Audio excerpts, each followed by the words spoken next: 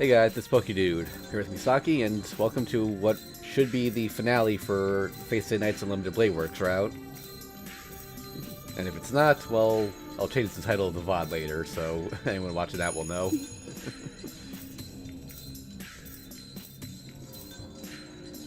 Alright, so last time Medea was defeated, or Caster, Archer revealed, it was revealed that Archer was in fact Emiya, and the two of them had a duel, which is like one of the best fights in the entire visual novel.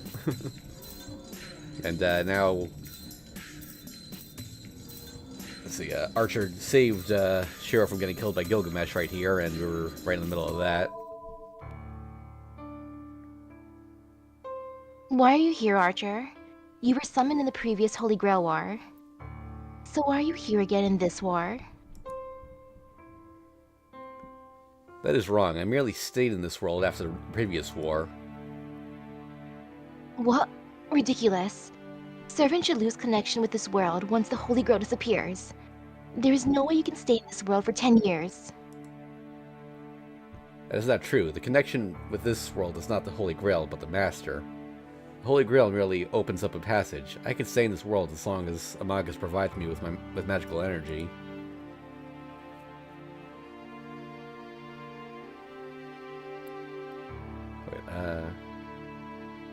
But then, there aren't that many masters that can maintain a servant without help from the Holy Grail. In that regard, my master did not have enough magical energy. Then it should not be possible for you to stay in this world. If your master cannot support a familiar like you should be dried up along with your master. It depends on how one does it. Magi make up a lack of magic circuit with knowledge. In that regard, my master was exceptional. Was? And his master is gone now? Oh. No, his master is Shinji. The fact that he, the man who would not obey anyone, obeyed Shinji is proof of that. Then your master did the same thing as Ryder's master? Yes, it is only natural to take away from others if you cannot supply it yourself. But to be honest, it did not need to do such a thing. I'm the only servant that the Holy Grail poured on. I've already completed the incarnation 10 years ago. Saber stares at the man in astonishment. Saber hangs her head at the words 10 years ago. Yes, all thanks to you, Saber. I know what that thing is. I was covered in its intestines and I saw what existed in it. Then you... Yes, I understood the true identity of the Holy Grail. I decided that, at that time, I will obey the only one who will handle it. Saber. No, looking down at all of us, he declares something that is unbefitting for a servant. Something get cut off there? It's formatted weird. No. You... will use the Holy Grail? That's right. There's no need for me to share it with a parasite like my master. I will use the Holy Grail for my objective. The biggest obstacle, the summoner, was eliminated. All that's left are pathetic magi that would be completely unsuited to being the vessel. Such failures are suited for my wish. But then, your flesh might be a perfect Holy Grail. The man looks at Tosaka. Oh. Tosaka must feel the danger as she grows pale and steps back. His red eyes are ominous. One would feel uncomfortable under the weight of that gaze. His eyes are so aberrant that even Tosaka is frightened of them. Ridiculous. The Holy Grail is what the Master obtains. We servants cooperate with our masters because we cannot obtain it ourselves. That is strange. The servants are the only ones who can touch the Holy Grail, but the masters are the only ones who can obtain it? But... It's all ridiculous nonsense. The fight for the Holy Grail by 7 masters? A ritual where the last master obtains the Holy Grail? That is only an excuse made for outsiders. The summoning of the Holy Grail is already completed. They always call for the seven servants after the Holy Grail is prepared. Do you understand, King of Knights? They do not want the Holy Grail, but what goes in it. Masters are just circuits to summon us. Magi made the Holy Grail, but they could not prepare its contents. I told you earlier, right? They are the ones that take away from others if they cannot supply it themselves. The purest magical energy to fill the Holy Grail. The greatest souls of humanity, the Guardians, are what they sought. The seven servants are sacrifices they prepared. What? Saber looks up at the man in astonishment. Her eyes are desperately trying to deny his words. That it isn't possible. She's trying to deny it, saying that what she wished for, the Holy Grail, could not be such a thing. You should not be surprised. The Holy Grail is a filtration device that turns the soul into pure magical energy. Yes, it should let you grant any wish. It contains more magical energy than a Magus could ever use within his lifetime. That is why it is better with more sacrifices. It should be omnipotent with 6 servants as sacrifices. 5 servants have filled the Holy Grail. Only 1 more is needed for the omnipotent Grail they sought. Then only the Masters can handle the Holy Grail. If it is a repository of pure magical energy, only Magi can use it. Yes, if the Master is an excellent Magus, it will grant him any wish? You idiot. Such miracles are not given to mere humans. Humans only destroy themselves, no matter how much power they are given. But do not worry, Saber. This Holy Grail is real. If you insert 7 servants in it, it will reach the origin. Origin? Hold on. Then could the Holy Grail be? I do not know who it was, but the one who made this rule is a genius. But it does not concern me. I have no interest in such a thing. All I am interested in is the Holy Grail's ability to serve as the gate. What? The Holy Grail is a gate? It happened 10 years ago. You opposed me right when I was about to obtain the Holy Grail. The Holy Grail was cut by the Holy Sword, and what poured out burned the town. As I was right underneath the Holy Grail, I was showered with it. I understood the true identity of the Holy Grail at that time. It is worthless. It is worthless, but it does have its uses. Not many weapons are as specialized in murder as that. The Holy Grail is fine as it is. There's no need to turn it into an omnipotent vessel. Weapon? Are you saying that a weapon is created out of servants? We have weapons to begin with. That thing has only perfected that. The Holy Grail is a gate to hell. 5.6 billion curses will flow out from it once it is opened.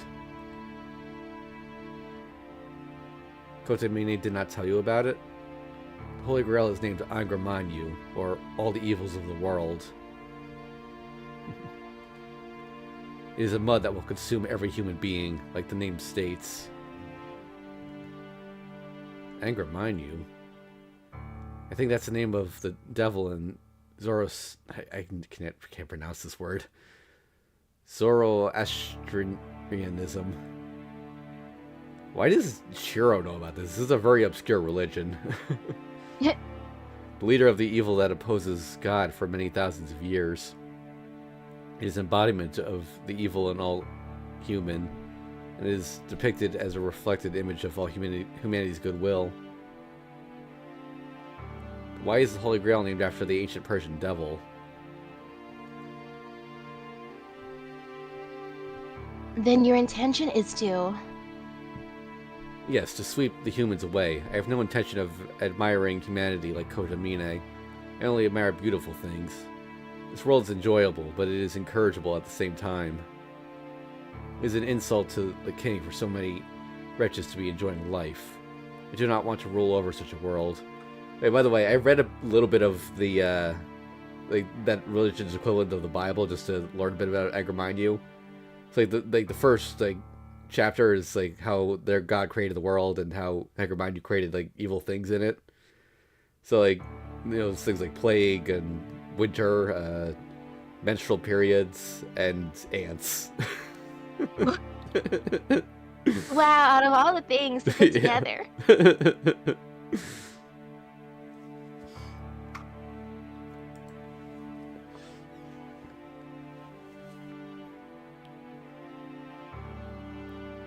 Headset. Are you stupid?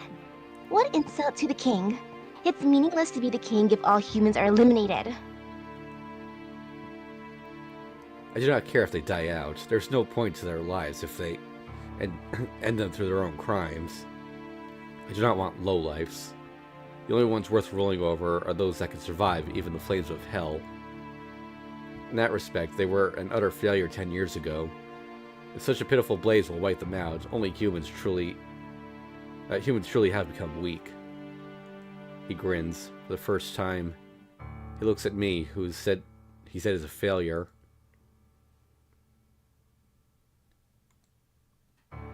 I do not know what this all evils of the world is, but it is convenient. It is a reaper that strikes down all humans equally. An endless darkness that is born from humans and kills them. It is an appropriate hound to entrust with the work I should be doing. Gilgamesh raises his hand. Behind him are noble phantasms waiting for the king's order. Let us continue this battle from 10 years ago. A boring lowlife got involved last time, but there will be no such interruptions this time. But then, it seems a worse faker is here.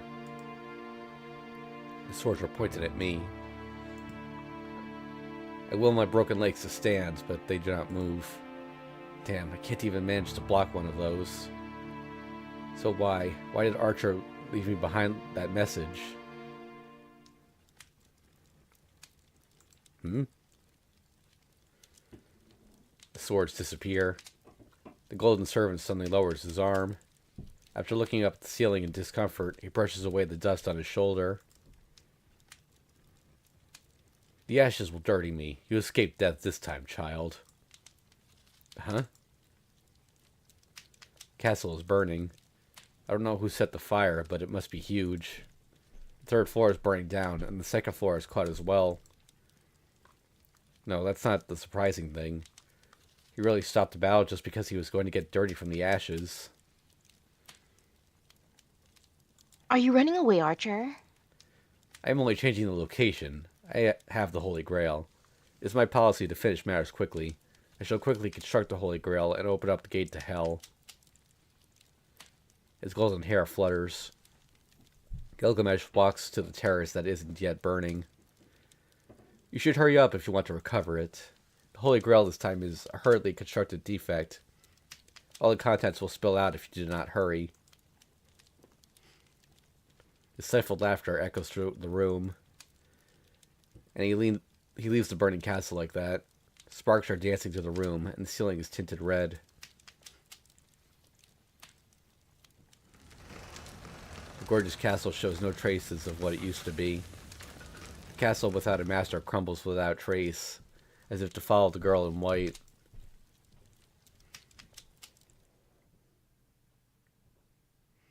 Interlude.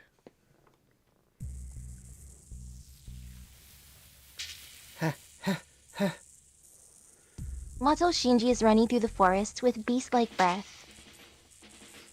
He's actually running along a selected route, but his mentality is that of a wanderer. He is running away without aim, so the word wandering is more befitting. Damn, I was so close, and everyone's getting in my way. He pushes the branches aside with one hand and runs while scattering wet dirt. Leaving a trail of blood behind him, Mato Shinji heads to the edge of the forest. He has not treated the wound he received from Lancer. He does not feel his right arm anymore. The wound is inflamed and his arm will not move, as though dead.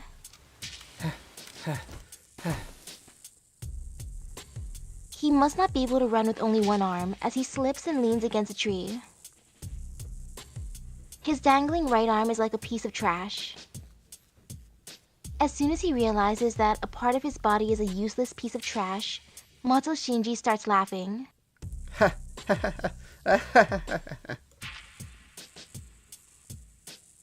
The laughter comes out like a racking cough. It hurts. It must be because of the wound that his body is burning hot. In a daze, he imagines one of his arms running away. After that, he imagines everyone around him running away. Not just one of their arms. He has one arm. All the other idiots should lose both of their arms. He can't stop laughing. With that decision made, the pain becomes bearable. He has a legitimate purpose now.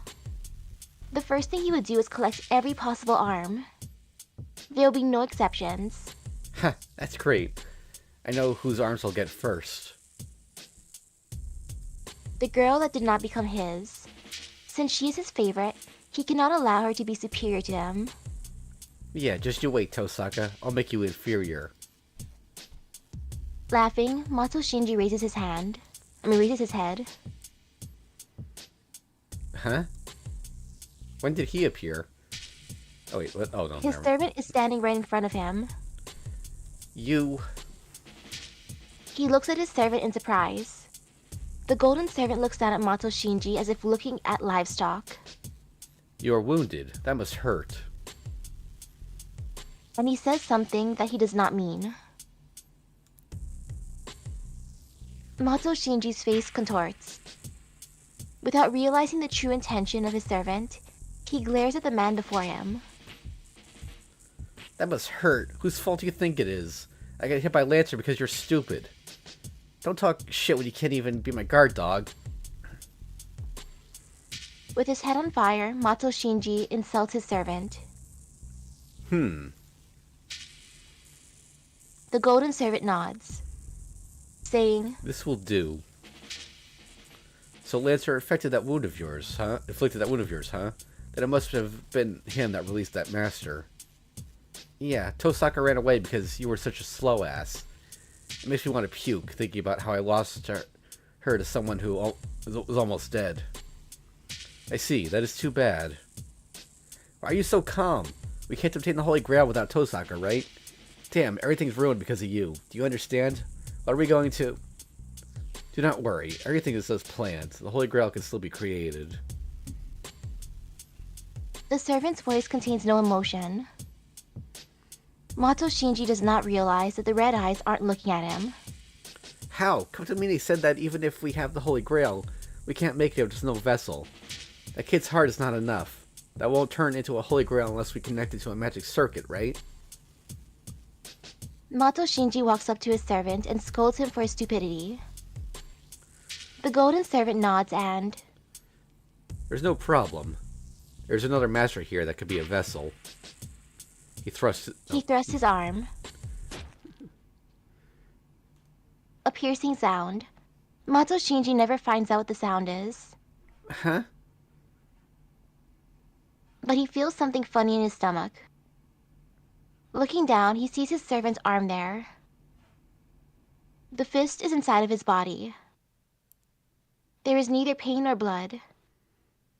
The servant's arm is in his body, like the absurd spiritual operation he saw before. You want the Holy Grail, right? Then I shall give it to you. If you want it so much, do not let go of it.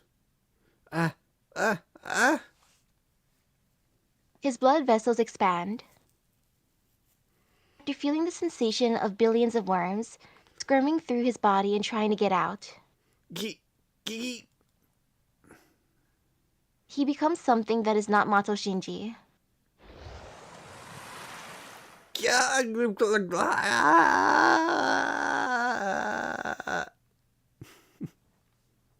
It convulses. The swollen object is literally a lump of meat. There is no shape to it. It is composed of exposed meat and blood vessels, quickly forming meat, quickly decaying meat. It hurts. It hurts. It's growing. Help, stop. Unable to bear the pain of the repeating growth and decay, and the sensation of something, bubbling inside of him, he loses his sanity. After watching it, the servant lets him go as if nothing has happened. This is ugly. A powerful magus should not change form, but I guess it cannot be helped. A chain comes down. Descending from the sky, heaven's chains bind the writhing mass of flesh. The balance of expansion and decay is about the same right now, but the Holy Grail should figure out its master soon enough. Expansion should overwhelm the decay by then. His Holy Grail should be completed in no time. Ugly things are tastier. Most of all, you should spit out suitable mud, Shinji. The servant laughs. And beside him, the piece of meat repeats Help me. in a voice that is no longer human. Interlude out. Well, if he wants a Holy Grail that spits out lots of mud, yeah, Shinji's perfect for that. So much for him getting off easy, like you said last time, huh? Yup. Shido, are your wounds alright? Huh? Oh, yeah, it's fine. I feel good, and I can still use my circuits. I see. That is good. Apparently, having run out of things to talk about, Saber awkwardly ends the conversation. We've been like this for an hour since we came home. We don't have the composure to be celebrating Tosaka's safety, nor do we celebrate our reunion. The situation isn't good at all. The last servant, Gilgamesh. As long as he has the Holy Grail, we have to fight him. We don't have any plans to beat him. The more we think about it, the more we realize it's hopeless. It's only natural for us to grow quiet. But I don't think that's the only reason we're quiet. This is probably the end. This will be the last time we will go into battle like this. No matter what the results may be, what awaits us does not change. The Holy Grail War will end. After that, the three of us won't be able to talk like this. Looking back, it was only a course of about 10 days. 15 according to this flowchart here. I never had time to think back about what happened the day before, and I was too busy with all the events that came up one after another. They weren't just painful events. Looking back at it, these past 10 days are precious memories that can't be replaced. Actually, I guess technically the war didn't start for him until like 3 days in, so... True. Yeah.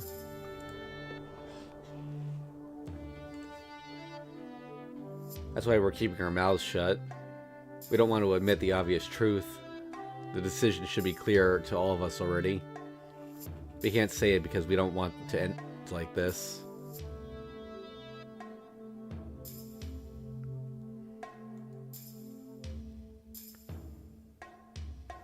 Then I'll say it. I'm going to avenge Archer. He betrayed me, and he was a twisted guy, but he's Shido. Tosaka's made up her mind. She says that she will fight Gilgamesh. She clearly states that she will end this fight.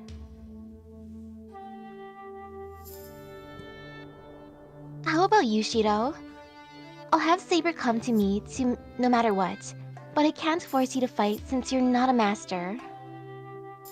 It seems that Goldie really hates you, so I think he'll go after you first if we fight him. Maybe Tosaka's trying to be considerate by offering me an escape, but I'm already determined. I can't let Gilgamesh be. I intuitively know that the Holy Grail shouldn't exist. But there's a bigger reason for me to not back out of this. You defeat him. He left those words and let me survive instead of him. The man who only denied Emiyashiro. As I have made him admit his defeat, my path is determined. I'm going to defeat him. I chose to fight. He'll complain to me unless I keep my word until the very end. I see. I won't stop you if that's what you decided. Yeah, and I can't just ignore the Holy Grail. If the Holy Grail is what he says it is, we have to destroy it. We'll completely destroy it so something like this will never happen again. Saber has fought with the objective of obtaining the Holy Grail. Her hesitation and reluctance aren't easily overcome, but still... I understand. If the Holy Grail is what Gilgamesh says it is, it should not exist in this world. She kills her wish in a sense. Hey, by the way, so... this wasn't always, like, super clear in Fate Zero, but... Hiritsugu actually, like, realized what the Grail was, and that's why he ordered Saber to destroy it. Oh. Yeah. Alright. I get up and head to the kitchen. I put on the apron. I tie it behind my back and roll up my sleeves. Shiro? What? Did you come up with a good idea? Oh, Huh? no, wait. No, I think that's the first duel enter of Saber and Rin. Yeah. Huh? No, I'm just going to make something. You two are hungry, right? I ignore the astonished party and start preparing dinner. It's all decided. Now we just have to act like always. We eat dinner together and go beat him after that. I take out a bowl and a frying pan. I'll use everything I have in the refrigerator. I'll forget about everything tonight. I'll make a delicious feast.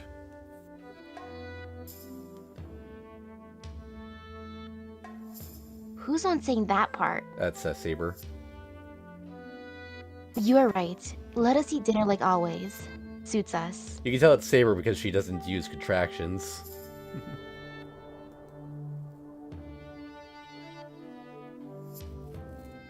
Yeah, then I guess I'll help as well. Oh, Saber, can you go prepare the bath? The serious atmosphere disappears like that. The living room suddenly becomes more lively. That will be the last night with the three of us. We're doing our best to keep it like always and have a good dinner.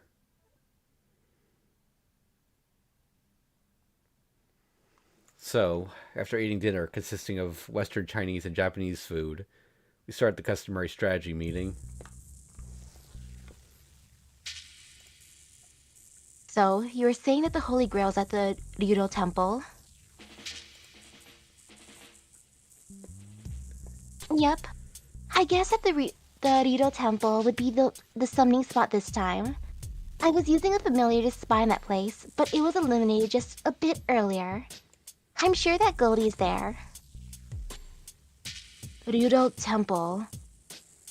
That is troublesome. We can only enter the mountain through the front gate. Gilgamesh should be waiting for us there. Yeah, on the other hand, easier on us because we know where he is. He's troublesome, but stopping the summoning of the Holy Grail takes priority. It would be ideal if we can destroy the Holy Grail while Saber keeps him busy. Hold on, isn't this Saber the... Oh, sorry, I got a cough.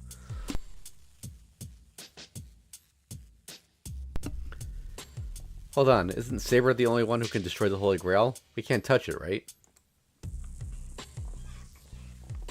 Right, we can't destroy the summoned Holy Grail, but we can destroy the vessel before it's summoned. To be more precise, we're stopping the Holy Grail before it's activated. What do you mean by stopping the Holy Grail? I really don't want to think about it, but from what I heard, the Holy Grail is Iliasfield's heart, right? But I think the Holy Grail is a set with Iliasfield's body, her magic circuit. He didn't want Iliasfield to be the Holy Grail, so he pulled out the core of it, her heart.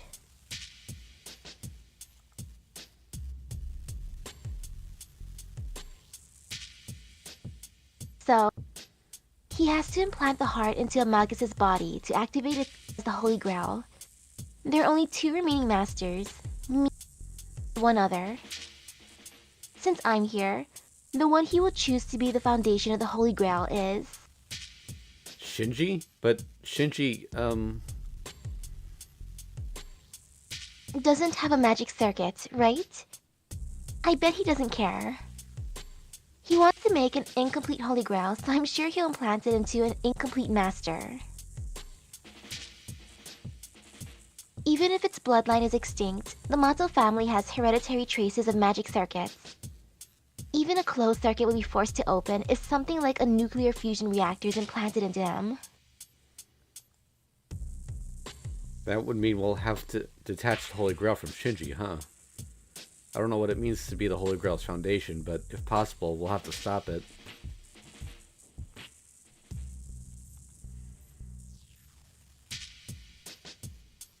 That's a Saber. Oh, but I do not think Gilgamesh will allow that. Does it not mean that stopping the Holy Grail is to defeat Gilgamesh? Yeah, it's obvious that he's protecting the Holy Grail, so we have to do something about him first. I think that was Shiro's line. But... Yeah. Yeah, I think he's waiting for us at the mountain gate. The only route we have is the mountain gate because our greatest force, Saber, can only enter through there. So,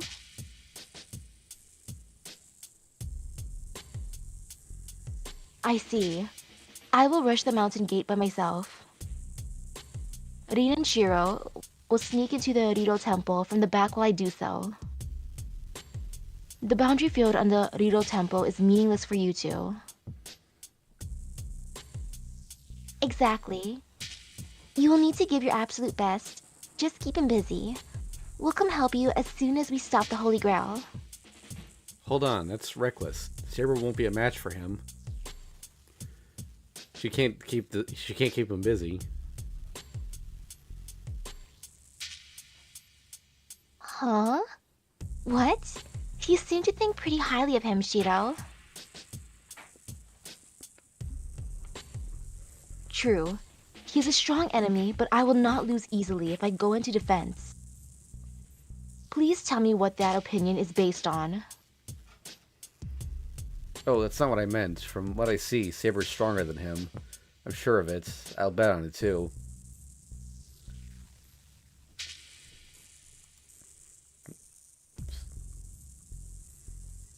Then why are you saying that? You can't beat him as long as you're a heroic spirit. Yeah, Saber won't lose if he only had the same noble phantasm as Saber. We don't even need to compare the two skills as swordsmen. But his power isn't a power as an individual. A soldier can't beat a war itself no matter how strong he is, right? He's a heroic spirit of that kind. You'll be defeated unless you're a war just like him.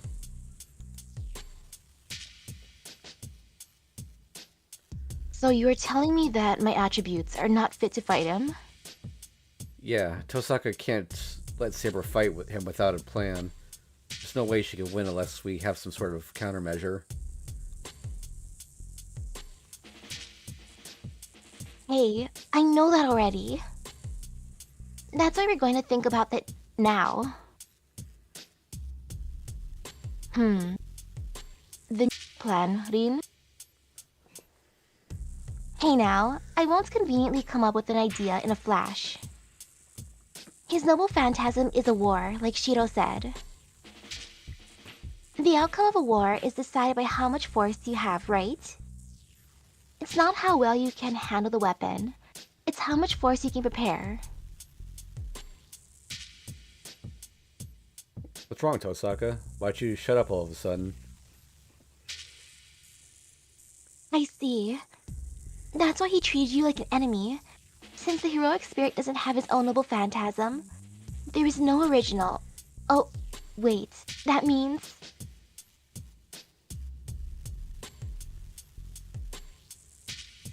Rin, what is wrong? Why are you behind me? It's nothing. I am going to think, so just talk it over with just the two of you. Saber and I look at each other. Well, I'll leave her alone if she has an idea.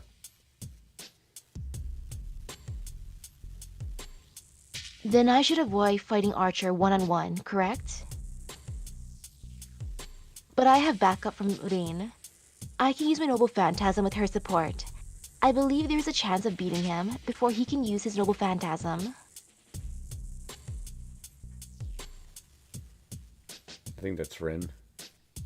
Your noble phantasm? Not invisible air? No, invisible air is only a sheath. Oh, I can use my holy sword if Rin allows okay, that it. might have actually been Shiro's line. I just saw Rin change expression, so I thought she was talking. This is the sword that previously destroyed the Holy Grail. I see. Then it'll all be up to Tosaka? There'll be a big burden on me as well as Rin if I use it. I will probably use up most of her magical energy. Did you hear that, Tosaka? How much magical energy can you spare? Magical energy I can spare?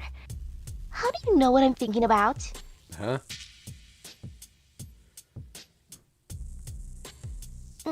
No, it's nothing. I told you to leave me alone. I know about Saber's noble phantasm. She should be able to use it twice with our magical energy. We're going to use it once against the Holy Grail, so you can only use it once against Gilgamesh. I see. Saber, that's what Tosaka's saying, so what do you think? I do not know. If Archer has every existing noble phantasm, he should have one that can equal mine. After that, it depends on whose is stronger. I see. So it's going to end up being a fight between the noble phantasms, huh? Then Gilgamesh is likely to win. Can't let Saber fight such a hopeless battle. Man, I can't think. She's been acting strange. Why does she keep on looking at me like that? Hey, Tosaka, come out with it if you want to say something. You have an idea, right? I don't have an idea. I can't say such a thing here, you idiot.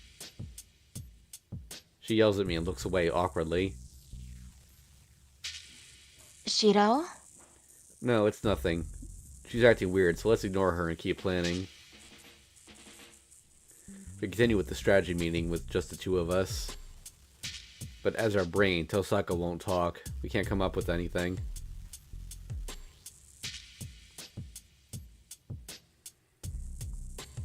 We can go with the previous plan if you guys can't come up with anything. We'll head out before dawn. Everybody has to rest until then. Our course of action is decided by Tosaka.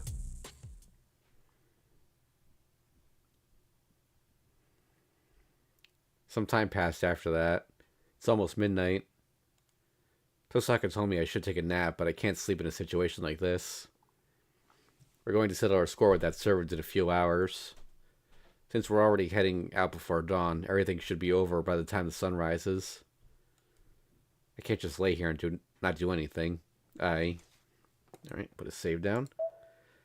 Okay, so as I said before, the ending we get is determined by how many Rin and Saber points we have. This is our last chance to earn points, so this will decide our ending. So my question to you, Misaki, is which ending do you want first? The good ending or the true ending? Let's go for the good first. Okay, in that case, we need Saber points, so go to the dojo and check up on Saber. I'll go talk to Saber. Even if we weren't able to defeat Gilgamesh, Saber will leave once the war ends. Saber will destroy the Holy Grail herself and be relieved of her duty as a servant. I won't be able to see her ever again. A last conversation. I want to save something between us before we go into our final battle.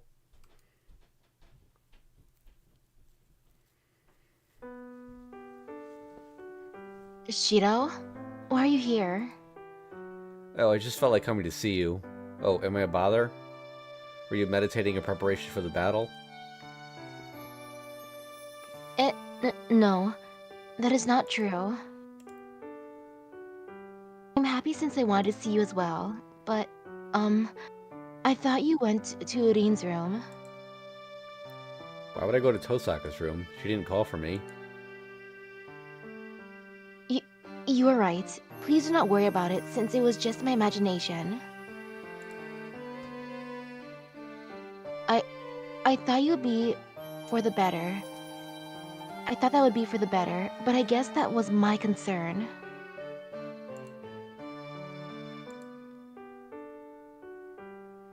Saber's acting even weirder. I don't know why, but I guess she'll blush even more if I let her be. What's wrong, Saber? You're acting weird. Did something happen? I am not acting weird. I am merely resting in preparation for the battle.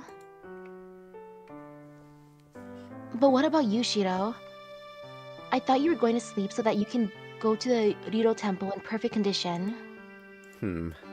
If she asks me like that, I can't tell her it's because I want to see her face. I can't tell her so. I couldn't sleep either. I just thought I'd drink tea with you since I'm awake. I think Tosaka's busy, you know? I come up with an excuse on a whim. Tea? Even though we will be fighting the King of Heroes in a few hours? Yeah, we can't rest because we're so tensed up, right? Then have tea with me. I'll make you the best tea. I invite Saber by force.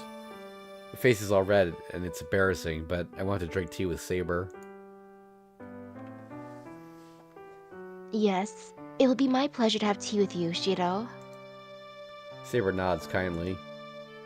If it's decided, I should hurry up. I'll go to the kitchen, brew the Chinese tea I bought for a special occasion, and I'll treat Saber. So, we didn't do anything but drink tea. We didn't talk, not even a single word. We just absentmindedly stared at the dojo. Watched the wooden floors we used to train on. Shiro, please go see Rin. Knowing her, I'm sure she has her new idea thought out. Oh, really? I guess I'll go if you say so. I get up and leave the dojo. I shall see you later, Shiro. Yeah, I'm gonna go check on your foul-tempered master. I leave the dojo with while Saber sees me off. That ends our final time together. I didn't leave anything definite. I couldn't make any sure promise. No sensations I would be able to recall. No proof at all of Saber's existence. But I think this is right. What's left are memories that fade away. So I'll cherish this trifling event and hold it strong in my heart.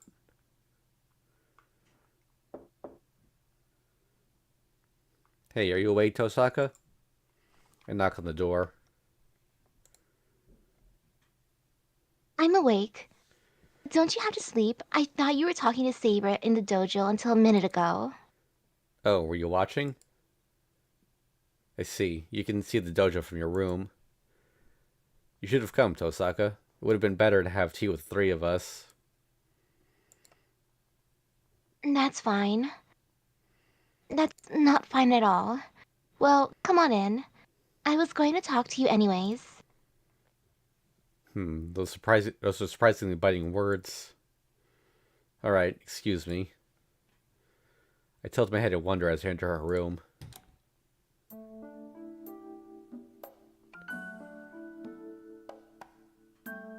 I guess you're pretty calm. What were you doing with Saber? Then, Tosaka glares at me the instant I see her. Oh, I was only drinking tea with her. We can't be training when we're going to be fighting soon. I can't use up extra energy. Extra energy? You're right. We can't be using extra energy. Wait, why did she become so quiet?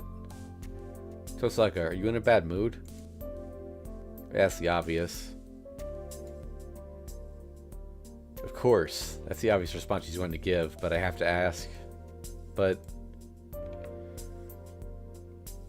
No, that's not true. She gives a strange response. Tosaka, are you sick or something? No. Jeez, just sit down. I'm going to give you a plan to beat Gilgamesh, since you can't come up with any. Tosaka pulls me inside, locks the door, and walks to the back of the room. I move to the center of the room for now. I sit down on the cushion and face Tosaka, who is sitting in a chair. And an awkward silence follows. Tosaka, about Gilgamesh. I know. You don't want Saber fighting him, right? You're especially kind to her. Hey, that's not the point here. I'm saying that we should switch the roles since Saber won't fare well against Gilgamesh. If Saber's defeated, you'll be his next target. Humph. You say switch roles, so what are you thinking? Nope. I'm going to pass. That Goldie used his riches to collect all the magic-resistant equipment in the world. I'll do much worse than Saber. Oh, or Yeah, that's still her, I think. should be the same for you as well, right? That's true, but I can't get those eyes out of my head. Archer definitely told me this. That's the Golden Servant.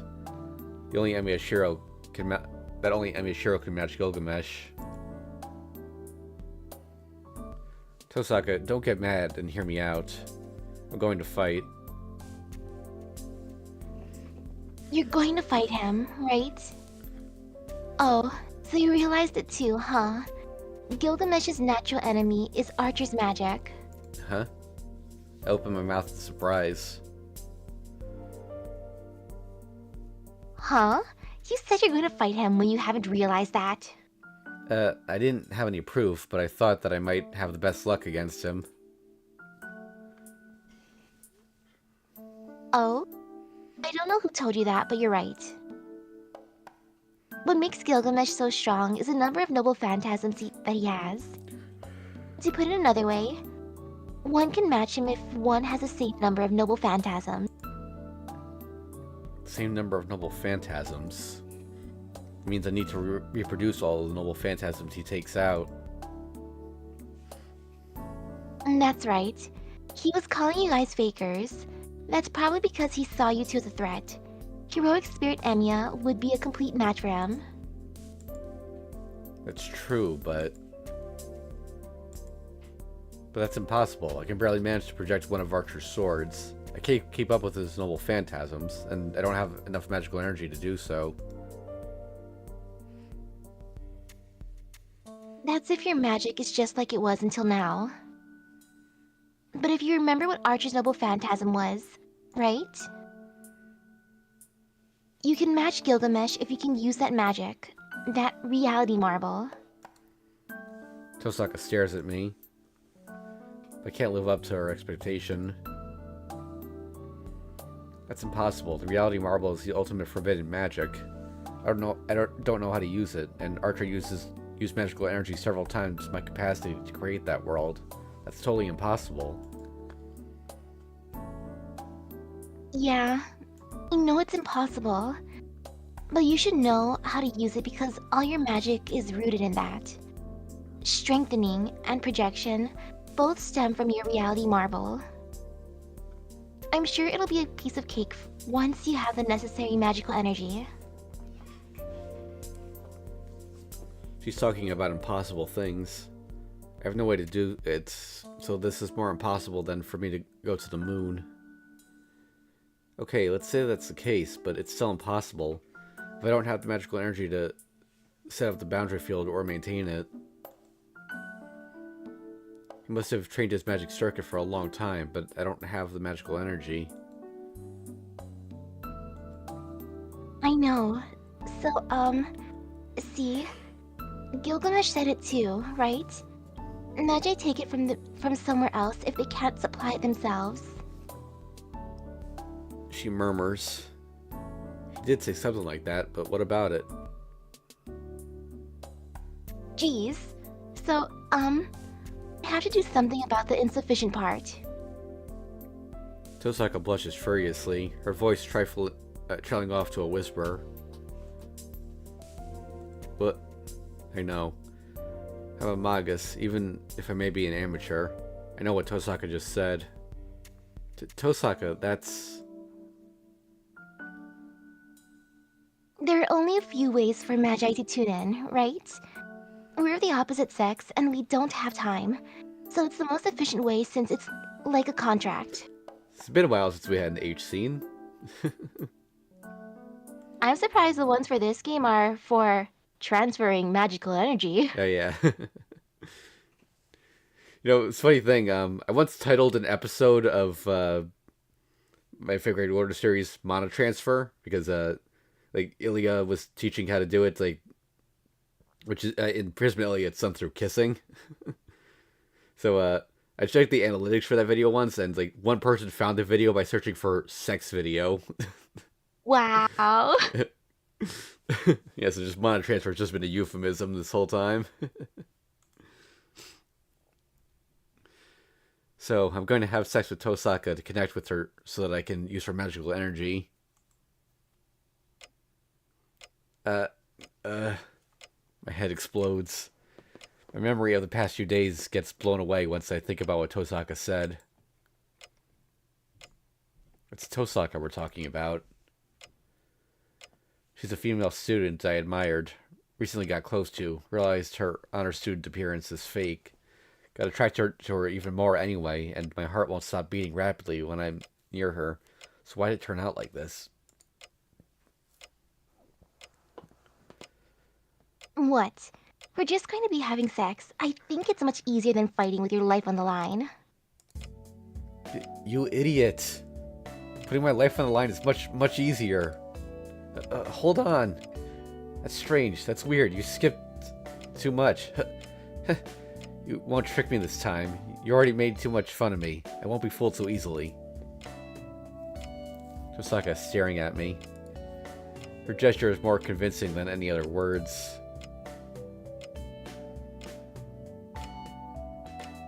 My bowling head is heated up even more. Tosaka's gesture is so unfair that it deserves dozens of yellow cards in soccer. Hold on. Why does it have to be that? It's sex we're talking about. We're making love. We're making babies. We're going to be embracing each other naked? You can't do that with me. I blurt out with a broken head. My hands are sweating and my vision blurs. But still, even though that's what I'm saying, my body is going against my will. I've been trying so hard not to notice, but I can't get my eyes off Tosaka.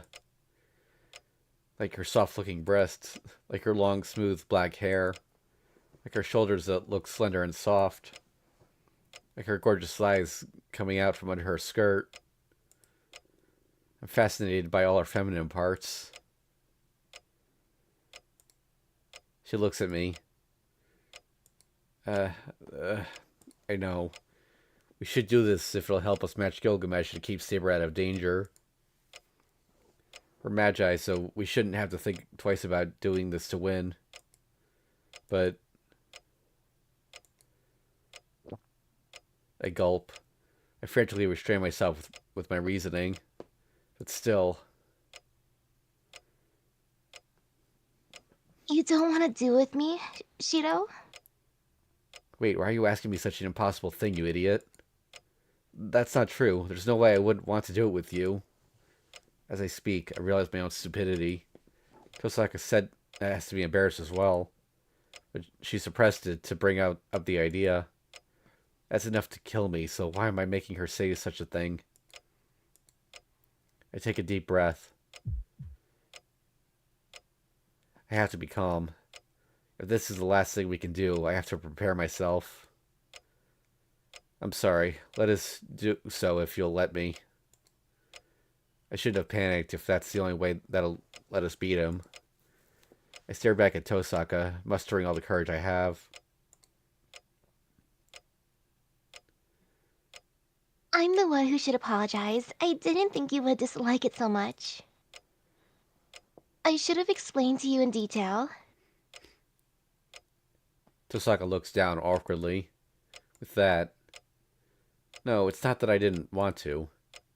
I correct her even though I'm cornered. Huh? I'm saying you're wrong. I like you, and it's not that I don't want to. I can't breathe because I'm so happy. This is like a dream come true. But that's exactly why I didn't want this to be for something like a contract. My face is burning. My face is burning hot, but I managed to say it. That. Yeah, I wanted to do it with you with nothing else in the way, so I thought this was unfair. I said it. I said it with a boiling head. I can't think straight, but I'm telling the girl in front of me how I feel.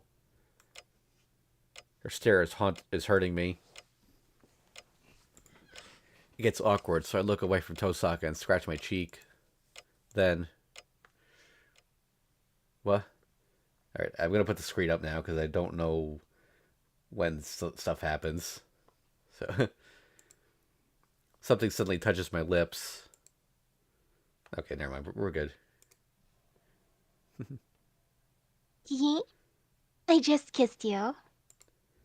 Tosaka. I quickly pull back.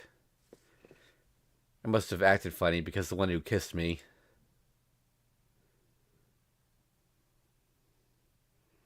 Okay, and let's do it with nothing else in the way. speaks with a smile that rattles my brain. Okay, now I'll put the screen up. The lights are turned off. The phosphorescent lamp is illuminating the room. My heart is beating fast. My hesitation was blown away with the kiss, but I grow more tense by the minute. I get dizzy thinking about what I'm going to be doing. I try to reason with my raging instincts, but my resistance is fading by the second. That's right, I'm not nervous because this is my first time. I'm going to have sex with Tosaka. I finally realize that it's an outrageous thing. Alright, we're still safe for the moment. Tosaka is waiting for me. Well, Tosaka. I walk towards her using my unresponsive legs and try to touch her arm.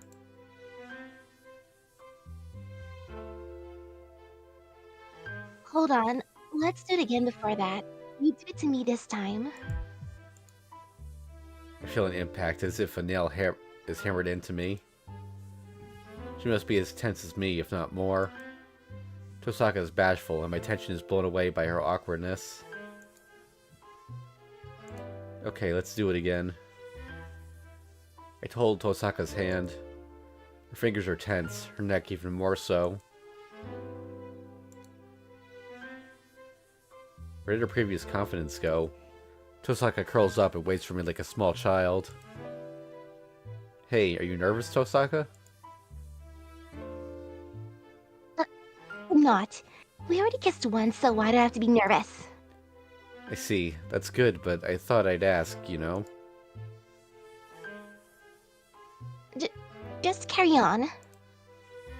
Uh,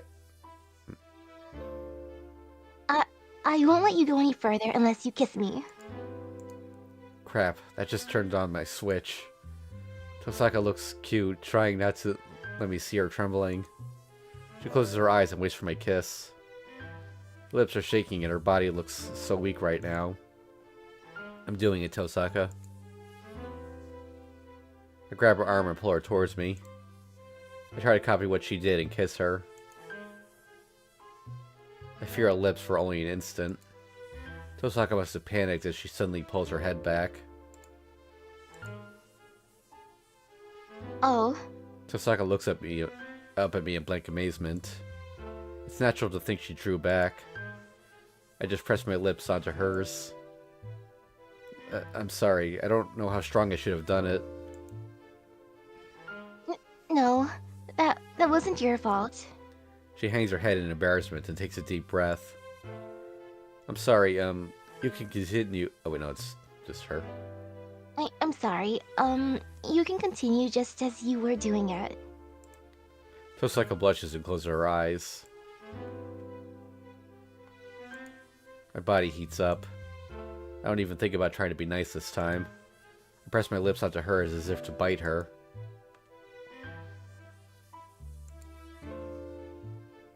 I feel a soft sensation. We touch for only a second.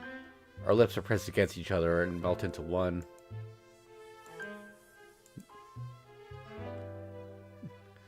I feel our lips dissolving into each other. I taste Tosaka.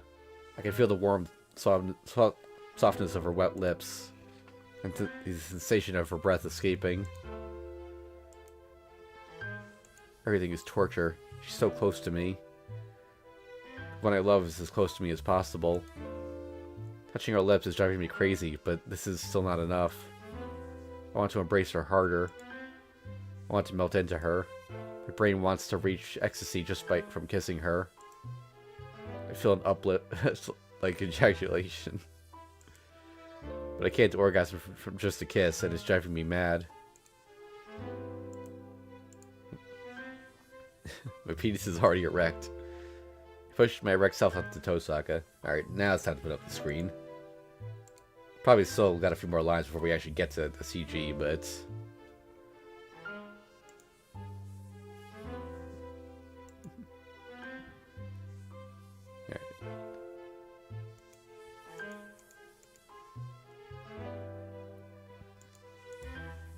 So they're still just kissing. Yeah, but his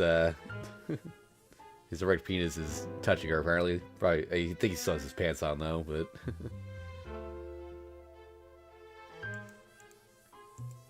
Let's see. It's getting harder.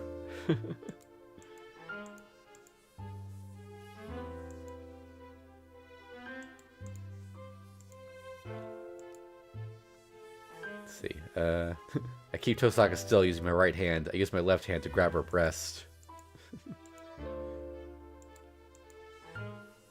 I cover up her mouth. I'm not going to listen to her complaints. Squeezes it.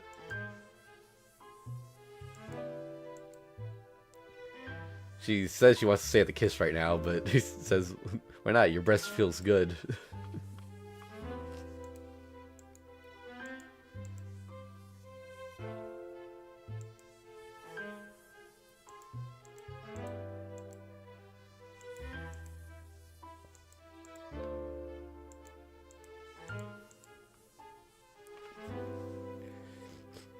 I wonder if Saber's still in the dojo or if she's thinking maybe I should join this strategy meeting, and then it's like, oh, never mind.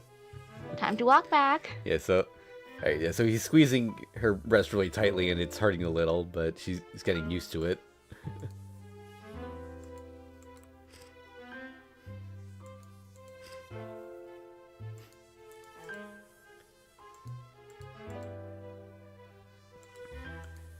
Alright, he pulls back.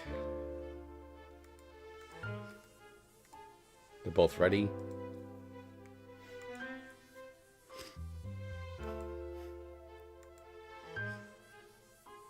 So no CG, by the way. We just have a close-up of Rin right now. I can show that real quick.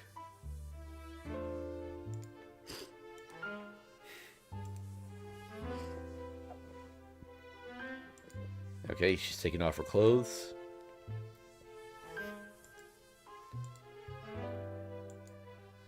That's right, having sex means getting naked. I forgot that simple yet scary fact until now. I mean, not unless you're Shiki. Yeah.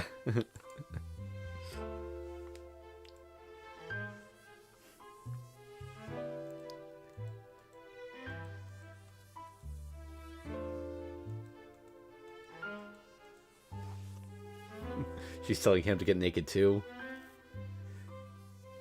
You're a failure as a man if you're only letting the girl take off her clothes.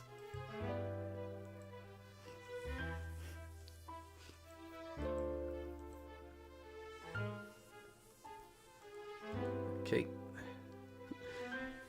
She tells him to turn around. I prepare myself and turn around. I honestly think I'll get no nosebleed if I don't prepare myself.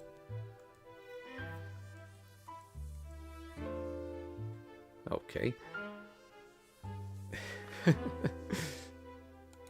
I can technically show this, weirdly enough. Alright, let me show this real quick. Because, like, it's not showing anything. It's just, she just took her skirt off. That's it. And she put her hair down. Oh, yeah. Hey, what is that? My embarrassment and hope are blown away by her scream. Oh, no, that was her that said that.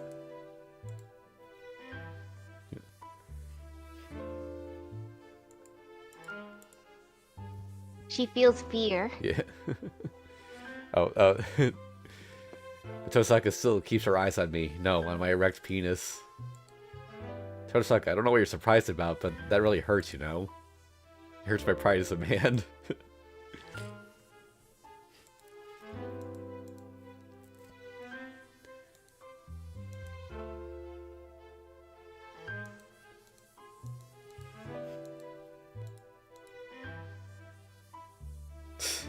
It looks so hard, I thought about poking it.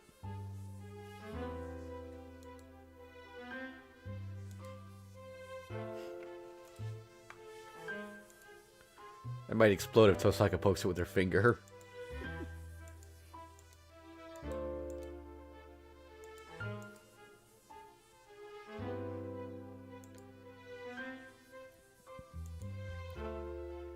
She thought it was going to be smaller.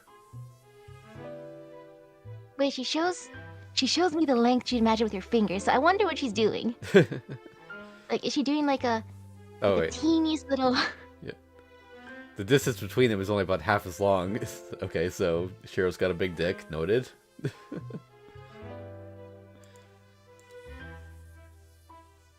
Oh, it's... Okay, no. Tosaka's thinking of when it's limp.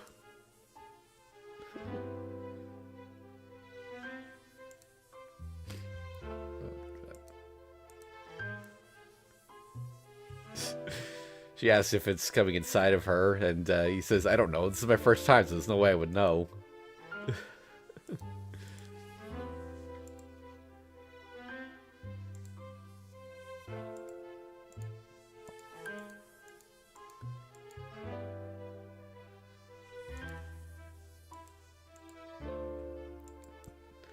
He's surprised that she's a virgin.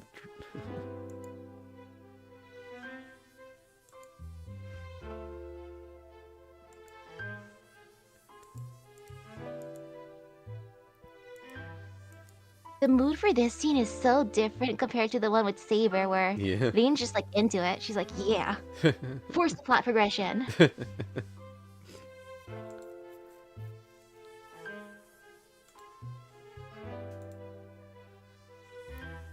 Oh, wait, here we go.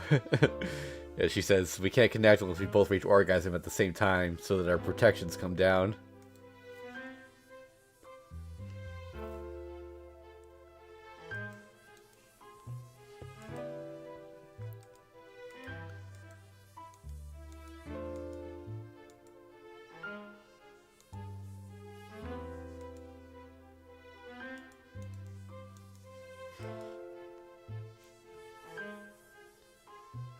Hey, what? We're only doing this contract with each other, so don't do anything else, okay? I don't think I need to tell you, but I'll get angry if you do weird things. What do you mean by weird things? Like ejaculating inside of me or expecting me to do it with my mouth.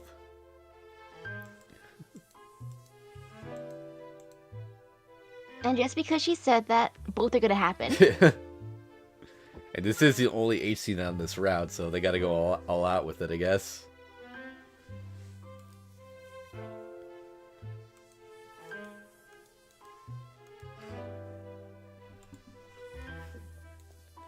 He asks her why she's not taking her shirt off.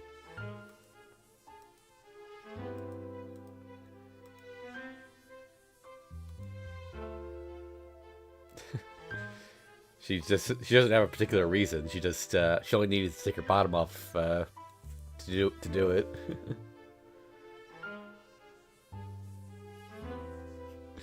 Okay, so Shiro is completely naked apparently, but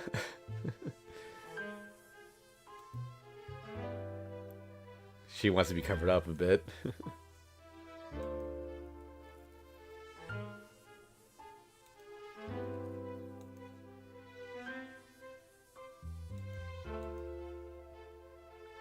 But that's a problem. I might dirty your shirt, and I won't be able to concentrate if I have to worry about that.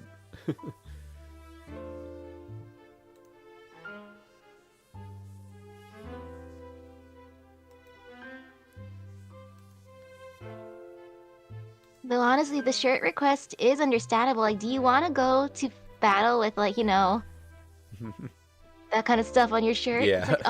It's like, Okay, so she agrees to take her shirt off.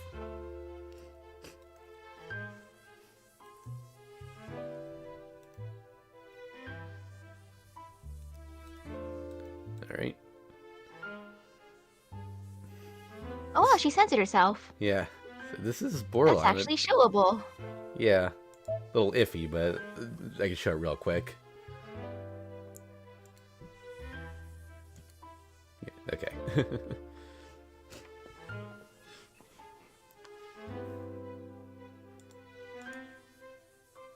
She still has her her stockings on though. Her socks rather.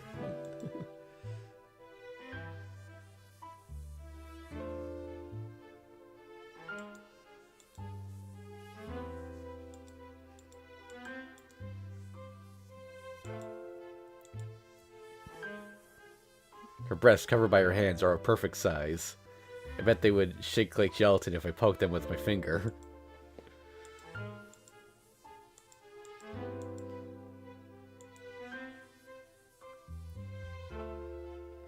Aren't you going to take your stockings off, Tosaka?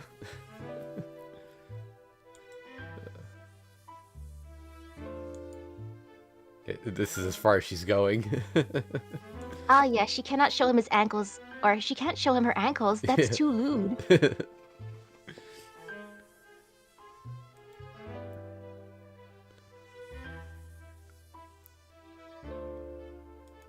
She accepts the compromise.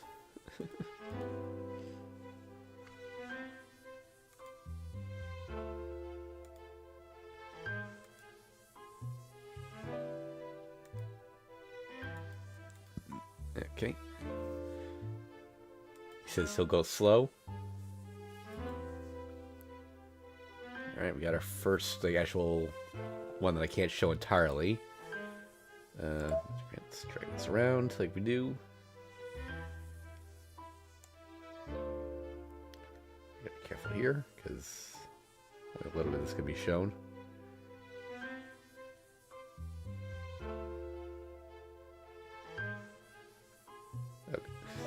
Okay, I'm afraid the snapping is going to cause this to be shown a little too much, but he looks like he's about to lick her nipple. That's what's happening there. I guess I can show the right side also.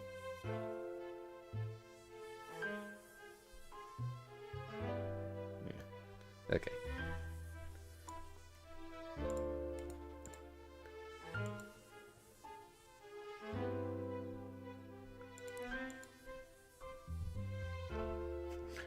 I wrap my hand around Tosaka's female symbol. That's an odd way to describe breasts.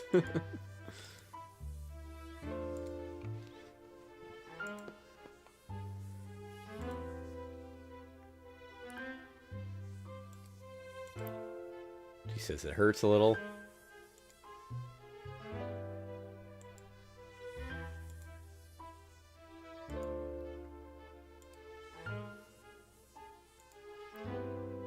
I streak my tongue across her breast while keeping it in my hands.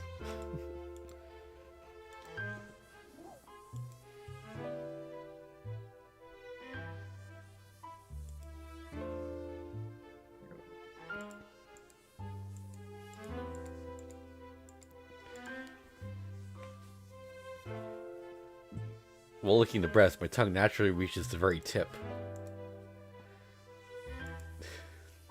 I lick her pink nipple as if tasting it. I poked it and rolled it with my tongue.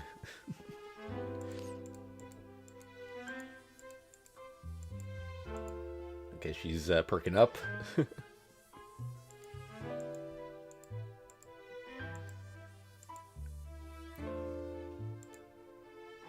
He says that Tosaka seems like the type that's hard to please.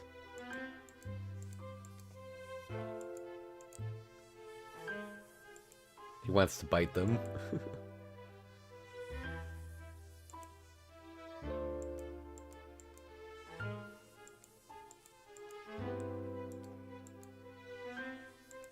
I want to make Tosaka mine by force.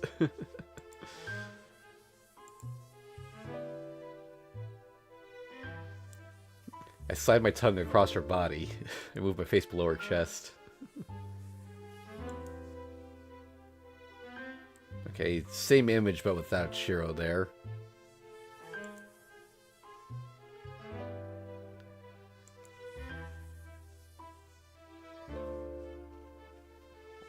He's apparently licking her belly button.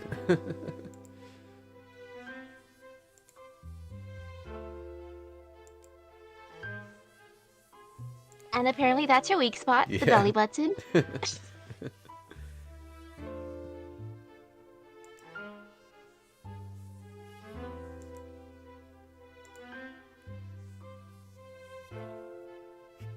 There's no power in her hands. I can do whatever I want. Her tongue goes past her pubes and reaches a small lump.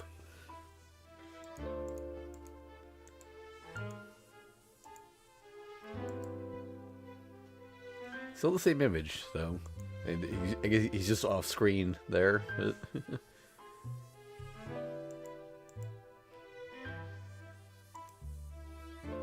Okay, he starts looking down there. And maybe they don't want to put a new image yet since they mentioned that Tosaka actually has pubes. Oh, yeah. And they haven't really drawn anyone like that. Apparently, like, Japanese women usually don't shave those.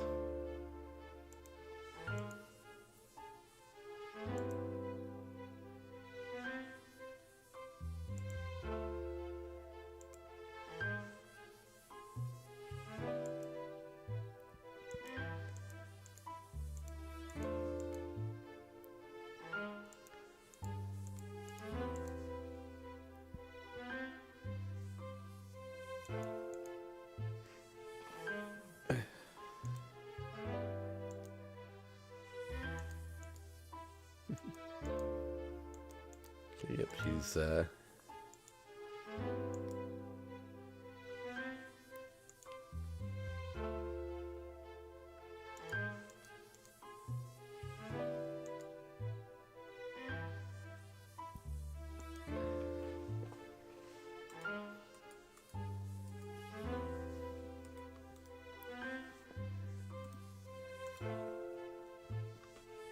Like, wow, she's just like me. She's embarrassed. Who would have thought? we're going to be having sex, but it seems Tosaka doesn't want me to look at her vagina. Alright, he's gonna put it in.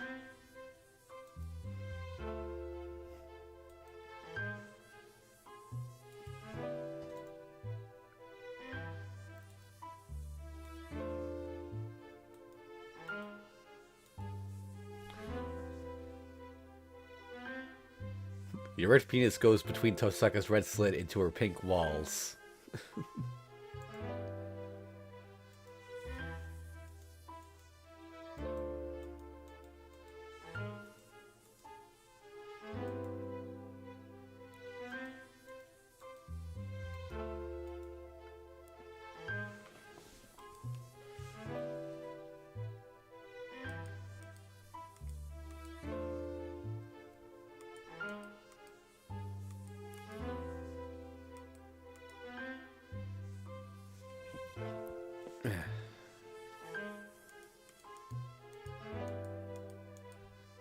Go slow.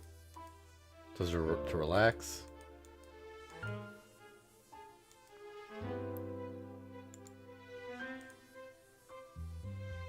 It's really tight inside Tosaka. I squeeze myself through her tight walls. No, I'm wrenching open her pussy using my wet weapon. These descriptions are so amazing. Yeah.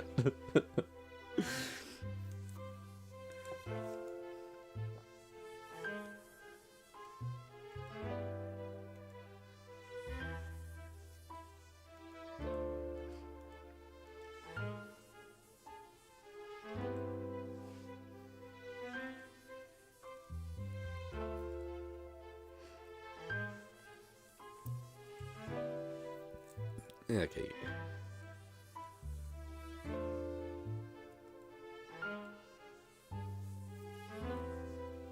You just keep he pushes, she contracts, and yep, a lot of that.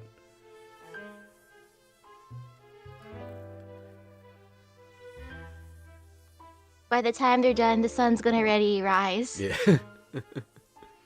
And the Holy Grail will be complete. Yeah. You got the tip in. She's surprised that it's not all in yet. I think everyone's surprised. Like, all that, and then just Yeah. that.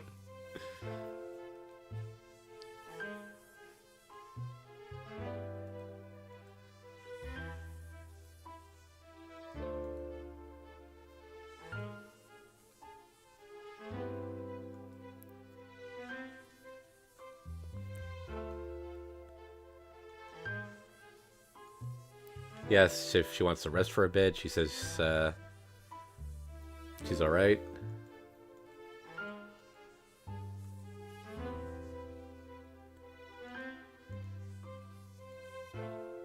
He says to, Man, sucks for Emiya. She's not as excited with just him as she was with Saber.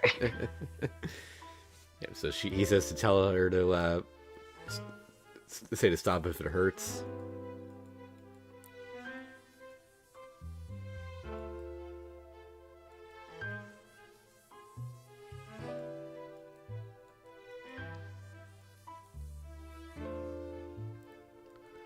She must have finally realized she's having sex now.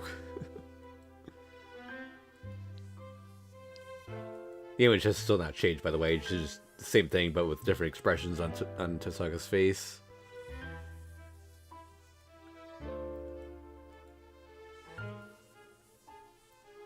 Nope. Okay, I can't show this really at all. It's just her. It's a shot from below of his thing going into her thing, and yeah. I mean, if you really want to see her belly button, I guess I can show the side of this. Oh yes, the weak point, the belly button. Yeah.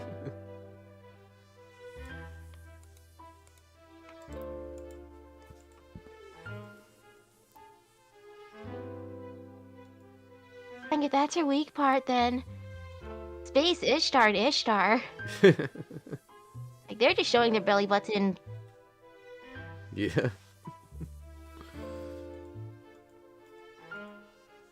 It went in too fast. Pulls back.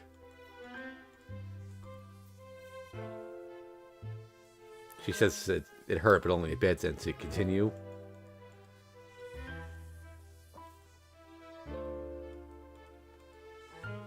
It goes in once more.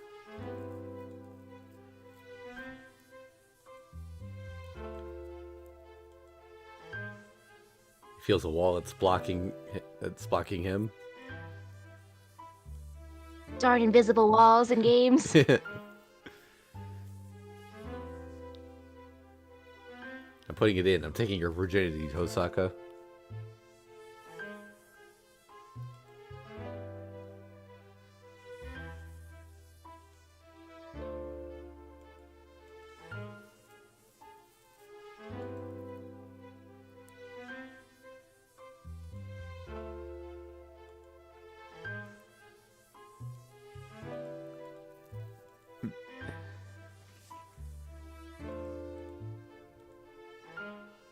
So Saber's scene was censored with a dragon. What did they do for this scene, or did they do nothing? Yeah. So in the Unlimited Blade Works anime, they what they did was actually she transferred part of her magic crest to him, and it was like visualized with CG dolphins things.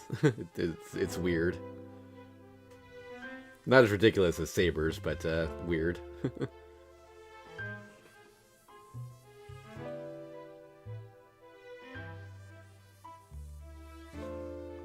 Oh, let's see if I can find the scene for you later.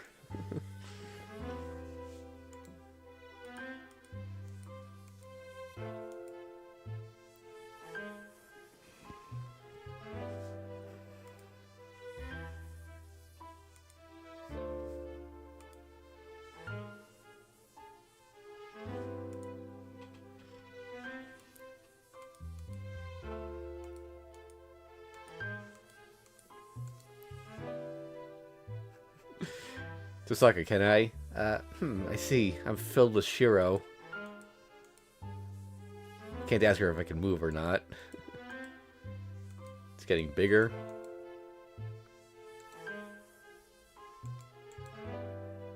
Nope.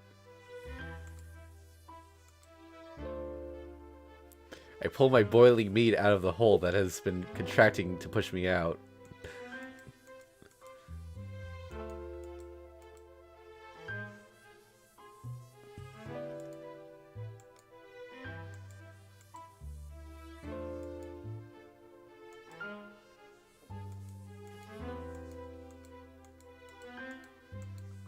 still hurts. Even though he took her virginity.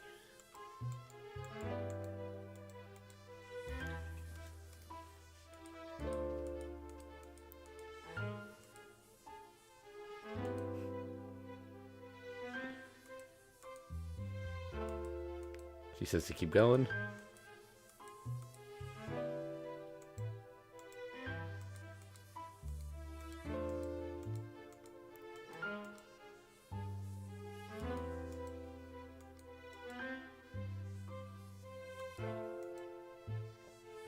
Our movements create bubbles between us.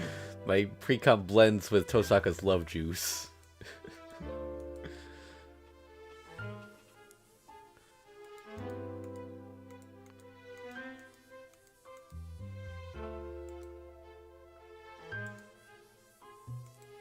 He says this gentle sex isn't enough.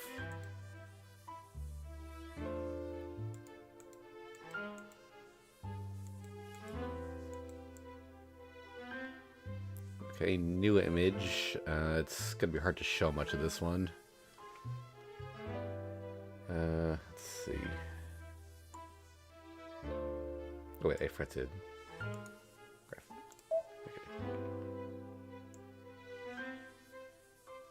So she's like, he's lifting her off the bed, and I think she'll look on the right side, I guess. On the left.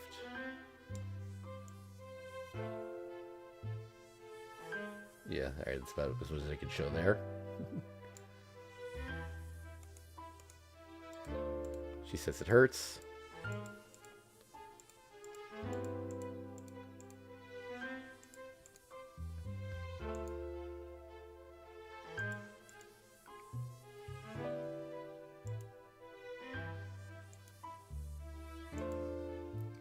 She's saying to stop, but he's going mad.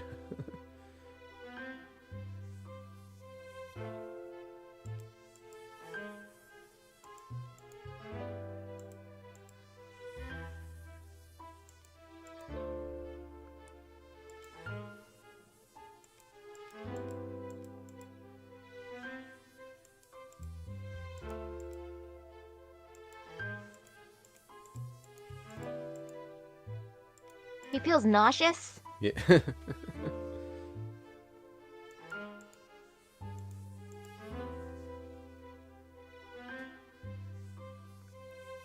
Mixing me up too much, I'm gonna go crazy.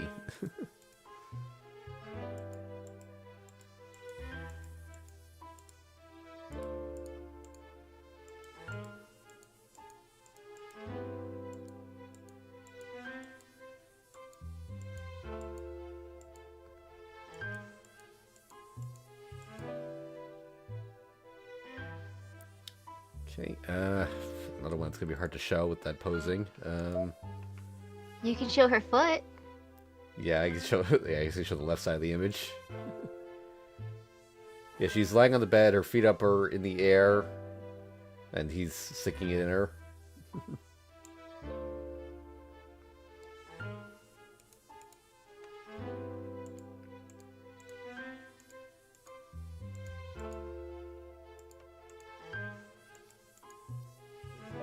She says it's scary.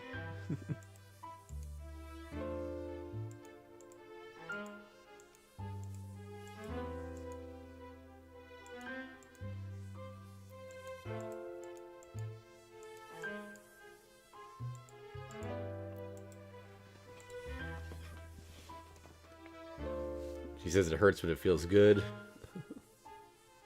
Both of them have so many exclamation points. I'm just imagining them just yelling. Yeah.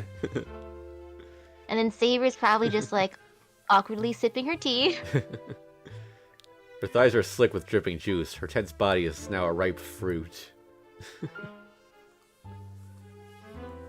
He goes out and in.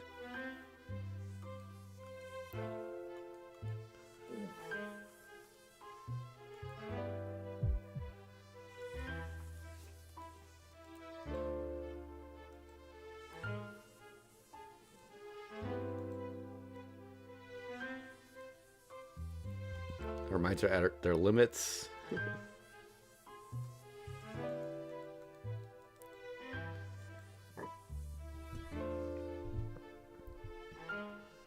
They're both trying to hold their orgasm.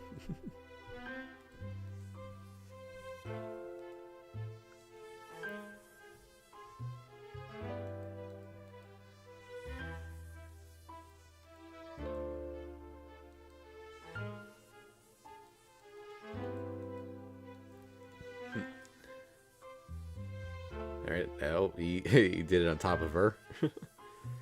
The same image from before, but now there's white stuff on her. It's a good thing she took off her shirt. Yeah. The first image, I mean, when he was licking her. But yeah, now there's stuff all over her chest.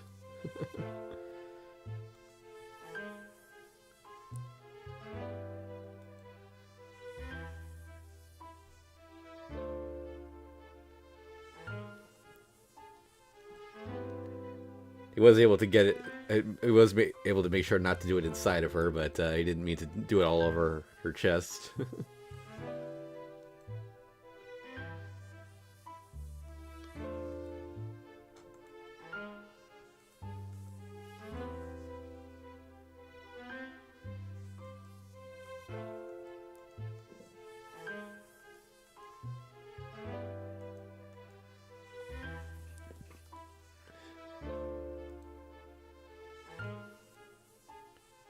He looks for something to wipe it off with.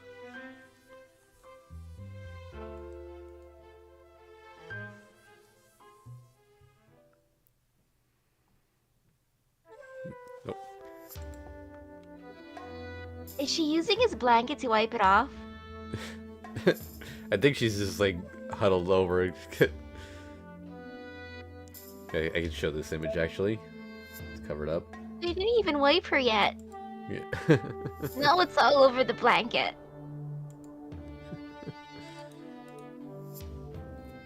She's mad that he wasn't gentle.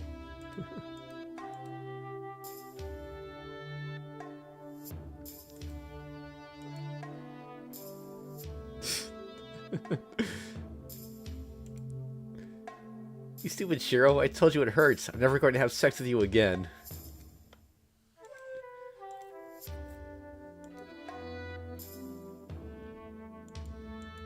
This might be the end of the scene, actually. I'm not sure.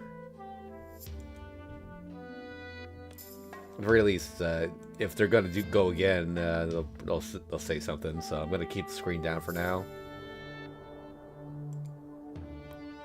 Never mind. Let's. Oh yeah, did the contract go well?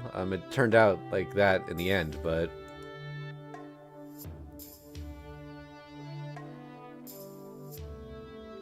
I think we can right back to regular dialogue for now. But Of course. I'd be doing the same thing to you if we couldn't connect our circuits after that. oh, she yells at me. I don't know if I've succeeded, but Tosaka is yelling at me as usual. I see. Then our magic circuits are connected, right? It's a one-way path from me to Shiro, but yeah. It will take a bit before the effect takes place, but you should be able to receive my magical energy supply as a reserve tank. Tosaka glares at me as she explains. Tosaka created our connection even when I was going wild over her. Nothing's being shown, by the way, folks. I just have the screen up in case we get another scene, but I think we're done. I'm just going to wait till she has her clothes back on. Then... Yes, I can provide you with enough magical energy to activate your reality marble. The rest is up to you now. I close my right hand in front of Tosaka. I don't really feel it yet, but I believe our contract is there since Tosaka said so. Thanks, Tosaka, and I'm sorry, I couldn't hold myself back and made you cry. No, I won't forgive you even if you apologize. You made me cry twice, so I'm going to get you back someday. Tosaka glares at me. I don't know if she's angry or just sulking. Tosaka's voice is surprisingly kind.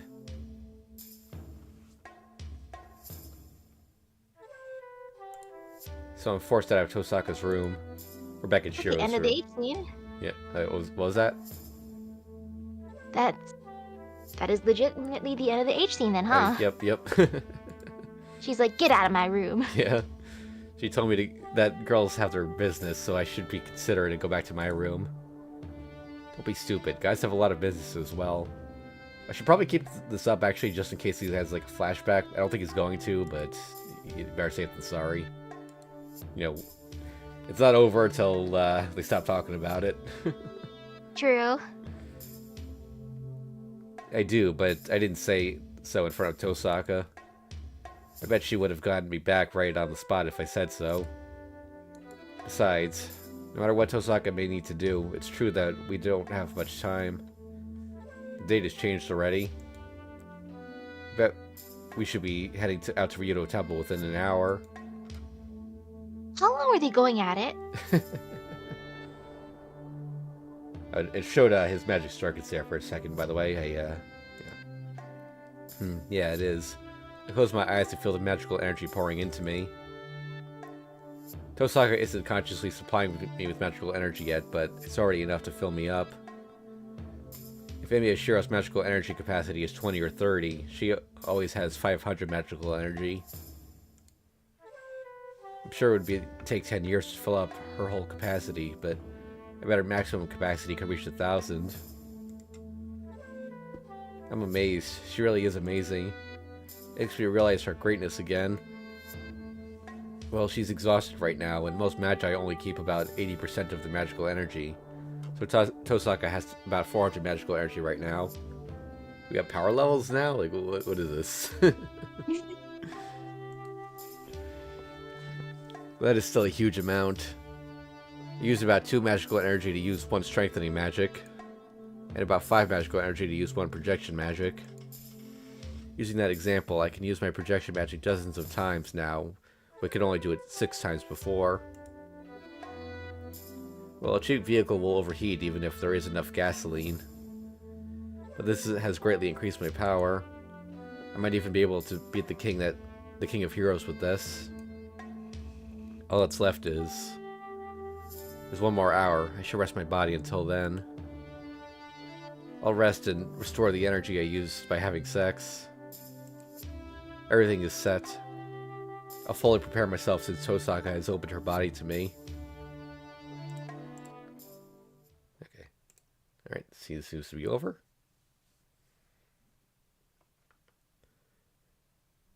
Chapter 16, Eden.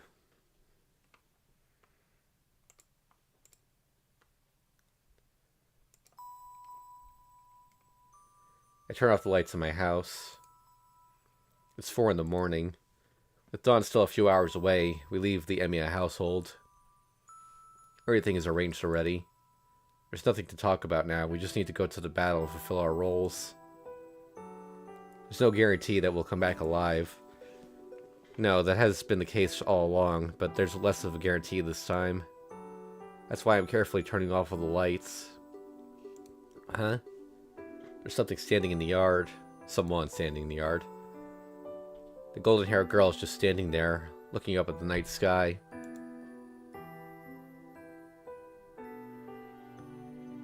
Hey, what are you doing, Saber? I was watching the sky in this house. Her reply is gentle. She's looking at the house with an expression different from the first time I met her. A lot has happened. I want to engrave the events in my mind so I will remember them forever. It is the voice of one prepared not to return. I see. Yeah, please remember it if you can. Make a clumsy wish from the porch. Yes. Then I have a favor to ask of you as well. I will protect you too. So please come back to this house together. Yeah, we'll come back here no matter what. That is all I can manage to say. We're going to destroy the Holy Grail. At the same time, Servant Saber will be returning to her original place. Even if I want her to stay here, and even if Saber is attached to this house, as long as she is a servant, she cannot go against the law. Hey, oh, that's Rin, I think. Hey, what are you doing? We don't have time, so hurry up. A voice urges us from the entrance. Tosaka must be waiting at the gate, ready to go.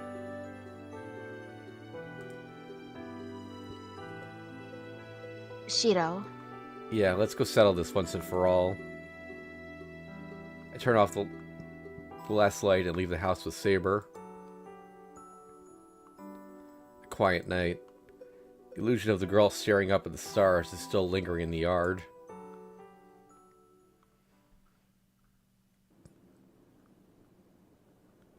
The plan goes like this. Saber will head into the Ryudo Temple from the front, while Tosaka and I sneak in from the back. Saber will enter before us so that she can get Gilgamesh's attention. We'll use that opening to sneak in, quickly destroy the Holy Grail, and go help Saber. I'll keep Gilgamesh at bay by projecting his noble phantasms, allowing Saber to finish him off. That's the only plan we have. It is a path that you can barely call a road. Tosaka must have researched it beforehand as she goes up without hesitation. At night, the mountain is dark and ominous. It's natural for the sacred mountain to reject people. Dark Mountain is threatening, but it is an embodiment of the pure gods at the same time. But This isn't normal. It smells so bloody that I feel sick. Tosaka stares up at the summit where Ryudo Temple is. Smelling bloody is just a phrase Tosaka used. There's no smell of blood coming from the mountain. It just feels strange. The air is damp and it sticks to the skin like a membrane. The place is suffused with a life force so strong that I can't tell if the breathing I hear is mine or the mountains. I feel like I'm climbing up a big living organ rather than a mountain. I know it's late to ask, but how do you feel, Shiro? Then Tosaka suddenly ask me such a question. Huh? I feel fine, but really not. To be honest, it's beyond my control. I honestly tell her. I can easily project dozens of weapons with this amount of magical energy. But it's like having a jet engine inside of a worn-out plane, so the fuel might leak out and explode if I let my guard down. Wow, that's a luxurious worry. But it did succeed, huh? I was worried since it was the first time. My face burns up the instant I recall it. Let's put the screen up just in case. I think we're okay, but... I don't trust you. Yeah. Hold on, please don't talk about it right now. I know, I feel the same way. I'm talking about something else. I'm talking about the balance of the magical energy I'm giving to you and Saber. Okay.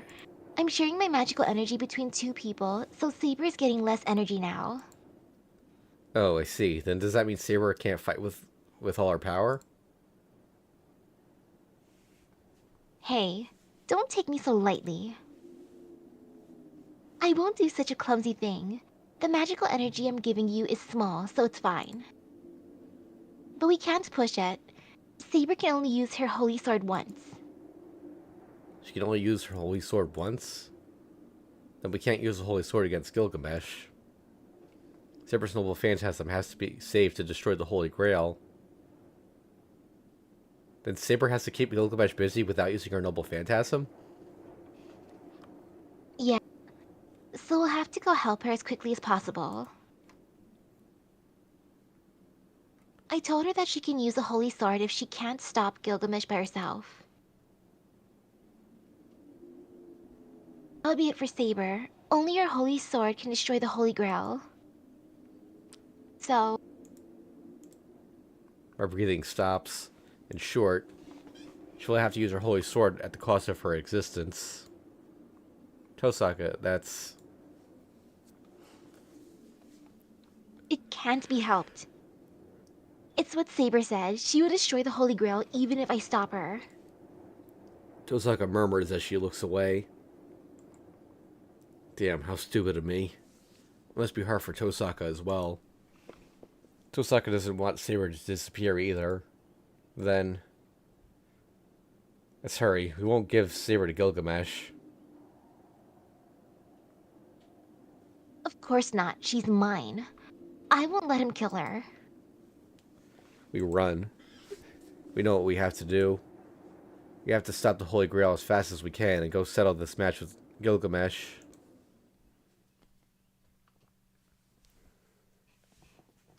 Interlude.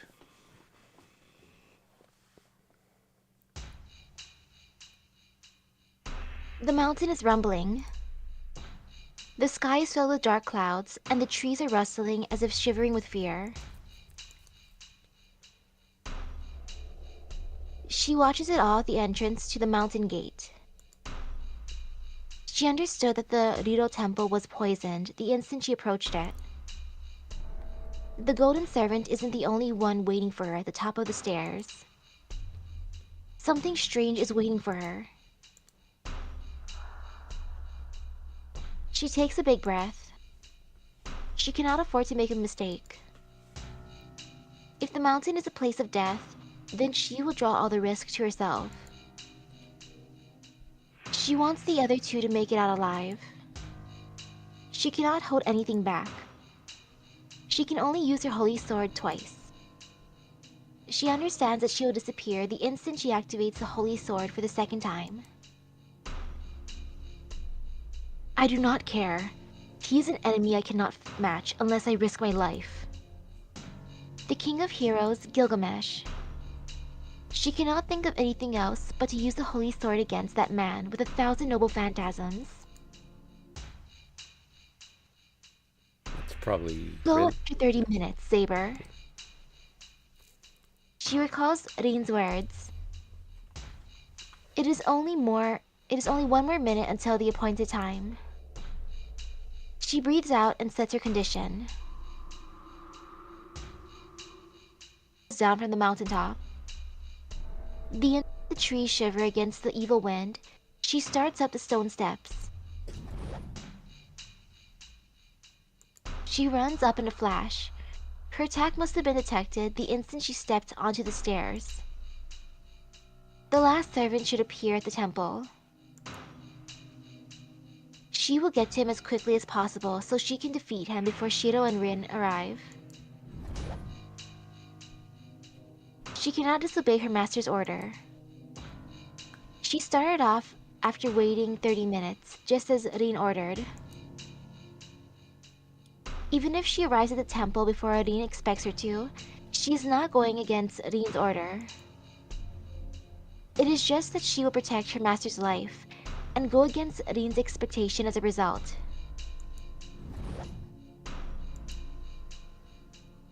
If the thing leaking out of the mountain is pollution, Saber is a raging wind that blows the pollution away. It should not take her a minute to get to the top. She will be 5 minutes faster than what Rin is expecting. She can end her fight against Gilgamesh in that time. Ah! She runs, enduring the mountain's chill. The silver armor shoots up to the temple like a bullet. And when she finally reaches the mountain gate... What? Her feet, which should not stop, come to an unexpected halt. Sweat runs down her forehead. She looks up at the mountain gate in astonishment. I've been waiting for you. I'm glad you made it in time, Saber. An elegant voice echoes through the night.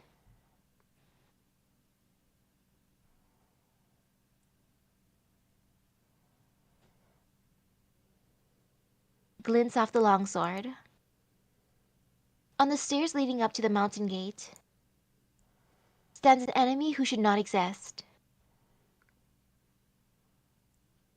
Assassin. There is no elegance in Saber's voice. An enemy that should not be there, an obstacle that should not exist. She cannot be calm in the face of these surprises. What is wrong, Saber? Is it that much of a surprise that I'm here? You should know that I am the guard here. His pleased voice is calm and composed. I'm surprised he's still alive. Yep, it's a So Saber.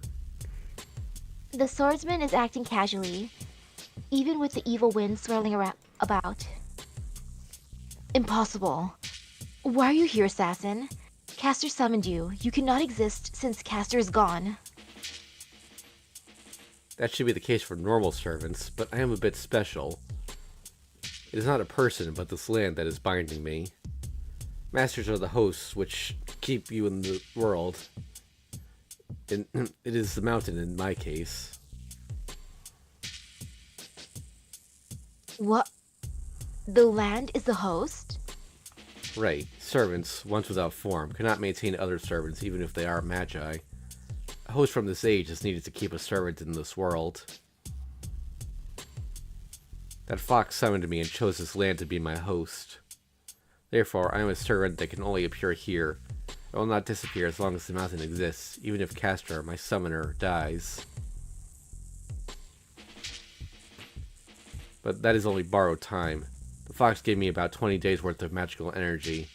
Should be able to tell when my limit is. Saying so, the swordsman raises his right hand. Inside his elegant kimono, his white arm is transparent like glass. Assassin, you. I will not last until dawn, as you can see. The appointed time of 20 days is already over. It's just luck that kept me alive this long. She looks up at the swordsman in astonishment. Neither enmity or murderous intent is emitted from his sword. He just wishes for a fight. He is demanding a meaningless battle. And you have stayed just to fight against me, assassin? Do not let me say it, Saber. It will just turn into meaningless words if I say it. He laughed. She can understand how he feels. But she does not have the time right now. The other two will make it in time for the battle unless she hurries. No, in the worst case, she will reach the temple to face Gilgamesh even before she does. Move aside, assassin. The ones that ordered you to protect this gate has died. There is no longer a reason to follow that command. Saber asks while she takes a step forward. But I refuse. I have no reason to fight. I had no reason to fight from the start. Assassin points his sword at Saber, saying he will start the fight if she comes any closer. No, I do not have a reason to fight. From the very beginning, I've had nothing. I do not have pride as a heroic spirit, and I do not have a wish I want granted. No, first of all, it was a mistake that I got summoned, because I am not Sasaki Kojiro. Saber's confusion reaches its limit. Sasaki Kojiro. It should be the true identity of the servant. But Assassin himself said that he is a fake. You should not be so surprised. Sasaki Kojiro was never more than a fictional swordsman without a true identity. It is said that he existed, but records on him are too vague. His past was falsely forged as a convenient foe to a famed swordsman. I'm sure a man named Sasaki Kojiro existed. I am also sure that there was a swordsman who used Mono Hoshizao. But they are not the same person. A swordsman with the name Sasaki Kojiro was a fictional character created by his enemy's foil, to be his enemy's foil. You are a fictional heroic spirit? Yes, I am Sasaki Kojiro. It merely means that I am the best suited for this role. I do not have a name, I do not know how to read or write, and I was not fortunate enough to be given one. I am a phantom that was summoned just because I could execute Sasaki Kojiro's secret technique. As I am a false servant, I cannot last long. Castor treated me as a disposable servant because of that reason. And this is also why he's a bronze servant. Dang, that sucks though. He can't read or write. He's illiterate. That is the saddest part. See, there's no meaning in this, right? Even if I am to perform a great deed here, all the reward will go to Sasaki Kojiro. I will get nothing. As I am nothing, everything is meaningless. I'm not even clear about myself. I'm only a disposable swordsman that acts out the role of Sasaki Kojiro. His longsword wavers. Fictional swordsman created by a fictional story blocks her way as if to fulfill his role. But if there is meaning in me, if there is a meaning in me, it is now. There's a wish for me who died nameless. He must have... Oh, wait, no. He must have. He must have dreamed of a match with a superior swordsman who he could not have been allowed to witness as a nameless swordsman. Assassin. She readies her sword. She cannot convince her enemy. The only way she can answer the swordsman who is prepared for his death is to fight him. Then let us start. My life will end no matter what. There could be no better end than to die at your hand. His longsword moves. Saber's sword repels the strike like moonlight.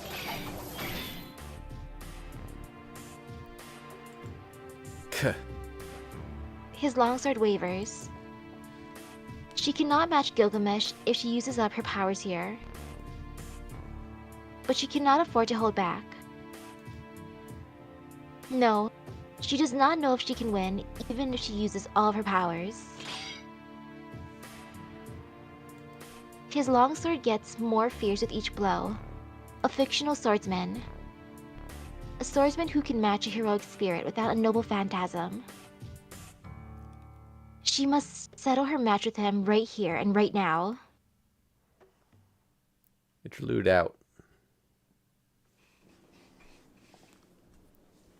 This is the third time they fought, isn't it? Yep. The mountaintop is near. We'll reach the back of the temple once we climb up this mountain. I think there's a big lake there. I see it. We're almost there. Tosaka pushes her way through the branches and runs up the hill. I keep watching on her surroundings as I follow behind Tosaka. And so, Itch greets us the instant we make our way from the hill onto level ground.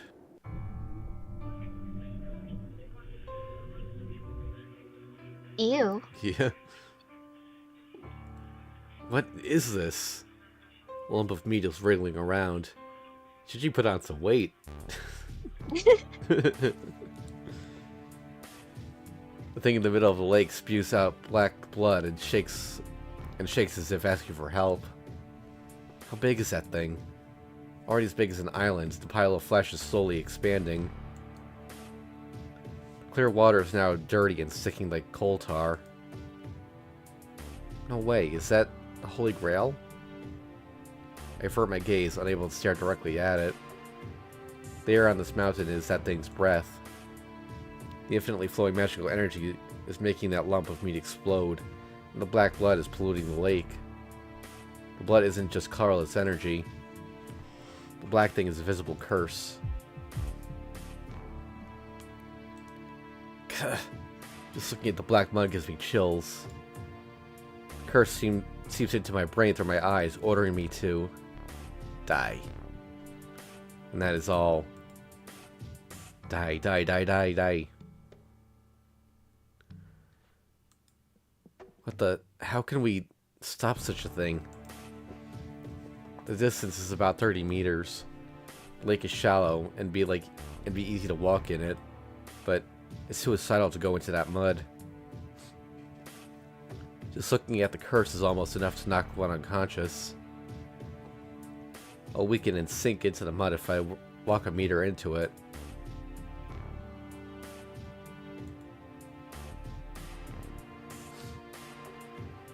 That thing is about to explode. I don't know if it was shaped like that from the start, but I bet the original vessel was too small. Oof, poor Shinji. It can't contain the thing in it, and it's about to break the vessel. Break the vessel? You mean... If Shinji's the Holy Grail, it would mean he would be destroyed. Can you see it? There's something that's shaped like a human in it, right? I think you'll be able to see it. Huh? Look where Tosaka is looking. Within the expanding pile of flesh, I certainly see something that looks like a human. He must be stuck to the flesh. His clothes have been torn off, leaving him naked. Visible against his skin, the blood vessels writhe like centipedes, connecting him to the meat. It looks bizarre, as if grapevines took a human form. Shinji, I can't see his face, but I'm sure of that physique. Actually, I'm not sure who said that, but... I see. So is he alive? I can't tell. He's not dead, but I'm not optimistic enough to say that he's alive in that condition. He's breathing. His body is... I can't even say that he has human limbs in a way. I thought so. The Holy Grail this time is in human form. So it means it's operated using a person, right? I guess Shinji turned out that way because he's incompatible. But the Holy Grail won't function unless the host is alive. That thing is about to explode. It's going to destroy Shinji, right? That's because it can't be helped. The Holy Grail will not exist anymore if that happens. The strange thing will flow out from the gate. The Holy Grail opens.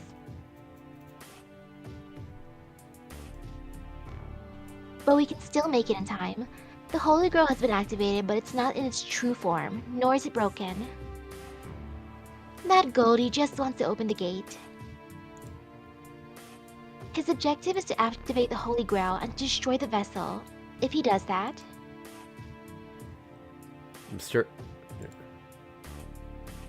That mysterious mud will flow out infinitely. There's no time to think. We have to pull Shinji out of that thing and stop the Holy Grail.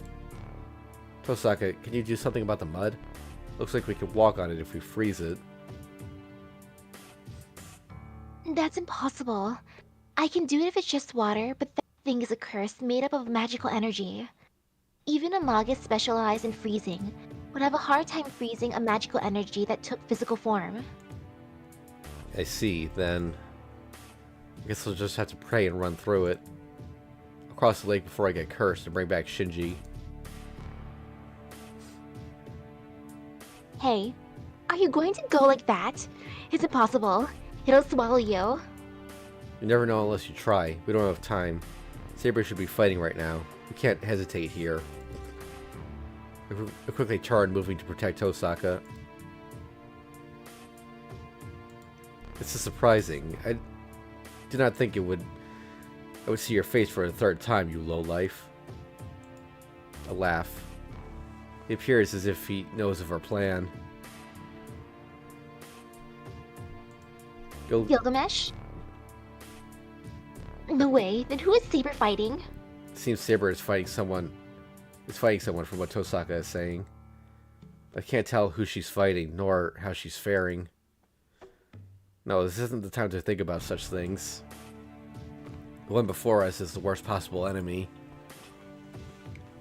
He's the strongest servant, the one the three of us had planned to beat together. But only Tosaka and I face him now. Oh, Saber's not here? How dull. In that case, I guess I will settle for killing just the two of you. Coldness emanates from the sea of mud, and the man before me gives off a murderous intent. He already has noble phantasms ready behind him. I'll be scared the instant I carelessly take a step forward. No, that would be too boring. I normally do not allow such a thing, but I shall make an exception for the two of you, just this once. You two are special guests. I shall give you two a brief grace period. Grace period? I clench my fist as I glare at the enemy. My magic circuit is open. I manage to form 14 blueprints in my head. He reproduces swords once he clicks his fingers. I should be able to let Tosaka escape. What, do I have to tell you? I'm telling you to stand there until a cocoon hatches. It would be too lonesome if I were the only one to witness it. Seeing this through will give meaning to your lives. I can't listen to him. Our goal is to stop the Holy Grail. If we could still make it, we have to get Shinji back. I see. I'm sorry, but... I won't do as you say. I'm going to go there and stop your Holy Grail right away. Then, Tosaka glares at Gilgamesh from behind me. Oh? He grins. He smiles like that when he decides to kill the one in front of him. Hold on, Tosaka. That's... Can you stop him here, Shiro? I know it's unreasonable, but please hold on until Saber makes it here. I'm going to go pull Shinji out. Wait, pull Shinji out? I know, he's still Sakura's brother, and I can't just let him die in front of me. And you believe in saving anyone that can be saved, right? Tosaka runs to the Black Lake. Is she going to go into the mud? How ridiculous. Are you trying to make me die from laughter? He laughs as if to look down at Tosaka's determination. So funny. Oh, it's not comical. Is it not comical for you, lowlife? Go through that curse. Do you think a mere human can go through what even a servant cannot bear? Heh, don't take me too lightly. I'm not so weak as to be tainted by this curse.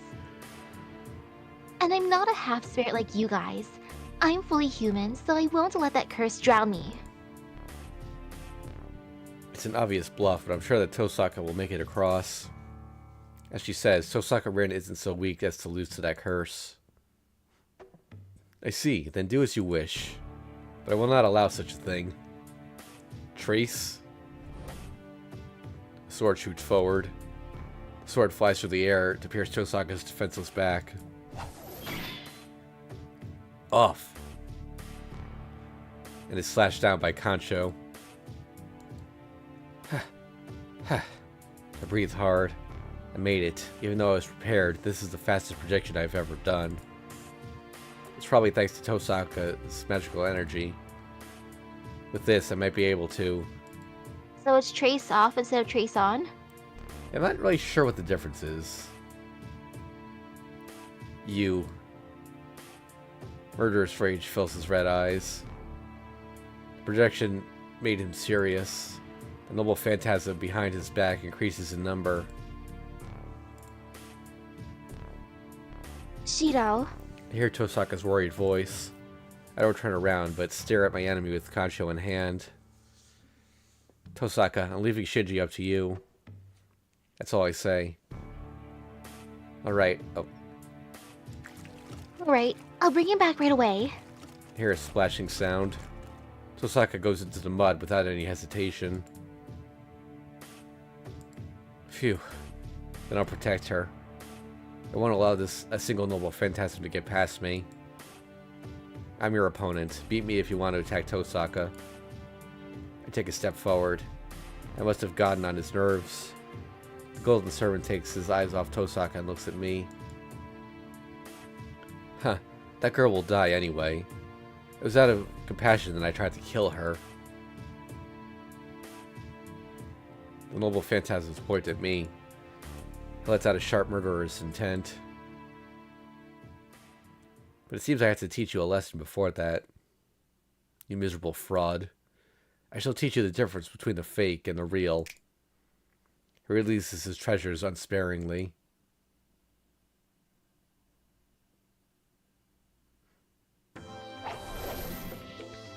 Oh, interlude. The longsword slashes through the darkness. Saber is yet to be able to close in on her enemy that freely swings his longsword. Gah. Unable to dodge, she retreats.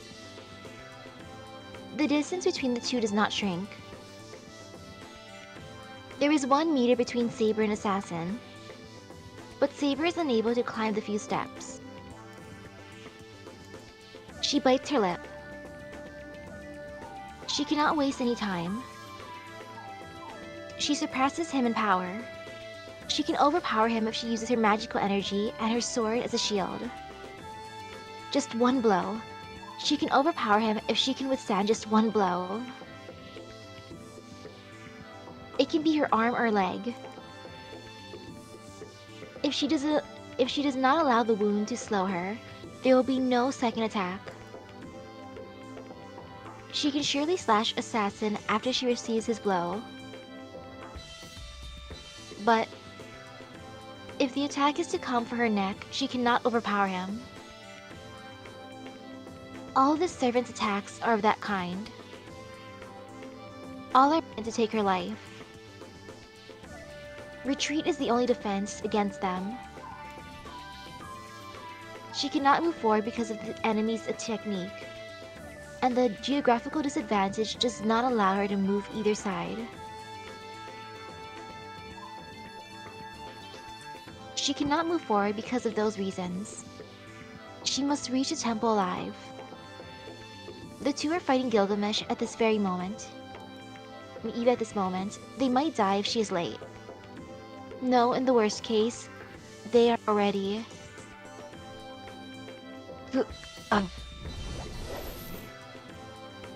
She runs. She rushes forward, yelling as if to deny the ominous thought. The two weapons collide.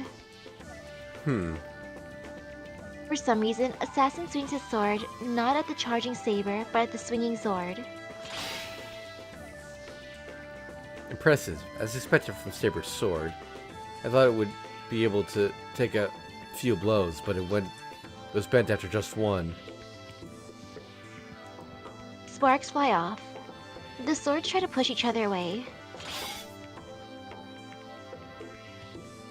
Assassin blocked my sword. Assassin's sword is fragile. It is a good sword that can even cut steel, but it is made by a human. It cannot even be compared to her sword that is not made by men. His longsword would be pulverized if he used his power to strike back at the oncoming attack. That is why Assassin has parried the attacks and pushed back Saber by attacking her body instead of her sword until now. But Assassin blocked this attack. Assassin's sword cannot block Saber's attack no matter how strong he is. The longsword that blocks Saber's attack is bent. There is no way it's as sharp as it was before. I can beat him? Can I beat him without a scratch? Saber asks herself while she pushes back Assassin's longsword. That question becomes an opening. There is a reason why Assassin blocked her sword. She is standing in that position before she realizes it. Their positions are different. They are standing on the same level. Before she realizes it, Saber has been forced to fight sideways. It is just like before. They are standing on the same plane. This is the position he needs to execute his secret technique. Assassin is able to execute his demonic attack here. Tsubame Daeshi. 3 arcing blades close in on the enemy from all sides, allowing no chance for defense or evasion. A chill runs up her back. Assassin, you... Saber stops pushing. She can push back him. She can push him back. She can push Assassin's back with her strength, then follow up with a finishing blow, or run up the mountain gate. But it'll be the same either way. That attack will come the instant she pushes him away. It'll end once he executes his technique. It does not matter if she runs up to him, or if she turns her back and runs up the mountain. So she cannot push him. She can only loosen up and match Assassin's push. Are you sure you want to relax like that? I can push you back now. Assassin stares at Saber in satisfaction. There is no inhumane emotion there. The swordsman is just fascinated by her eyes, trying to find some way out of this hopeless situation. So, this is why you damaged your own weapon? Of course, I wanted to put an end to the match. I thought this would bring out the saber that I saw previously. Do not think about what comes after this battle while we were still fighting. She gasps. Assassin's words are not to insult her, but...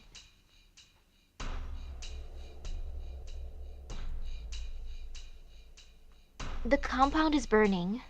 Sounds of swords clashing and breaking.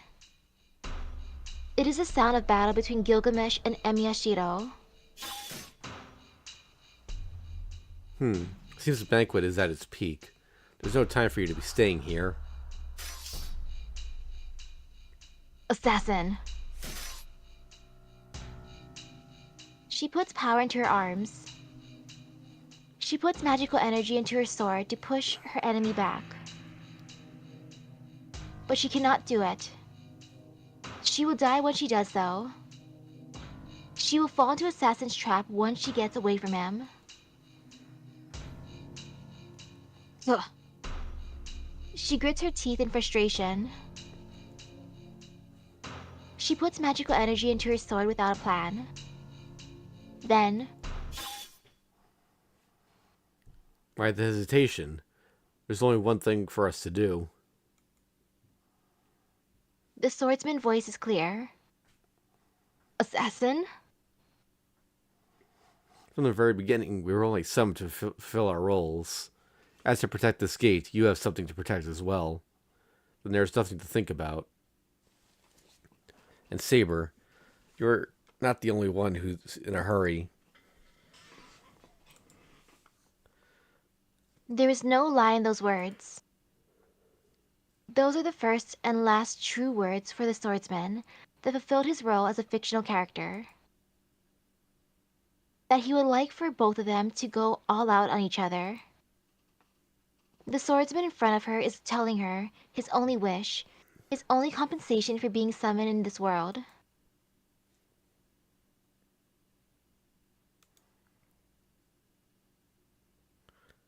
I apologize for my impoliteness. We certainly do not have time. She releases the magical energy in her sword. Nope. The merciless force pushes Assassin back.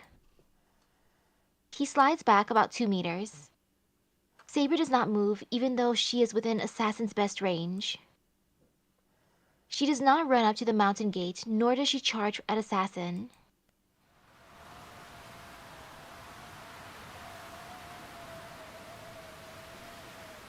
She releases the seal. Showing her sword, Saber confronts Assassin. There is no hesitation in her eyes. She will use all of her powers if need be. Her eyes state that she will use all of her strength to defeat the enemy in front of her.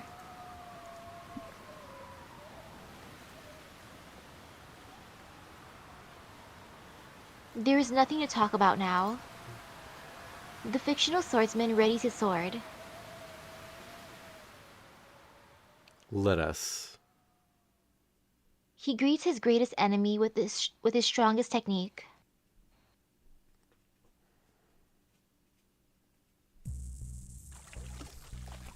She struggles through the sea of tainted meat. The lake isn't even a meter deep. Chunks of flesh carpet the bottom, so she only sinks up to her knees. Jeez, this is... Oh. Jeez, this is too disgusting. She grumbles as she breathes hard. Every step brings a chill, as if she's treading on piles of insects. If she stops moving, the taint on her skin begins to solidify and consume her. Jeez, damn it. She shakes it off with all her might and keeps going. It's almost impossible to keep waiting to the rottenness while still keeping her sanity. After this, she shouldn't even be... I think this is actually regular narration. After this, she shouldn't even be scared of butchering cattle at the slaughterhouse. Slaughtering a cow would be simple now. So she's getting used to this work now. She is so tense that she'll stop moving once she stops treating this as work. But at least there is no mental damage this way. Ha, ha, ah. But she cannot endure it with just willpower. Her temperature rises with each step. The meat on her legs attacks her nerves instantly. Even if she flings it off, the poison has already entered her system. Curse. The malady is almost tangible, and it feels like a disease. One will get sick when touched by it. It taints the nerve, takes away energy, boils the brain, and kills within one step. A normal person would stop moving after 2 steps and would fall into the sea of decay. She does not know what would happen after that. She doesn't even want to consider whether she would be suffocated or absorbed into the poisoned flesh. Her mind is too overcome with heat to even think about it. Man. She races her staggering feet and keeps moving forward. Rin did not enter the pool of mud without a plan. She swallowed 2 jewels and is using all the magical energy she saved up to defend herself. If this curse is a crystallization of pure magical energy, she should be able to repel it with strong magical energy of her own. This is bad. Her vision wavers. Her guess was right, but her scale was off. The swallowed jewels are as good as a paper shield against the curse. This is not something a human can fight against. No human can ward off this curse. In here, one's belief in oneself is the only support of their life. Jeez! Jumping into a sea of fire is colder than this. With her jewel's protection, jumping into a sea of fire would be no problem. As soon as she complains,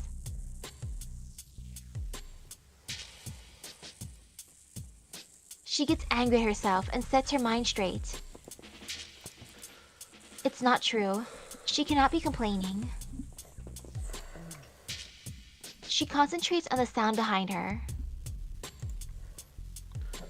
She cannot see the 2 anymore. She doesn't know if Shido moved the battleground away or if he's just cornered. Either way, seems the fight has gone to the compound. Just a bit more. I'll finish this quickly, so... She runs. It's only as fast as walking, but she frantically moves her feet. She pushes her way through the tainted meat. Her breathing ragged, she reaches out. Ha! Got it! She climbs up. Ew. She can feel the mountain of meat. Oh, it seems it's better here. She lays on the pulsing ground. This feels even nastier, but the heat violating her nerves goes away. Could this be? She puts her finger on the red ground. It is the same as the black mud, but it has form. It is something that should not exist in this world. Something that came out of the Holy Grail and took form using magical energy. Servants. This is exactly like the servants.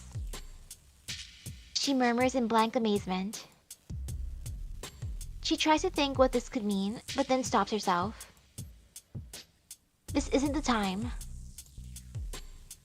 There's only one thing she must do right now. Alright, I'm rested. I'm going to find Shinji and get out of here.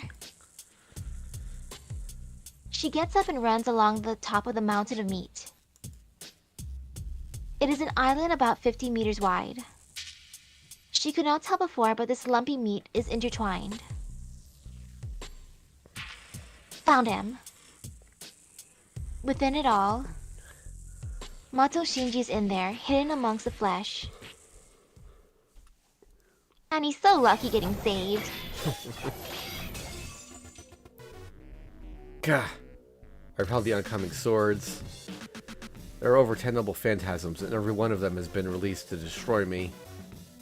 Kuh. I throw away the destroyed sword and prepare for the next attack. Huh. Huh. Huh. Catch my breath in an instant. I can't project with ragged breath, and I'll just be skewered if I don't have a weapon. Gah. This battle is not a battle against him. This is a battle against my body. I will die once the speed and precision of my projection go down. Huh. There's no time to rest. In response to his voice, a straight sword points at me. The low noble phantasm is released at fatal speed. Trace. Gah. Unable to deflect the full impact, I fall to the ground. I quickly roll to the side to get up, steadying myself. What is wrong? Your quality is going down. You cannot even call it a replica if it will break in one blow. He laughs. He's obviously enjoying this. There's no way for me to defend myself if he releases all noble phantasms behind him. But he released them one by one, as if to test how much I can take.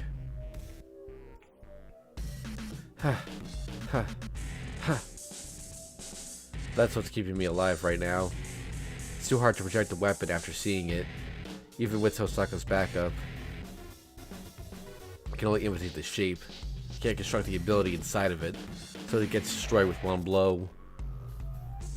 Why did he say that? He said I'm not the only one who can beat him. This is all I can do. Can't rush him after I block his attack. I'll at least need 2 weapons. But I'm having trouble projecting one weapon, so it's impossible for me to project 2 at once. What? So you're just talk faker? He must have liked seeing me roll around. He looks delighted. I catch my breath. It's fine as long as he's enjoying this. There's still a chance for me to win. Trace on. Look within myself. Limited circuit. I mentally lay out as many blueprints as I can. I can see 17 noble phantasms behind him. Read the structure from its appearance. Draw out the concept of creation. Select the composition material. Gah. I found out blood. It's because I'm putting multiple blueprints into a circuit that usually handles 1 or 2. My nerves are bruised since I started projection, and my body's being destroyed from within. My throat tries to jump out of the blood that's filling my stomach. Pump out the blood. Possession experience, sympathy complete. Swallow to continue with the process. Gacha Bakia cannot block this noble phantasms. Archer should be able to with his technique, but I don't have that much skill. So there's one way for me to block the noble phantasms. I notice the effort. I need to offset them with the exact same ones. I'm sorry, I need a minute. I don't think I got enough sleep last night. I'm kind of dozing off a little. I just gotta stay up and walk around for a minute. Understandable.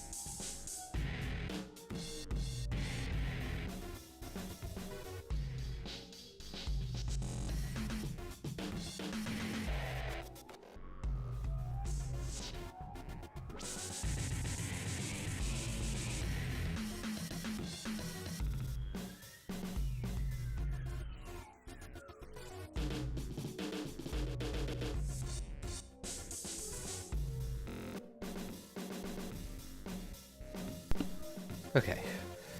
That was kind of weird. I was kind of on autopilot there for the last 5 minutes. I barely took any of that in, even though I was reading it. Oh, dang. I hope you feel better after your walk. Yeah, I'm good now.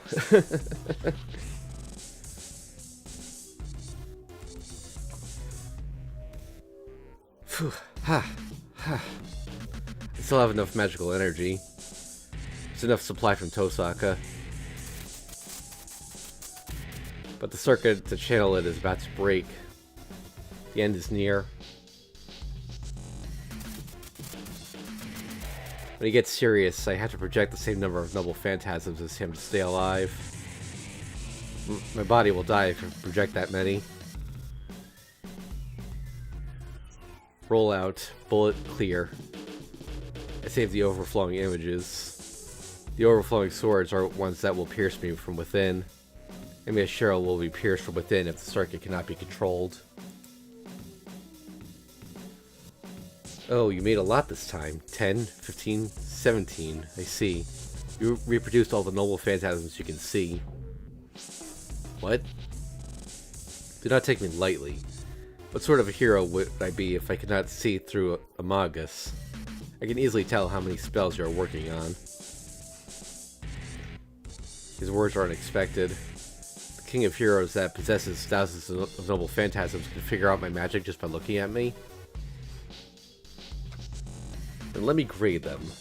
Well, I will not allow any one of them to stay in this world, no matter how good they may be. Gilgamesh raises his hand. My reaction is delayed. His words caught my attention, creating a hopeless delay. 17 noble phantasms are released. King's treasures. A fraction of them charge in, as if to tell me playtime is over. Freeze out. Sword bullet full open.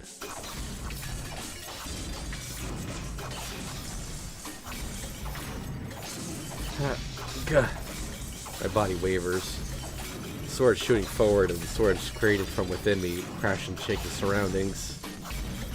I can block out all of them. I can't block all of them. Even if I project 17 noble phantasms, I can only give form to them one at a time. Even if I can form them in succession, I am no match for him, as he can release all of them at once. You are holding well with your fragile works, but you should not be able to last more than a few more blows. Come on, you need to hurry up or you will die. I hear him laughing behind the swords. 12 more enemy noble phantasms. But you sure are foolish. I know you know you cannot beat me, so you try to regain the Holy Grail. That decision is correct. You are not even a match for me. My fingertips are burning. The magical energy I emit and the heat from crashing noble phantasms burn my fingertips mercilessly. 7 more noble phantasms. But then why not just kill Shinji? There's a sure way to stop the Holy Grail. I'm sure you two had a way to kill him without going across that mud. It's such hypocrisy to try to save him, as expected from a lowlife. By the way, I'm pretty sure when he says lowlife, like that's usually gets translated to mongrel in the official translation.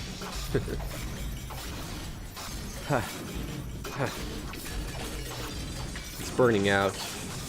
The circuit is completely burning off. I don't have enough. I can't match this man with this small circuit. Damn, why? Why can't I block them? He said I can beat him, so why am I not even a match? Does that mean I'm making a mistake? Ah. 3 more noble phantasms. Will my body last until I block them? No, I should be thinking about the difference between my projections and archers. Huh? All senses freeze in that instant. I don't even pay heed to the 3 approaching blades. The golden servant is taking out a sword. A strange sword. My mind burns up the instant I see it. You said you will save the girl, right? He laughs while the sword roars. I eliminate the 3 remaining blueprints in my circuit and concentrate on reading his sword. But I can't read it. I was able to read every sword, but I can't even read the sword's structure. Then show me. Show me you can save with your imitations. What you can save.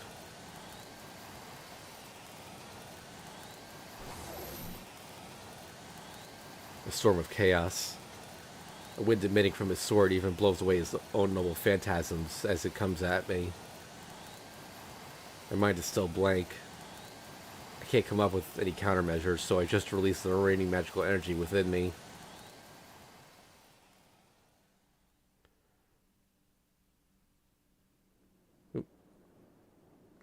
Meanwhile, let us. And the swordsman readies his sword. The only stance for the man who does not have a stance.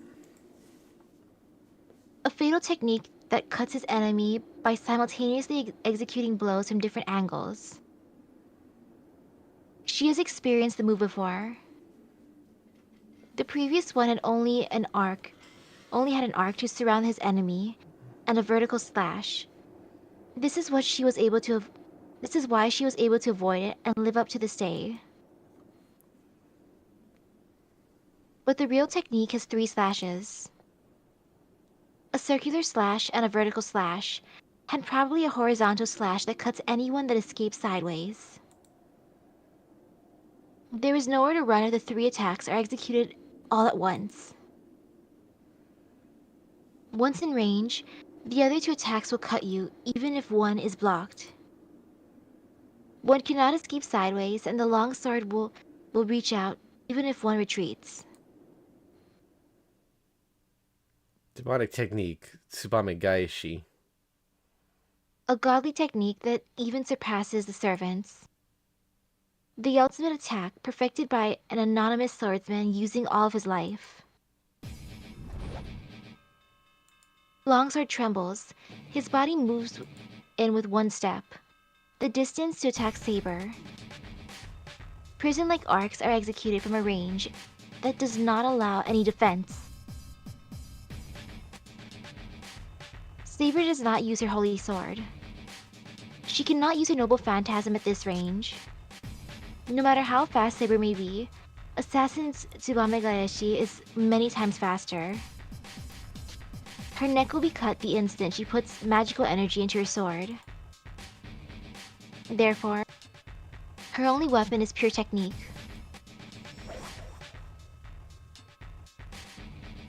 The blade begins its arcs. She feels despair from its precision and speed. Such an attack. How much training was needed to get this far? Fear is the only thing on her mind. It cannot be blocked. This technique is a technique of carnage that challenges God with mere human skill. Only God would be able to block it. Ha! She gulps. There is a flash as small as a grain of sand. She does not think about what it was, nor if it is correct. She risks everything she has on her instinct. Ah! She charges at her victory with all her might. What did the fictional swordsman think of that? Silver armor passes through the gap between his arm. The opening between the swordsman's left arm and his waist. Saber must have figured out the small opening is the blind spot of that technique. Even though the attack still chips off her armor, Saber curls up and flies through the opening. An exquisite skill that is only possible with her precognition, her great instinct. She was able to predict the true Tsubame Gaeshi since she experienced it once. But that is not the surprising part. It is her determination that kept her alive. She trusted her insight and, and put all of her power into the slight opening. She shook off the fear that she would be slashed if she was even a moment late and charged into the small opening. Therefore, her determination is the strength that defeated the demonic technique. Uh, or is that him? Her? I don't know. But the match isn't over yet. Even though Tsubame Gaeshi was avoided, her enemy is right beside her, and she charged in with speed quicker than the attack. It is not easy to recover her stance from such a charge. Ha! The longsword strikes. The attack is the quickest, even if it may not be as quick as a demonic technique. But her attack is a bit quicker than his.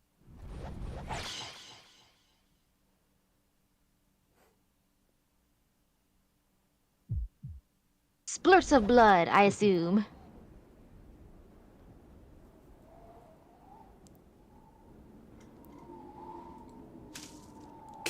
Yep.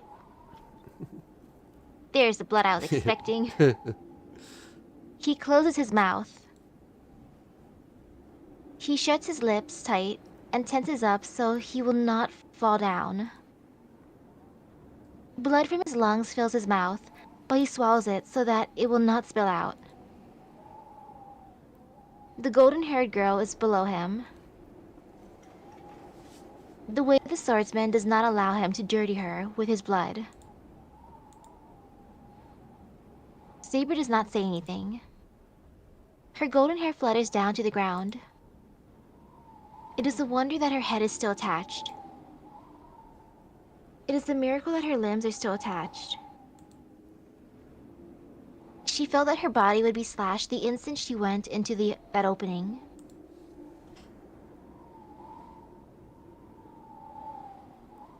That was the only difference. The longsword. The swordsman technique would have stayed invincible if his longsword had not been bent. I want to see the bend.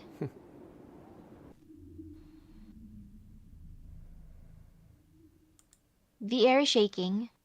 Another battle is still going on behind the mountain gate. Unsure of what to say, Saber looks up at the dying swordsman. To that, Go. the swordsman tells her without looking at her. How much meaning was contained in that word? Saber pulls out her sword and runs up the stairs. She does not turn back to the swordsman. She runs to fulfill her role.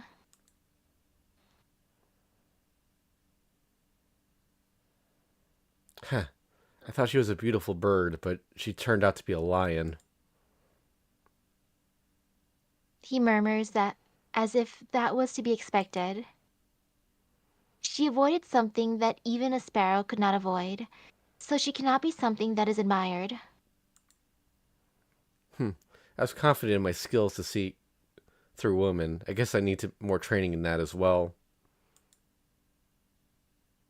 The swordsman complains with a shrug. His elegant clothing has lost its colors already.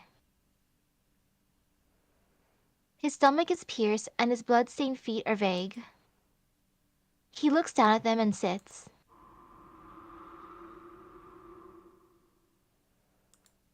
The branches shake. The wind coming down from the top of the mountain rustles the forest. And when the flowers scatter, the wind stops, and the moon darkens. The swordsman has disappeared without a trace, as if his existence was just an illusion.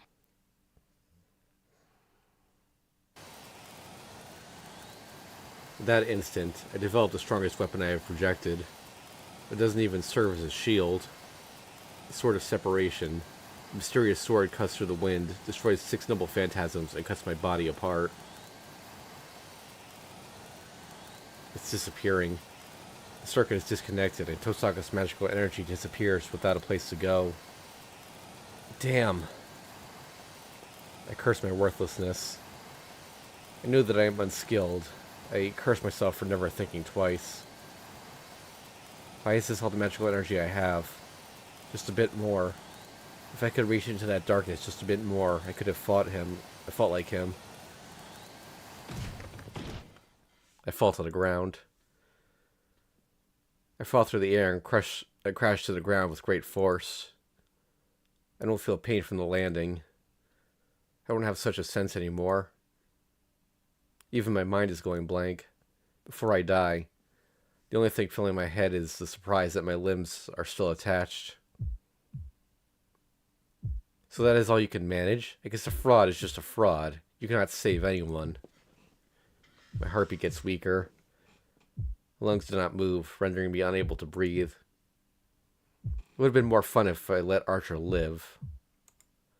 He was a faker as well, but his ideal was not vulgar. I can't see anything, but it seems it's not because my eyes are broken. My organs are just too messed up to function as they should. Maybe it's fortunate. I don't have any sense of pain, so I should be able to die easily. Oh, I remember now that I think about it. He said your ideal is a borrowed one.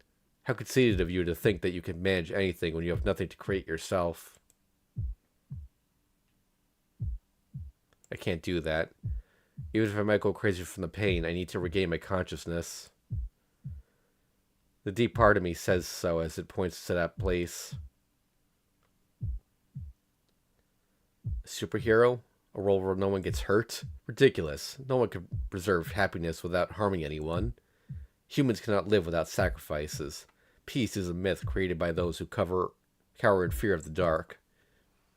You lowlife. Your ideal is just an excuse to cover up your ugliness. I raise my arm which should not be moving. My fallen body and my dying mind. I raise my hand to grab something like I did on that day. I don't know what's funny, but someone's laughing. It seems like everyone in this world is laughing. A fake wish. A borrowed ideal.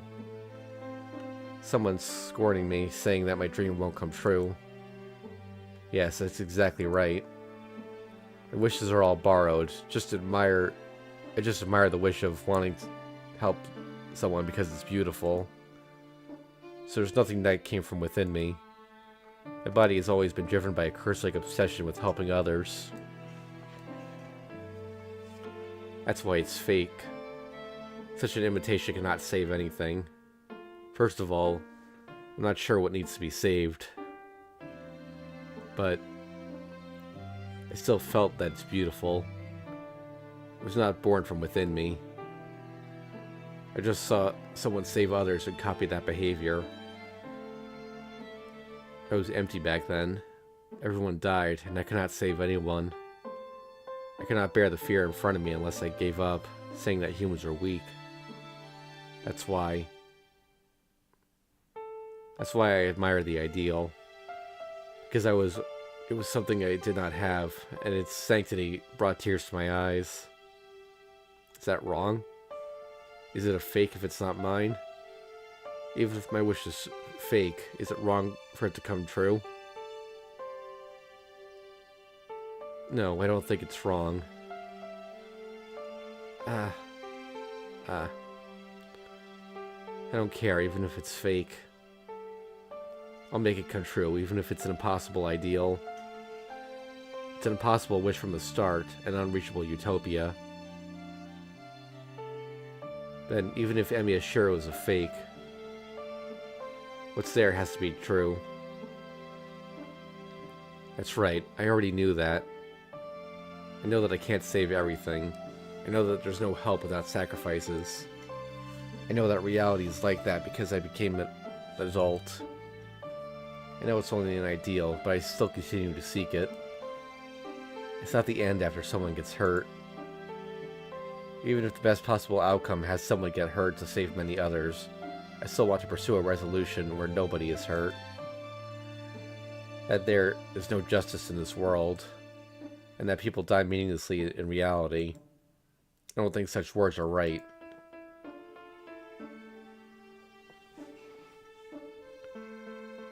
And he reaches this place at the end. What I believed in. He said that they are all fake, but the one who said so followed through on his hypocrisy. That I can keep going. I don't care, even if it's fake. First of all, I'm too simple-minded to worry about such a thing. I make up my mind on this hill of swords, that if I can save the world in front of me, I will fight for it. I didn't even need to think about it. My world is small. A small world is all I have ever been able to create. That's right. I am the bone of my sword. Yes, so I can endure most things. Miyashiro can keep his dream until the very end, even if what I seek is nowhere.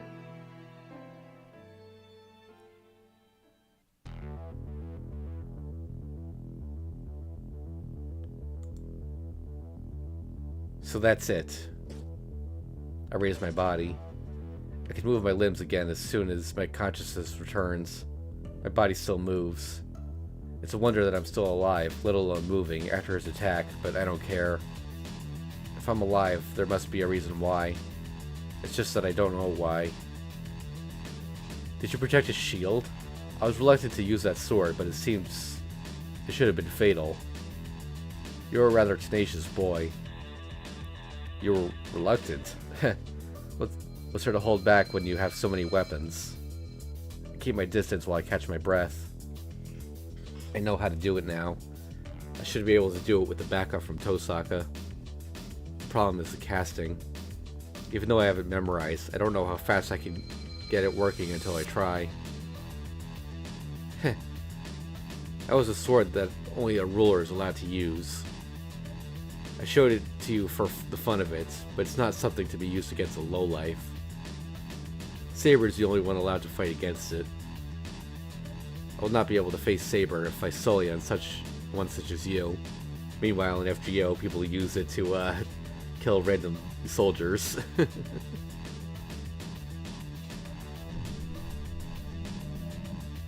Numerous noble phantasms appear. But they are all third-rate. The difference is obvious after seeing the previous sword. But they are not something I can take lightly. They are more than enough to kill me. The difference in our powers is the same. Even though I managed to survive the previous attack, I cannot match the servant with my projection. Oh, are you done with your copying?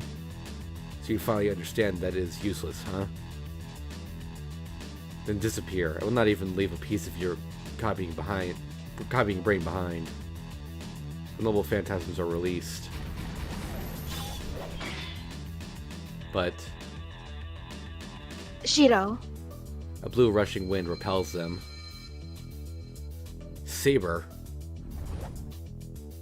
Gilgamesh jumps back instantly. Even Gilgamesh is cautious against Saber. He wants to avoid hand-to-hand combat with her, as his technique is inferior. Good. Are you alright, Shiro? Sorry that I am late. I will take over now. Please stay away. No, I can manage Gilgamesh by myself. You're the one to go. You're the one to go, Saber. What? What are you saying, Shiro? You fight him in that state of yours? No, a magus cannot match a servant in the first place. You should know that. Yeah, but Gilgamesh and I are an exception. Trust me. I'll probably be able to beat him. I like how both of their expressions change. Yeah. Saber gasps. Saber is surprised because she believes my words.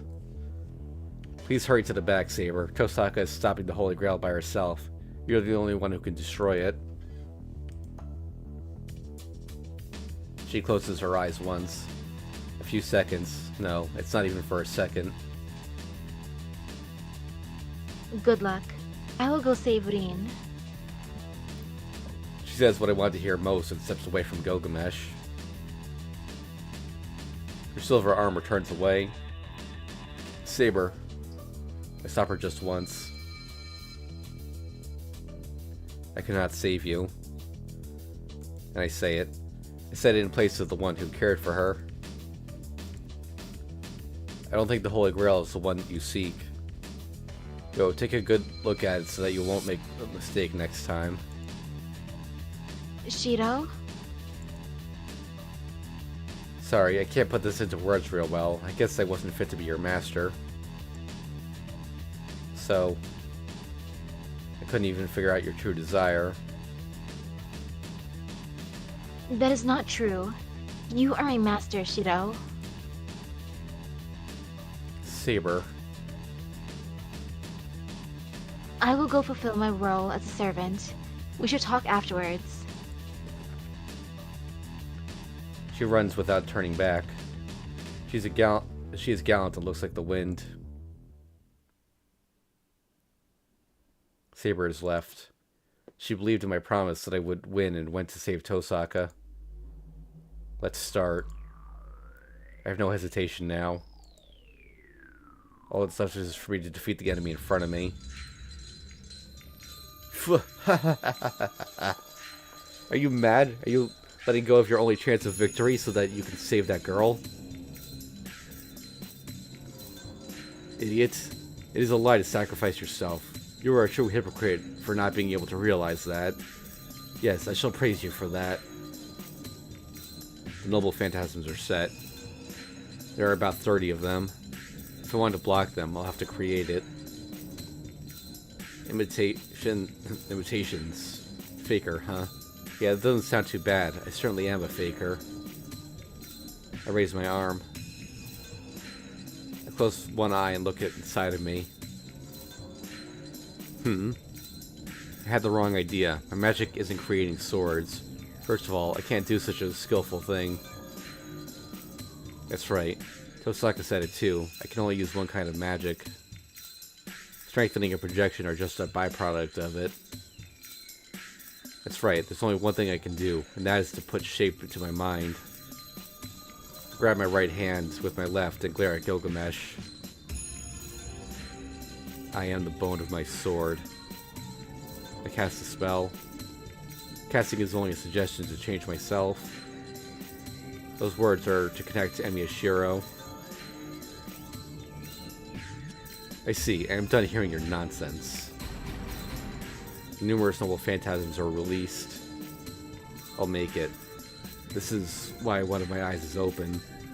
Pull out a shield from the hill to block the oncoming noble phantasms.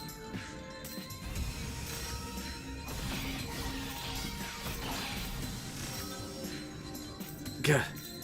The swarm of swords batter against the shield. The shield is me, myself. My body breaks up and each petal of the shield is pierced and damaged. Steel is my body and fire is my blood. There's only one place I need to reach. Flowing power fills me to capacity in an instant. What? It causes shock. Is it his noble phantasm that cannot penetrate through a single shield? Or is it the magical energy in front of him? I have created over 1,000 blades, unaware of loss, nor aware of gain. By the way, I believe he's actually saying the chant in Japanese here, which is why the translation's a little different.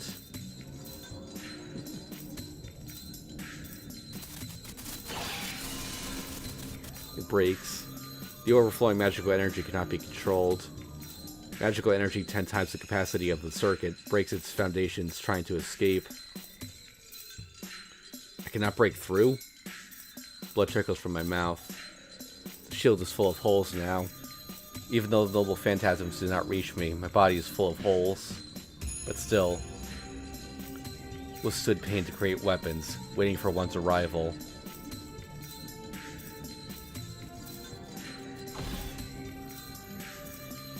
Magical energy rages around, but I don't care. This body is a circuit specialized to use this one magic from the start. Then there should be more. There should be something beyond this if I can't make it with this circuit. No, it is already there. It's just that I can't see it. There was no limitation to the circuit from the start. If it was darkness, not a wall, that stopped the magical energy. and the limit is somewhere beyond the darkness. I have no regrets.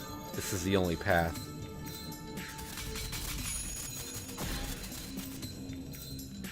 Magical energy 10 times the capacity of the circuit breaks its foundations trying to escape. I use 100 circuits to take in 1,000 times the capacity. My whole life was unlimited blade works. I cast the true name. At that instant,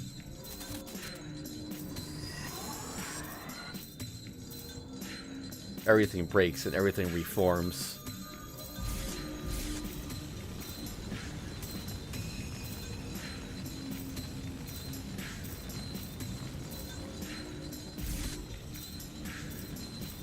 Fire runs. Fire becomes a wall and creates a border, changing the world. A desolate land remains. A hill with numerous swords. What does he think of the scenery? The golden servant stands there with a gruesome expression. That's right, I don't create swords. I create a world that contains infinite swords. That is the only magic allowed for Emiyashiro. Desolate land. Graveyard of swords, devoid of life. Every sword exists in this world, as swords are reproduced just at a glance. This is Emiyashiro's world. A reality marble. It's the greatest forbidden magic that embodies the caster's internal world. This is the heroic spirit Emiya's noble phantasm, and the only weapon that I possess.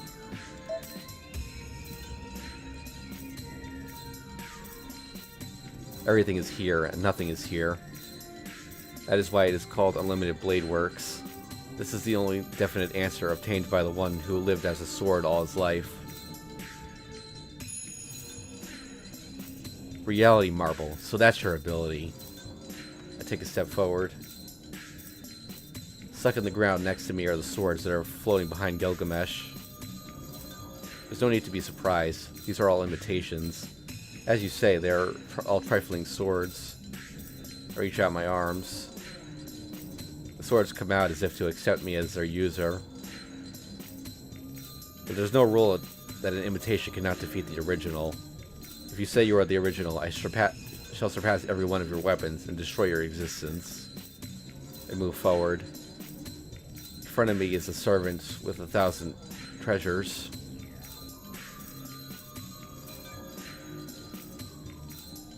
Here I come, King of Heroes. Do you have enough weapons in stock? Ha! You forget your place, lowlife. The enemy opens the gate and readies numerous noble phantasms. I run across the deserted land. The two groups of swords start with the final match.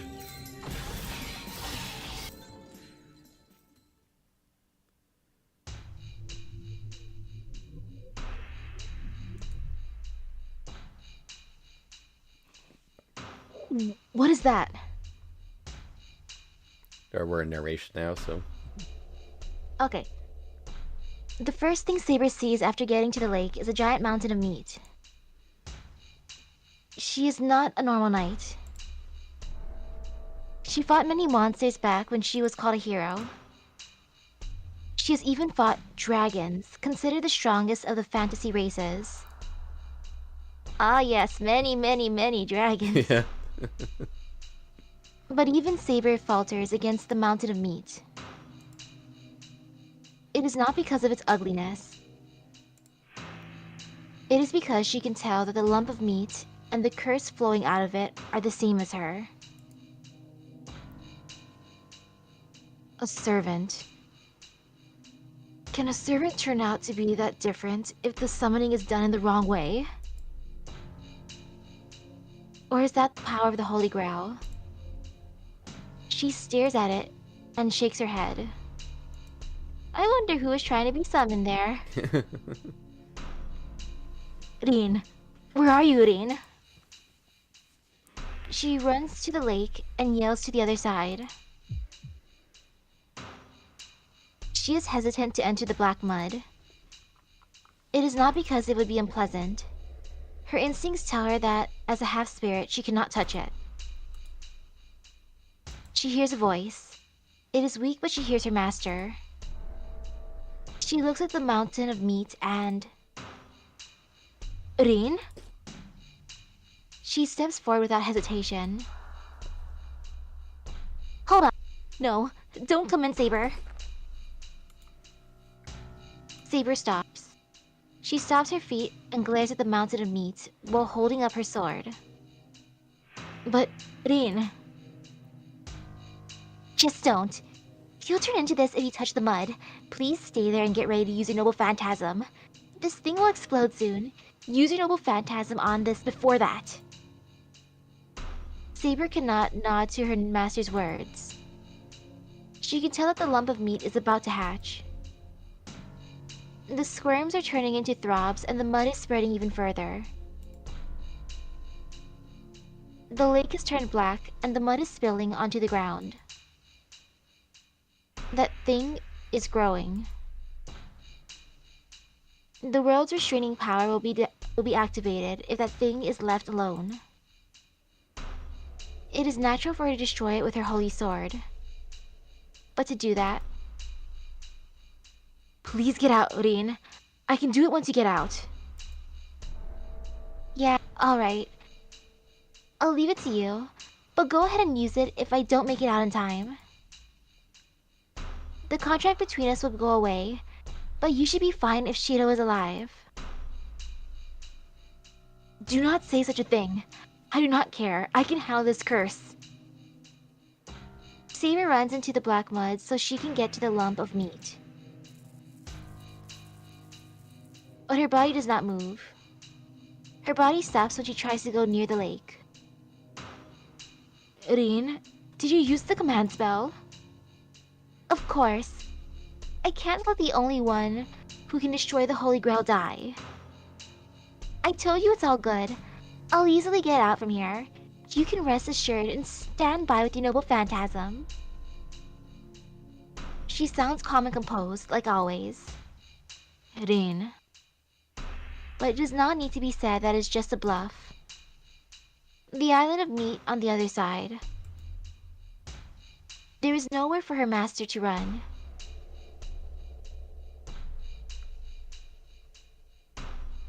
Yeah, right. Little talk is cheap. She murmurs while being surrounded by arms made out of the meat. Oh man, she has to drag him out. Can't we just leave him? Well, thank you for covering up his crotch area. The situation is hopeless. Mato Shinji was saved. She ripped off the blood vessels and nerves connected to the meat to let Shinji out. One can say he's alive, ignoring all the after effects he may have. No, he looks like he is just unconscious. So one could say that he is healthier than the girl carrying him. The problem is after that. I guess it would be desperate if it gets its heart taken away. Will it let me go if I give Shinji back? She slowly moves while she stares at the numerous tentacles. But there is no exit. The tentacles are blocking the way out to the lake. Even if she escapes the tentacles trying to swallow her, she will not be able to get past that wall.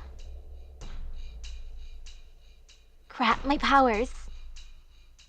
She almost falls along with Shinji, but she desperately keeps herself up. She went through the cursed sea and even performed neurosurgery to separate Mato Shinji from the mountain of meat.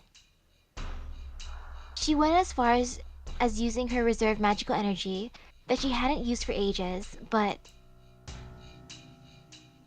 God, that idiot! He took too much of my magical energy without any reserve. I'm all empty now thanks to him. She bears the dizziness as she complains. But she's not serious, and it wouldn't matter even if she did have more power. The tentacles around her are not moving because their target is standing still. They should react right away once they find out that the thing in their body is poison. Tosaka, Rin, and Mato Shinji are alive because they do not have magical energy to be consumed.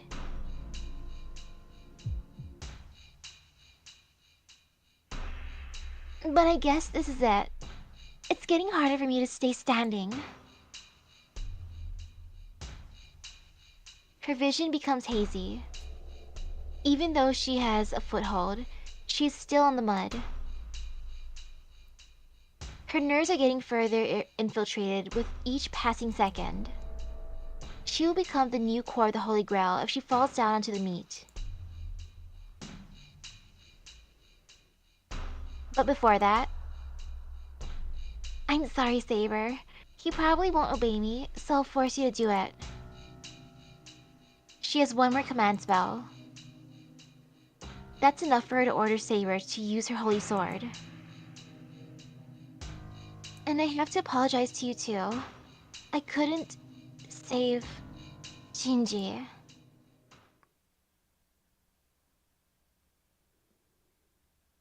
Just run. Just run. I do not want to hear such whining. Wait.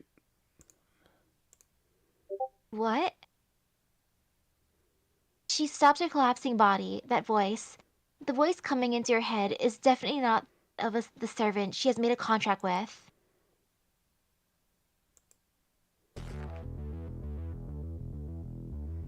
There's no time to waste. She knows his personality all too well. I guess it was Shiro that said that? Or Shinji, maybe? He told her to run, so he must have done something that she won't escape. That she won't escape unless she does as she's told. Oh.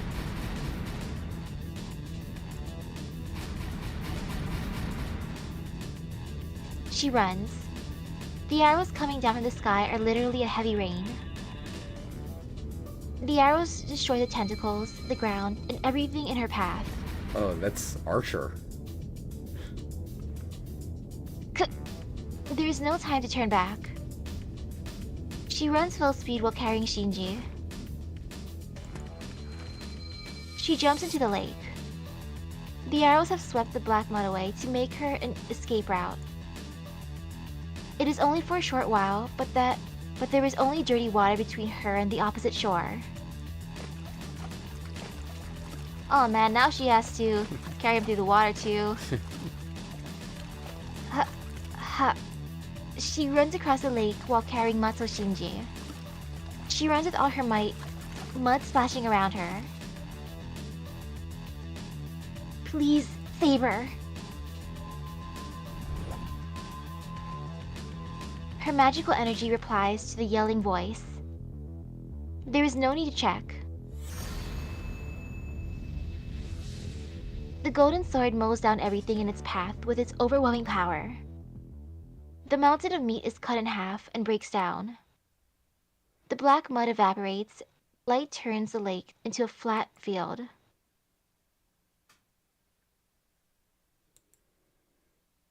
It is a waterfall of light that eliminates everything. She looks for it inside the light. The red cloak. The knight she had first made a contract with, who came back to fulfill his role.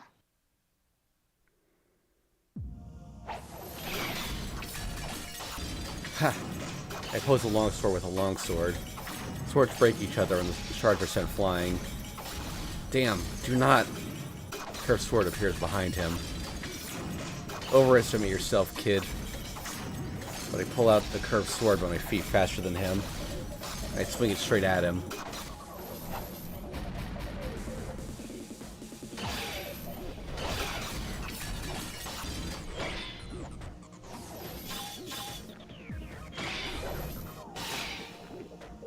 Gilgamesh retreats. I close the distance at once, pull out a sword, and slash at him. Gah, why? Why am I losing to a low-life sword? Crash my sword against the appearing noble phantasms. Ha! Ha! Ha! I'm not thinking. My body and mind will fail if I stop. That's why I will keep moving forward. The instant I see his noble phantasms, I reel in the exact same one and swing it with all my might. Impossible. Why am I being cornered by such a sham? Phew. Ha! Crashing echo. Sound of swords crashing. Oh my. The sound of some swords crashing echo throughout the area. He cannot handle my attacks and has to destroy my weapons with his. That will be the cause of his defeat. He has the greatest heroic spirit, and he has over 1,000 noble phantasms at his leisure. But he's only an owner. He does not have one weapon, so he's not a wielder. So he can use his weapon to its maximum potential. Who can use it? Even in this world, I am no match against any other servants.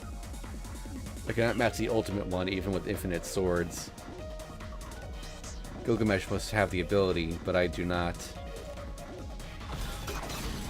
Therefore, this is the only servant I can match.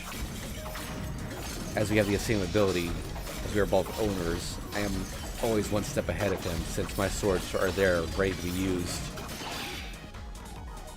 Damn. I did not think you would have... I would have to use my sword against a lowlife like you. Gilgamesh raises his hand. The sword appearing behind him is a demonic sword. The only sword that does not exist in this world. I won't let you. Gah! I swing my twin swords. Kancho and Bakya, I reel and slice off Gilgamesh's arm that tries to reach for his sword. What? Weapons stop. His arm and sword fall to the ground, leaving him defenseless. Ha! My body acts before I can think. Confident in my victory, my limbs move to slash the King of Heroes. He jumps back, barely avoiding the twin swords. Gilgamesh retreats still further. You're stronger than me here. Gilgamesh admits his defeat and tries to retreat. I won't let him escape. I'll lose if he regains his composure. I'll have to settle the match right here. You go, damn it. Damn. He must have realized that he will not be able to escape, so he pulls out a noble phantasm from behind him. But I'm faster. I'll surely...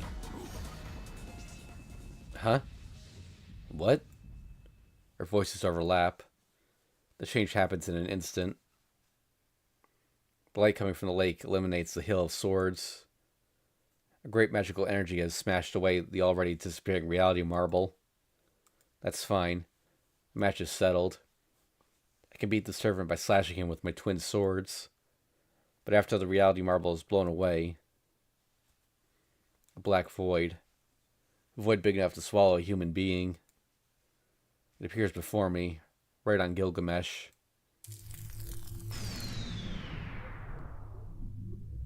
What?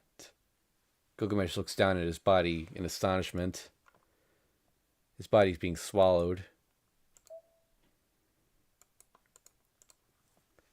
The gold of the servant is swallowed by the void disappearing on his body. Appearing on his body. What?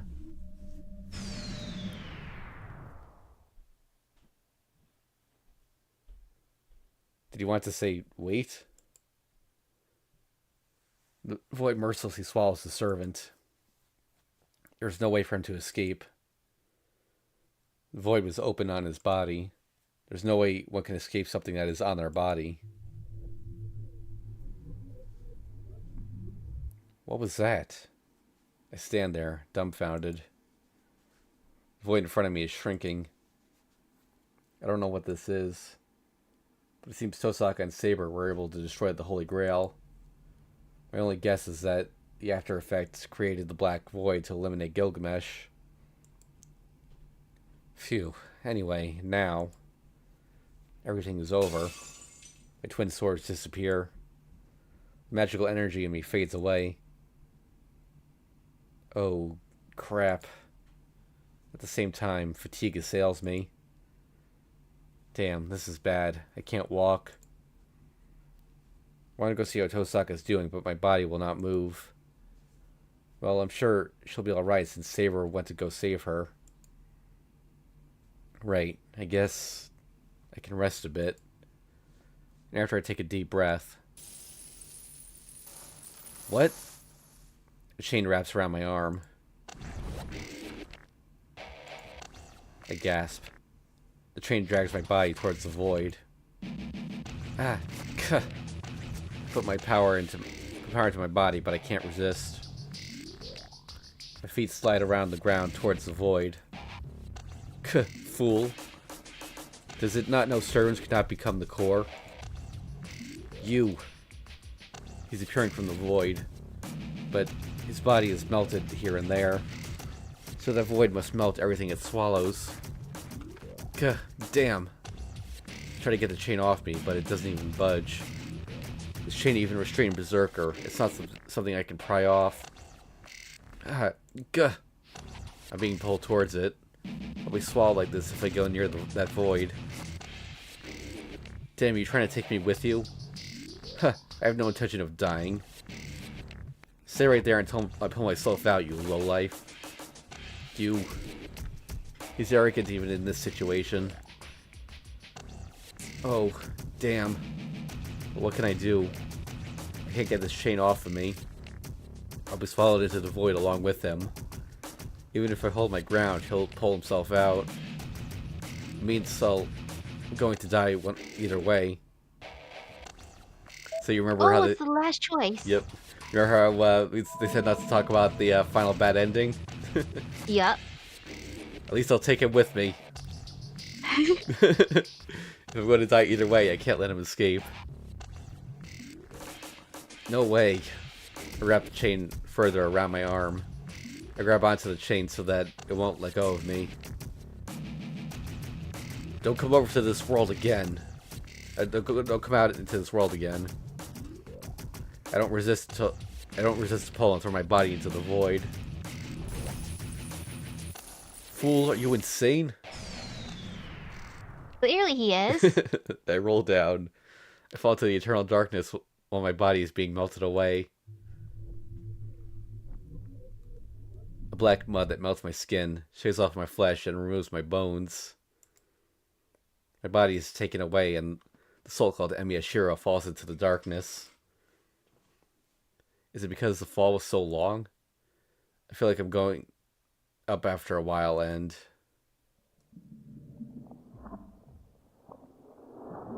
I'm swallowed by a big grail-like sun. Dead end.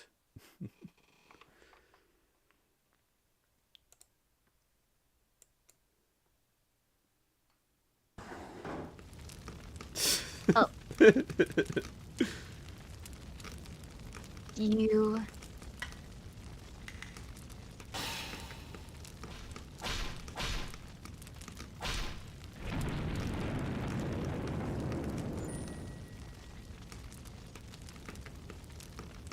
Idiot! What a shock. I did not think someone would see this tiger dojo. Oh, Shido, how shameful of you to die. I have no advice to give. Quickly, go back to the choice and go finish the match.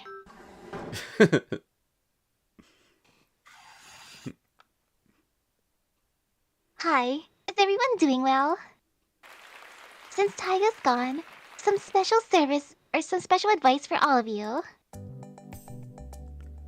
I bet everyone's troubled by how to get to good end, right? This is a hint corner for people like you, but we are going for the good end. Yep, but you have to be very... I think it's a lot easier to get the true ending if you don't know what you're doing, but... Oh, okay. I have specially called for Senpai. Senpai, how exactly can I get the good end? Bring back on the 3rd night. Go see how she's doing on the 5th morning. Make her happy on the 8th day after school. Talk in the dojo on the 10th night.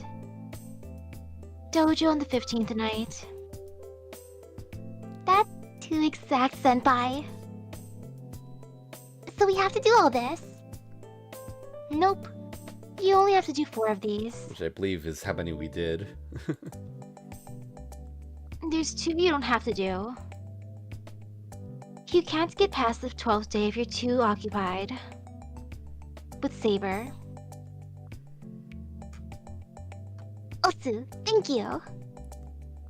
I guess that's how it is, so please start over from the third day if you want the good ending. It's like, oh, well, we're on that path already, no worries. Yep. Yeah, so basically that was a list of instructions to get saber points in order to get the good ending. Because if you go all red, you get the true ending.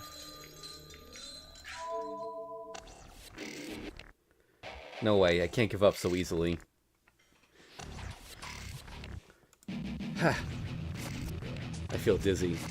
I can't brace myself anymore. I'll die. I can't endure it at the very end.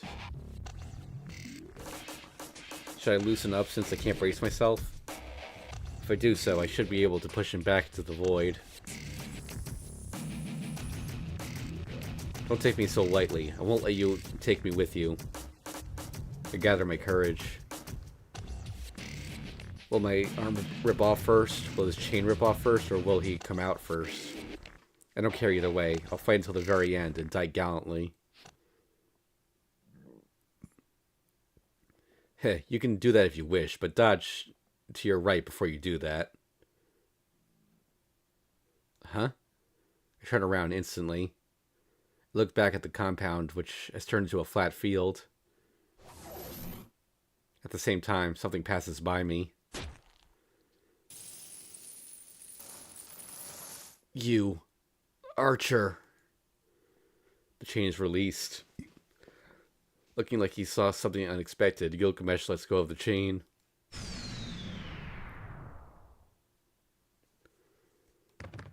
I fall on my butt. I sit there dumbfounded, and the void shrinks and disappears in front of me. That was... I can't stand up and just look behind me on the flat field. Dawn is near. The one with the rising sun behind him is the knight in red. Damn, show off. I complain without thinking, but I'm smiling happily for some reason. Heh, well. I have nothing to say to him. I guess I'll stay quiet so I can sleep.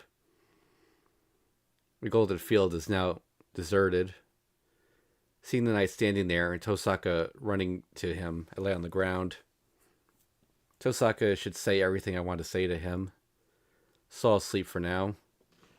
We'll end up fighting if we see each other again, and I'm not used to parting with myself. For the final time, I engrave my ideal into my mind so that I won't forget it, and I close my eyes.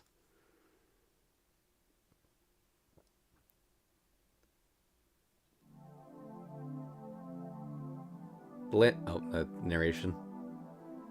The land before him, the land below him is like a wasteland he once walked on. There is nothing here. There is nothing, as everything was blown away from the mountaintop. The battle has ended. Wait, if everything's gone on the mountaintop, whatever happened to Emiya's friend? Who lives at the temple? I guess he wasn't here the entire time. Like, they never really explained what happened to the people who live at Ryudo Temple. Maybe they... Like, I'm hoping that he didn't die. I'm pretty sure he's still alive. He just somewhere else right now. Relocated. The battle for the Holy Grail has ended, and the curtain is about to fall on this battle as well. He does not know how long it was, but the accumulated wish that should have bound him forever is gone now. The end quickly permeates into him and takes away his body's form. Archer! He looks towards the voice. She should not have the energy to run, but she is running with ragged breathing. He watches it in silence. Ha, ha, ha, ha. The girl that ran up to him looks up at the night. The red cloak fluttering in the wind shows no trace of what it used to be. The cloak is cut everywhere, and his armor is cracked and torn. His existence is weak. Standing there haughtily, the knight begins to disappear from his feet up. Archer. The rising sun is in the distance. A golden light is emerging from the horizon. Too bad. Well, that's what happened. Give up on this Holy Grail, Rin. He must not have anything special to say. The knight in red says trivial things. That gets to her all the more. The knight who's about to disappear is still acting like before. He is her partner that she spoke cynically with, ran through the battles with, and trusted her back to. She can declare that those days were fun. And it is still there before her eyes. He has remained in this world to save her at the last moment. He lost his master and received the King of Heroes' noble phantasms. His body was disappearing, but he did not come to her and ask for help, and he instead watched over this battle. And the end is in front of her. Archer.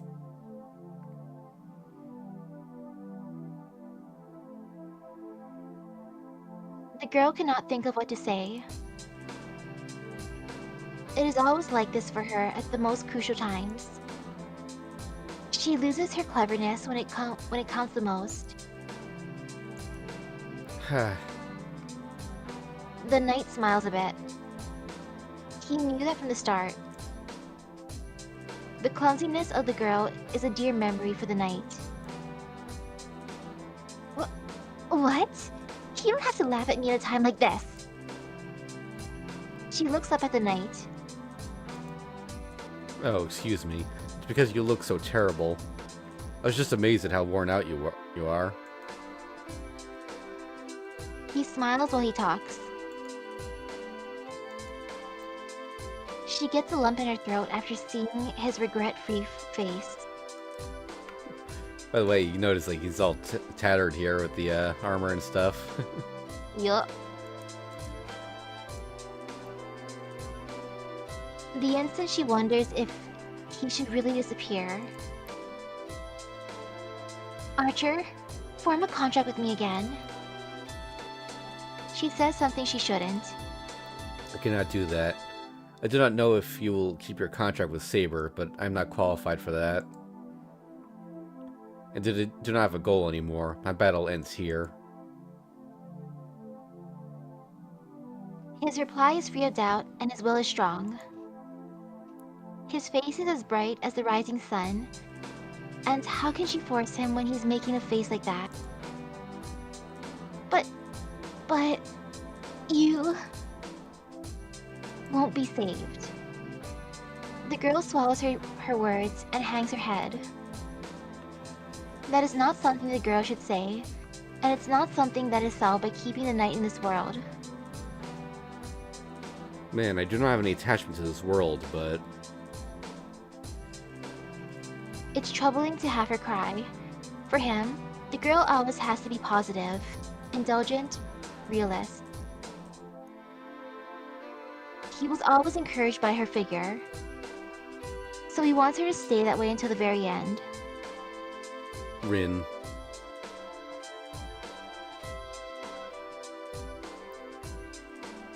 The girl looks up at the voice. Her face looks cute, trying to hold back the tears. Rather than expressing the attachment he feels, he looks at the boy lying in the distance. Please take care of me. I think you know, but I am unreliable. Please support me. The knight says so, as if it's somebody else's business.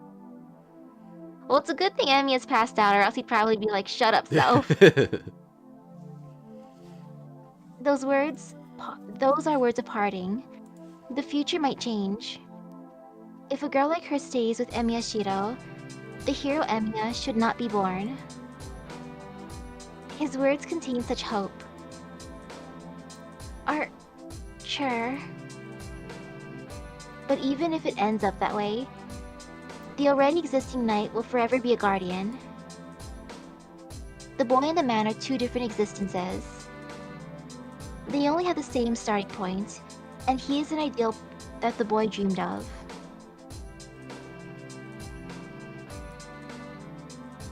There is no salvation available for this knight. There is nothing to give him, as he has already died and become a phenomenon.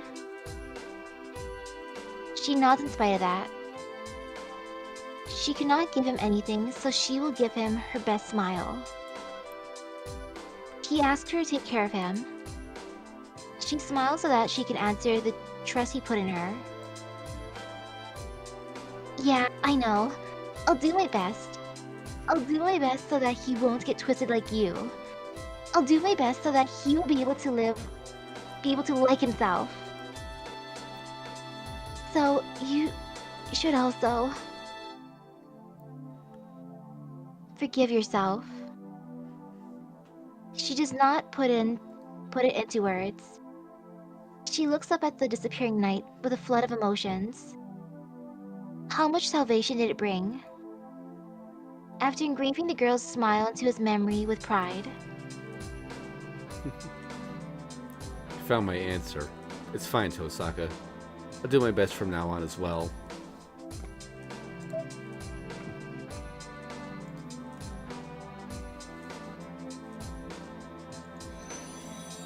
A breeze. The knight has finally rested his wounded body, without waiting for the girl's reply.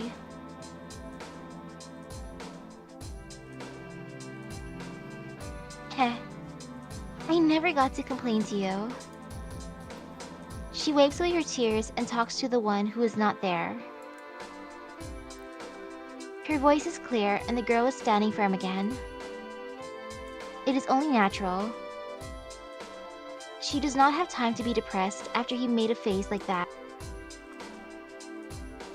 She says goodbye to the ground that the knight was standing on and runs to the boy laying on the ground.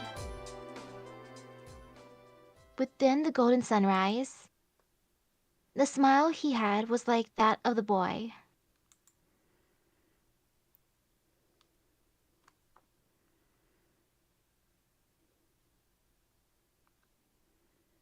Epilogue.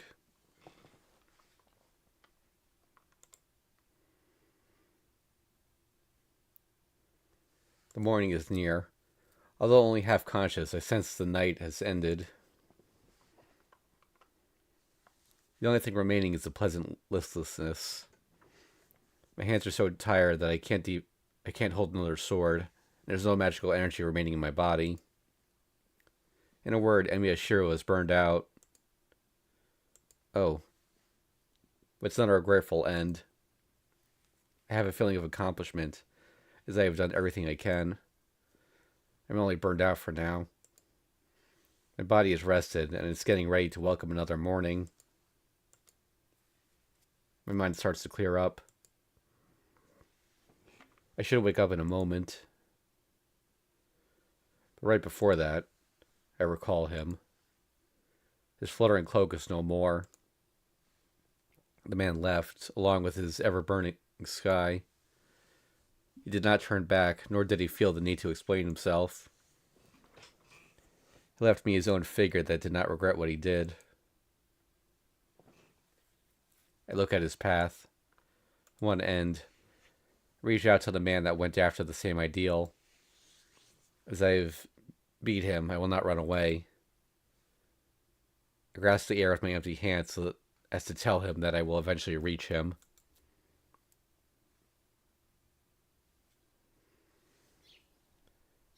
I wake up in the morning sunlight. My body feels heavy and it's covered in wounds. Huh? This is my room. Look around the room absentmindedly and look at the clock. It's 10 o'clock in the morning, and today is February 16th. Whoa, it's been a whole day. I'm surprised, but my mind is calm. After the fight at the Ryudo Temple, must have been carried here after I passed out, then slept for a whole day. But it's too quiet. Tosaka must have went home already. Saber, are you what? Stop before I finish. There's no way she's awake. First of all, she wouldn't be here. The Holy Grail doesn't exist anymore. The thing that can keep servants in this world is now gone. Therefore, the golden-haired girl does not exist in this world anymore. Oh, right. I cover my face with my hands and look up at the ceiling. The room is dead silent. The winter morning is cold, and the air tightens my lungs. The time seemed both long and short. I recall what happened in the last 2 weeks.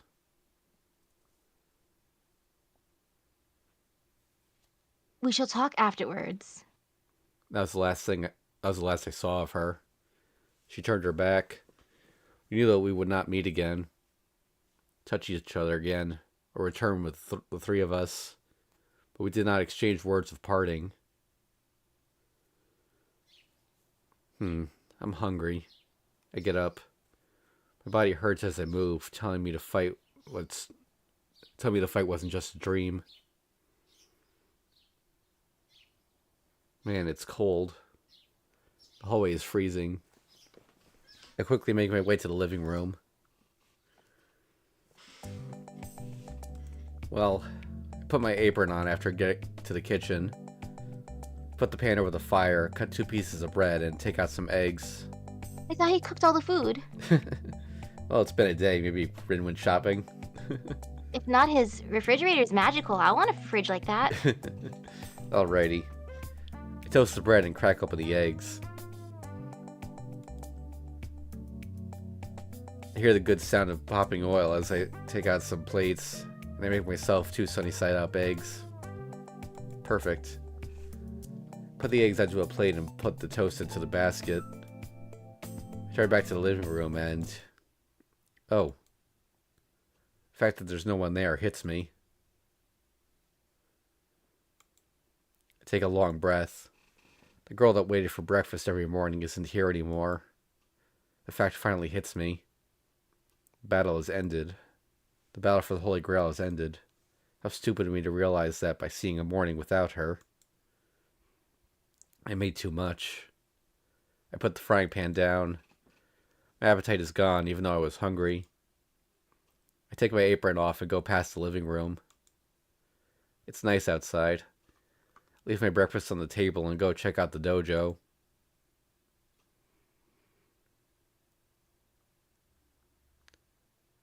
I enter the empty dojo. The faint sunlight gleams off the wooden floor. There. A person I cannot mistake for anyone else is sitting there, Japanese style. Huh? I'm speechless. Did he warp back in time or something? Wait, she gets to stay inside of Rin's ending? In the good ending, at least. Huh. Shiro, are you awake? It seems you are fine. I knew you would wake up soon since your wounds were small. Shiro, what's wrong? Your mouth is open. Do you have a wound that is not apparent? Oh, no, but... my confusion is great, and it's taking a long time for me to recover. Saber. Yes? What is it, Shiro? You're Saber, right? I am Saber, or do I look like Archer or Lancer to you? Well, in FGO, who can say? Of course not. You don't look like anyone else at all. I shake my head. Exactly. You are covered with wounds, but you are Shiro like always. That finally calms me down. Well, it's more like my mind shorted out. Saber, you're really Saber? That is what I am telling you. Is there something wrong with your eyes? Saber reaches out for me. She feels my eyelids, and it seems she really does have form. Her white fingers gently touch my eyelids and let go. There's no doubt about it. Saber is Saber. She's still here even though the Holy Grail is gone. I sigh, let out the air in my chest, and... Good morning, Saber. I'm glad to be able to see you again. I tell her first thing that pops into my head. Good morning, Shiro. I am glad as well to be able to greet you again. She smiles. She shows no worry that she might disappear anytime soon. Yeah, but how can you remain in this world? The Holy Grail doesn't exist anymore, right? Then I stop before I tell her that servants can't exist in this world without the Holy Grail. Saber? Shiro, please ask Karine about this matter. She is waiting for you to realize that she is there. Huh? Hearing this, I turn around. Oh. What a blunt response. You're all kind to Saber, but a mere "oh" is what I get. You're here, Tosaka? I am. I was waiting around here since you didn't wake up after that. She glares at me. Huh, you were staying at my house? Yeah, I had to treat your wounds, and I have to convince Fujimura-sensei and Sakura. I can't leave you and go home by myself. Oh, you're right. I'm sorry, Tosaka. I caused you trouble again. Don't worry about thanking me. It wasn't that much trouble, and besides, you're the biggest contributor to our victory. Take it as your reward. We'll let it slide for today. She says so while she looks away. Tosaka acts so much like herself that it relieves me. Just as Saber and I are safe, Tosaka also survived the battle. I see. Thanks for everything, Tosaka. Lots happened, but we made it back. I put my hand out to show my thanks. Well, you're right. Nobody died, so it's a complete victory for us. I guess the word congratulations fits this moment. She shakes my hand with a smile. It's troubling because her hand is soft and reminds me of that night. Really? I blush, but we feel each other's existence in our hands. So what did you do to Saber? I didn't do anything to Saber. Contract still exists, so she's still my familiar. Saber's the strongest familiar, so there's no way I'd let her go, right? Tosaka replies as if it's natural. But it's not that simple. Hey now, Saber became a servant in exchange for the Holy Grail. She should be set free since her reward's gone now. I see. Did you hear that, Saber? Shiro is saying you should go back. What? No, that's not true.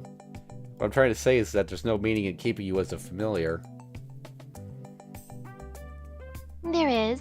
Saber cannot stay in this world unless she has a contract with the Magus. Since the Holy Grail doesn't exist anymore, having her become my familiar is the best way, right? First of all, I'm giving Saber most of my magical energy, so she should work to compensate for that.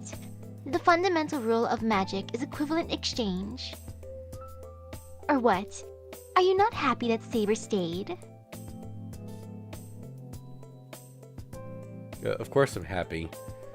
But isn't it wrong that she's still a servant? And can you even keep her in this world without a Holy Grail? Right, that's the biggest problem. It's beyond human capabilities to make a heroic spirit into a familiar. Even if Tosaka is a superior magus, it should be impossible for her to keep Saber in this world. So there's only one way. A familiar that cannot live off the contractor's magical energy needs to replenish her powers from elsewhere. Like taking souls from the people in town, just like what Ryder did. Hey now, I don't know what you're thinking with that gloomy face, but hear me through. Look, it certainly is hard for me to maintain Saber by myself. But we have one more Magus here. We should be able to maintain Saber with the two of us. What? You mean me? Oh, The good ending's the throuple route, okay. Yep. Of course. Who else is here? Well, I'm glad you're counting on me, but that's troubling. I don't know anything about contracts, and I can't do anything so skillful. Oh, I already took that into consideration. I'll supply Saber with magical energy, so all you need to do is help me. I won't be as bad as Saber, but I'll be at an inconvenience as well. I don't know what she's angry about, but Tosaka explains while looking away. Let's put that aside for now. What do you mean by help? I addressed the biggest question I have. She blushed. Well, a lot of things. It's not something I should mention, right? Huh? Sorry, you lost me. Don't be lazy and explain it to me properly. It's just stuff, okay? Come on, you know what I mean, you idiot! Damn, my ears are ringing. What's up with Tosaka yelling like that all of a sudden? Humph. Anyways, it's just that I can keep Saber in this world by keeping her as my familiar. You want Saber to stay, right? Then it's all good. Well, it is good if Saber can stay, but that's only the case if Saber consents. It's wrong to keep her here in this world if Saber doesn't want to stay here. Shiro, do you have something against me staying here? Saber must have sensed my concern. I have no objections. I don't want to object, but this is something I have to ask. Saber, there's no holy grail in this town. Your wish won't come true even if you stay here. Is that fine for you? Yes, I am staying in this world out of my own will. I would like to watch over you until the very end. He said that my way is wrong. I would like for you to tell me the answer to that someday. Your voice is gentle, yet it contains a strong will. It's just like that night rather. It is a pure voice that told me of our contract on our first night together. Saber. Yes, I know I will be a nuisance, but please forgive me. As compensation, I shall be of help to you. I stare back at her. I don't know if I'll be able to meet her expectations, but I'm sure I won't stray from my path if she watches over me.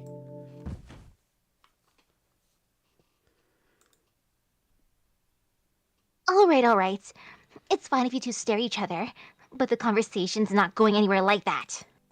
Tosaka, why the loud voice? You scared me. Humph, it's because you two are flirting. Listen up. Let's get back on topic, okay? Saber has a contract with me and Shiro has to support me. It's an ex post facto approval, but you two are alright with that?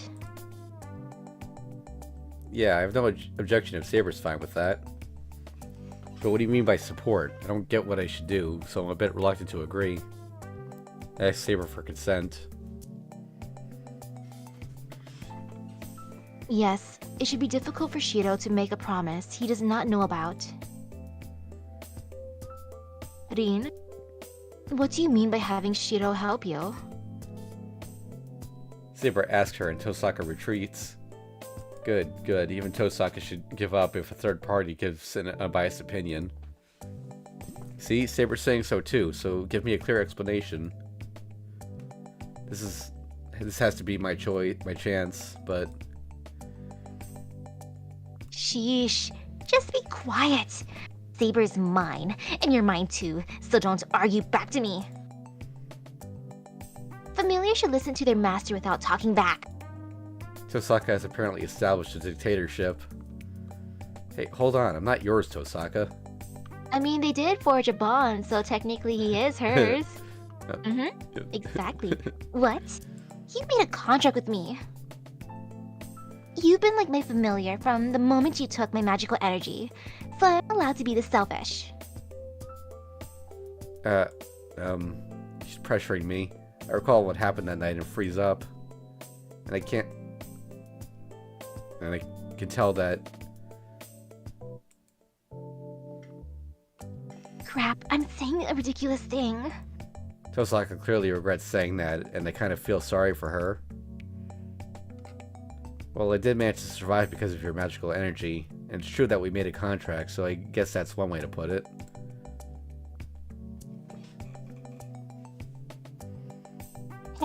It's true. So that's all. Our cooperation is still intact.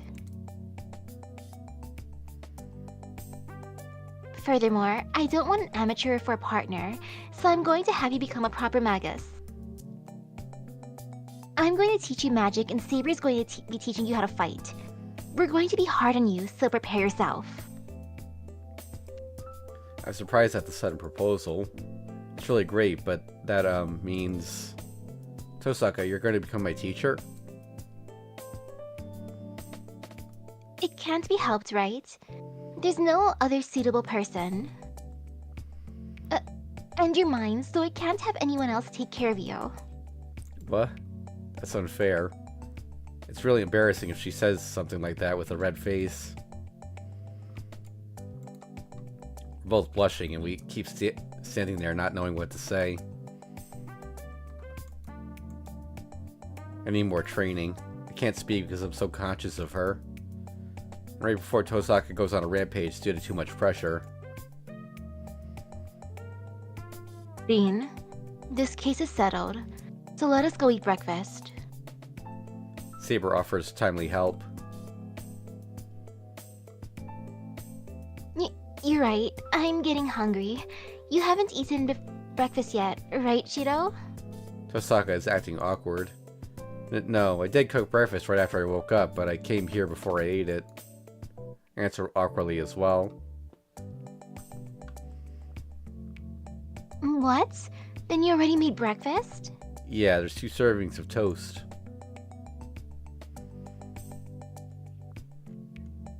Really? Wow, you sure are thoughtful. Let's hurry. Let's go to the living room, Saber. Oh. Where did the previous awkwardness go? Tosaka pulls Saber with her and leaves the dojo. I watched them go in blank amazement.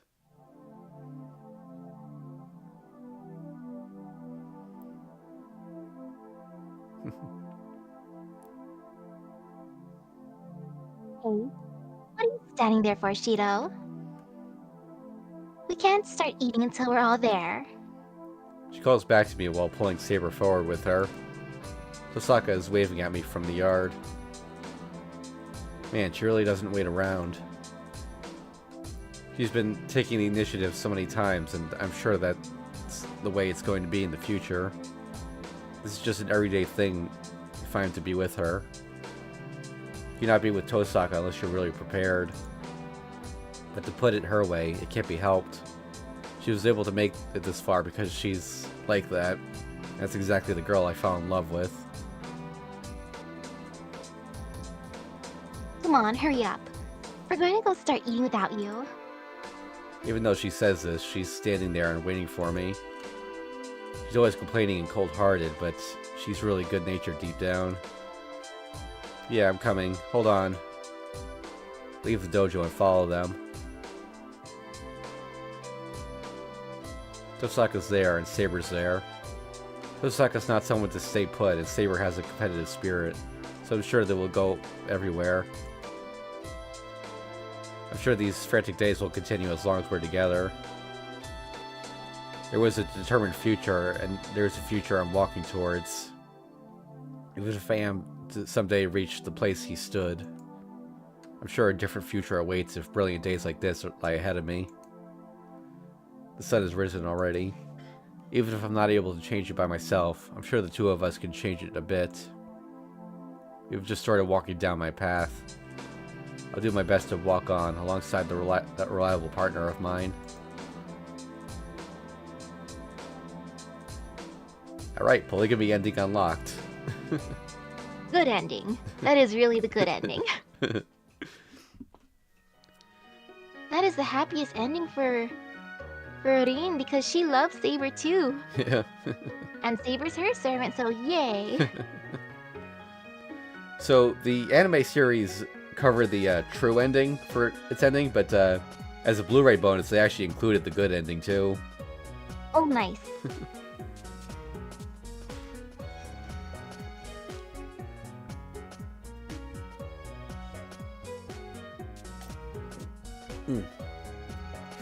So now we just have to go back to the other route. Go back to that choice earlier and choose to get Rin points. And then the story's mostly the same up there. The split off is at that interlude where Saber finds Rin trying to get Shinji out. Okay.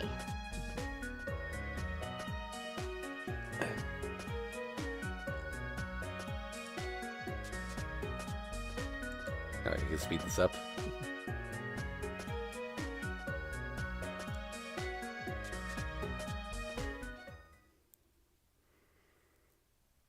After Shinji gets saved, I hope he becomes a better person. Because if he continues being a jerk, then they should have just left him. End. Final route Heaven's Feel is now open.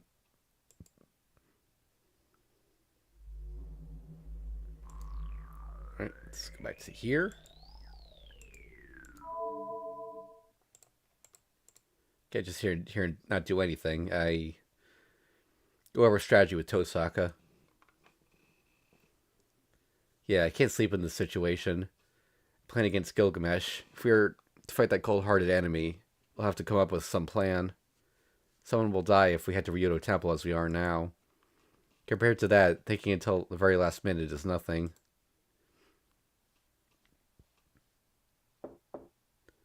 Are you awake, Tosaka? I knock on her door. Hold on. Don't come in. I thought Tosaka would be sleeping, but I guess she's still awake. More importantly, she's in a panic. After a few minutes of rustling sounds, she must have calmed down. After taking a breath I can hear even outside, Tosaka opens the door.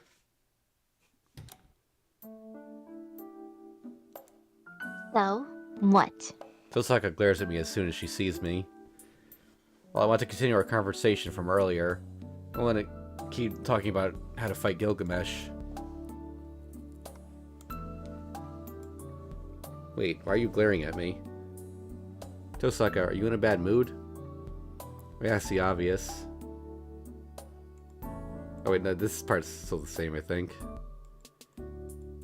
Yeah, I think this is, skipping that saber scene we had.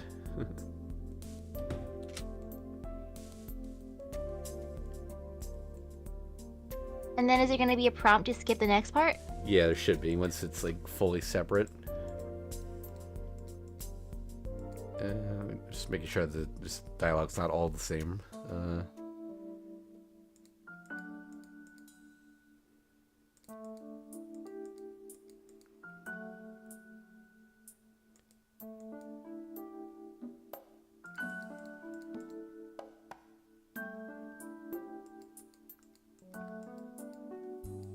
I'm gonna skip. Oh, here, okay, here we go. Rin's proposal, lethal dose. I think this is like the start of the H scene for. Skip the scene. Okay, yep.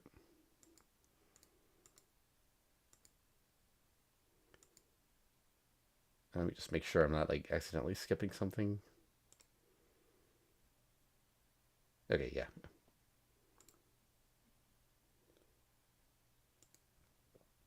Okay, so yeah.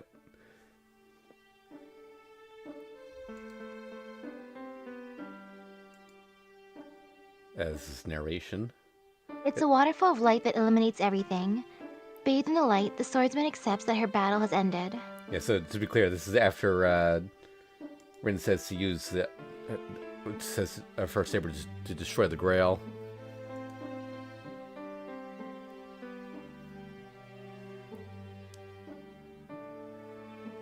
This is the end. My battle is over. Who did she say that to? The wielder of the holy sword is on her knees and watches the light with a flood of emotions. The Holy Grail is breaking down. The thing she sought, the thing that should have saved her. She destroyed it with her own hands and finally realized her mistake. One boy and one hero. The man that got twisted at the end was his ideal. The end of his ideal was still a boy. His regrets are so heavy that they cannot all be carried. His crimes are so deep they cannot be atoned for. But there was something he did not give up on. The knight in red finally arrived at the answer at the very end. Then, she has to move forward as well. The end where she took her hands off the sword. She will run past that hill under her own will.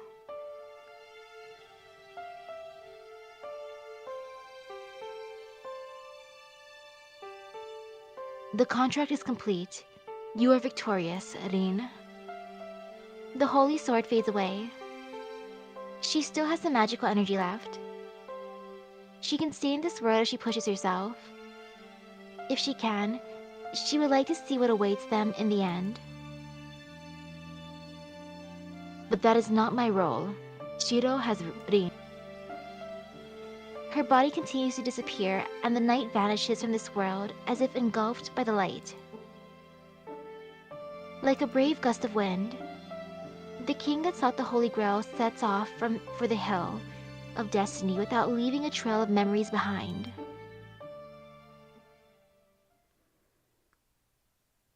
Okay. And I think in this timeline, Archer did not show up at all, if I'm looking at this right. Or oh. Can't give up that easily. Okay. Oh, okay. So maybe he did actually show up. Got a little confusing because of what we skipped there, but yeah. All right, so now we're on the true ending epilogue. Yeah, so I sometimes recall the fight. The crying spirit and the sparks flying off the clashing swords. My attacks were immature. It's not something one could call a sword dance. We were both clumsy and did not know of retreat. Ridiculous sounds of clashing swords were annoying, and I had no memory of them. At that time, I lost an answer and found an answer. So a plus and a minus makes 0. Nothing has changed. He's him and I'm me. I'm just watching this fading dream. It's been only a month, but it feels so dear now. It seems like it happened so long ago. The memory of it is fading day by day. I can't even remember what the person I was fighting looked like. But that is to be expected. That was something that was impossible from the start. I did not believe that the fight would change anything. We just tried to beat each other to ascertain ourselves. So there's nothing to gain from victory. There was never any such thing. Loser comes to an end, and there's no prize for the winner. Man, it really was good for nothing. I can still recall it if I close my eyes. The echoes of unrefined metals. A dazzling, distant technique that knew no retreat. It was our beliefs that crashed against each other. I fought against my own ideal to carry out my hope. The result is not clear yet. I don't know who won or which of us remained. It should be a while before the result becomes clear. An illusion like a mirage that disappears when one turns around. Only the reverberations remain, and my feet will eventually reach.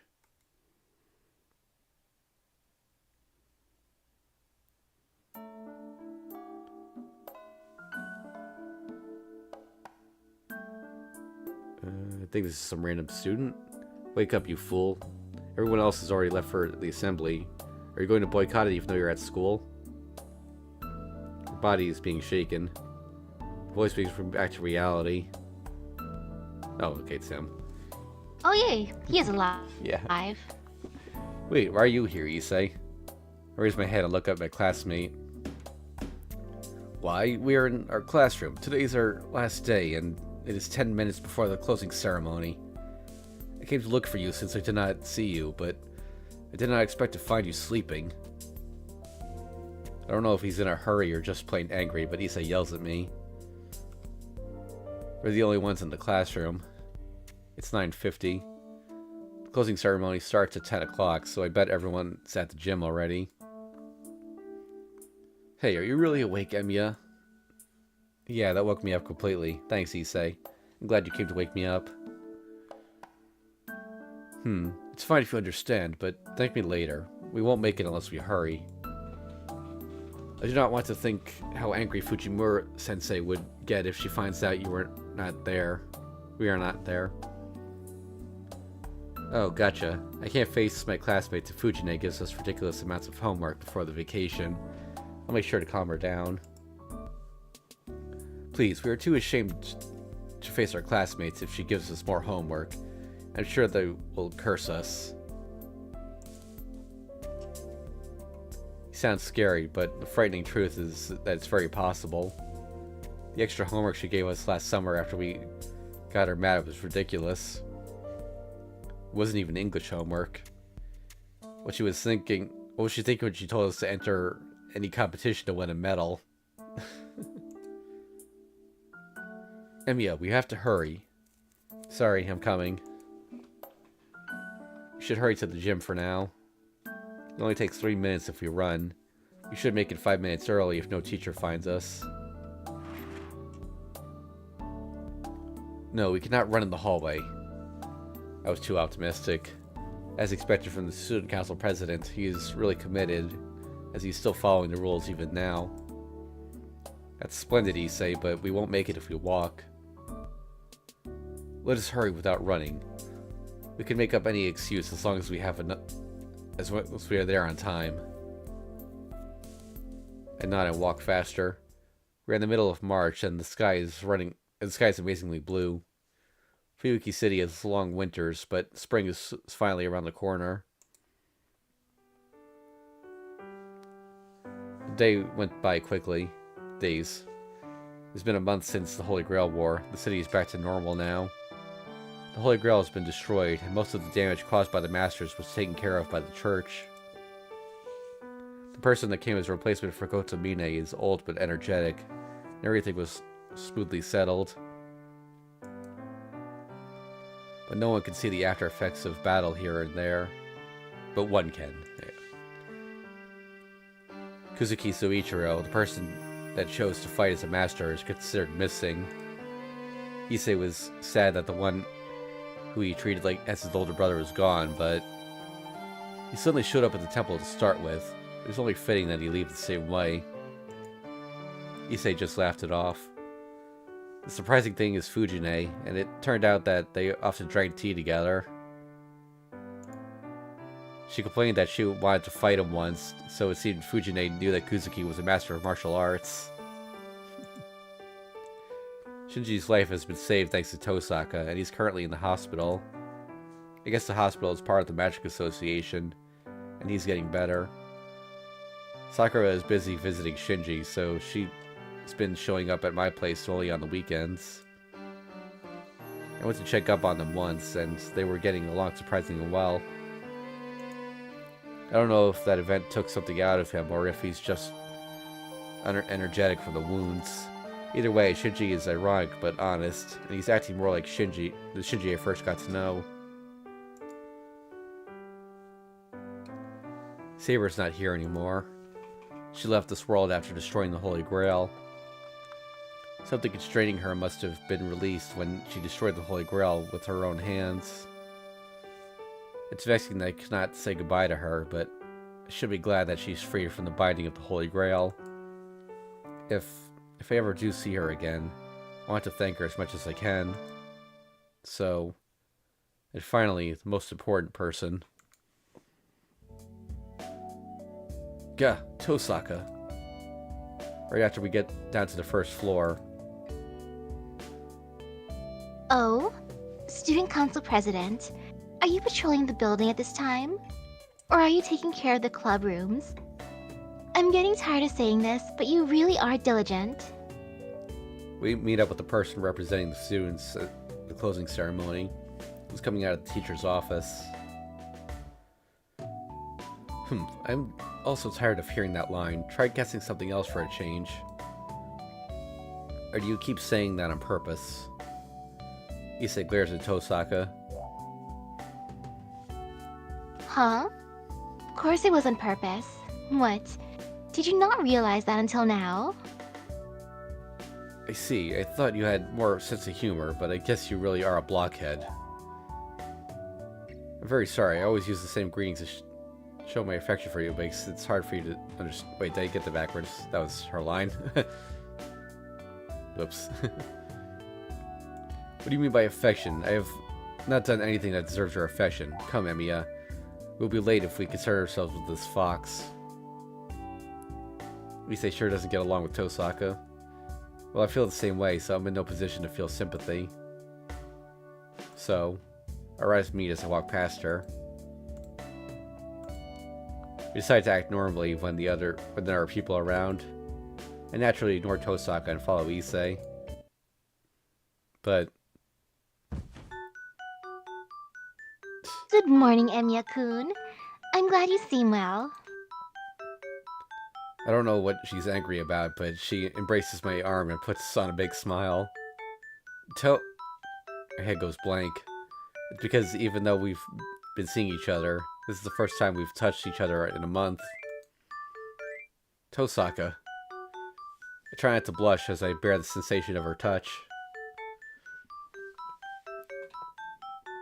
I'm joking, but it is true that I'm happy, Emiya-kun. Oh, let's go home together after you finish helping out the student council after the ceremony.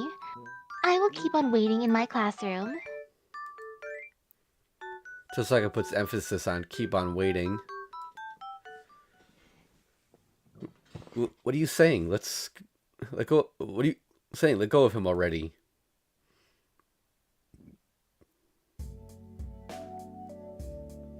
It has nothing to do with you, Ryudo-kun. Excuse us. I am busy as well since I have to make a speech in your place, student council president. What? Tosaka leaves, leaving behind the footsteps of a victor. What was that about, Emiya? What was your relationship with that fox? Well, it's hard to explain. First of all, I think I told you before that we're acquainted. That was a month ago. I warned you to cut your ties with her. Oh, I get it. Does she hold a weakness of yours? Well, I guess you can call it weakness. I knew it. Dang, I cannot let you go now, Tosaka. Consult me, Emiya. Confess, Emiya. We shall give that fox her due punishment. Issei shakes me. Look at the time, Issei. The ceremony's starting. I do not care. The ceremony starts out with a speech from that fox. It shall be mentally good for us not to hear it. The student council president keeps shaking me. Issei is normally calm, but his personality changes when it involves Tosaka. Tosaka must be his natural enemy, but... Sorry, Issei. I'm sorry to let you down, but I can't do anything about Tosaka. She'll beat me instead if I go to beat her. You shouldn't go near her. That's a rare negative comment coming from you. Is the weakness she's holding that bad? Unfortunately. So I'm leaving you to take care of Tosaka. I know it's a hard fight, but please do your best. I see. Alright. Do not worry, Emiya. It is for the good of our school. I shall reveal her true identity and overthrow her. She seems to be planning something with all the athletic clubs, but the student council will be ready for her before the next year is out. The real match starts then.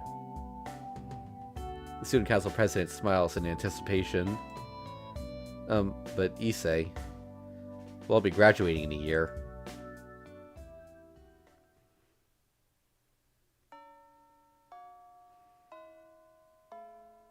The ceremony comes to an end, and the school starts to lose its liveliness. Spring break has started. Most of the students have left with a smile, and oops, and the students in athletic clubs are getting ready for their training camps. There aren't that many students left in the building. All the classrooms are empty, and the hallway is tinted in red. I believe that's Rin. So you're finally done, huh? Issei makes you help, even on the last day. I'm sure that's his way of getting me back. An empty classroom. Tosaka smiles and says so as soon as she sees me coming into the red-tinted class 2A. Hey, that's because you did that ridiculous thing.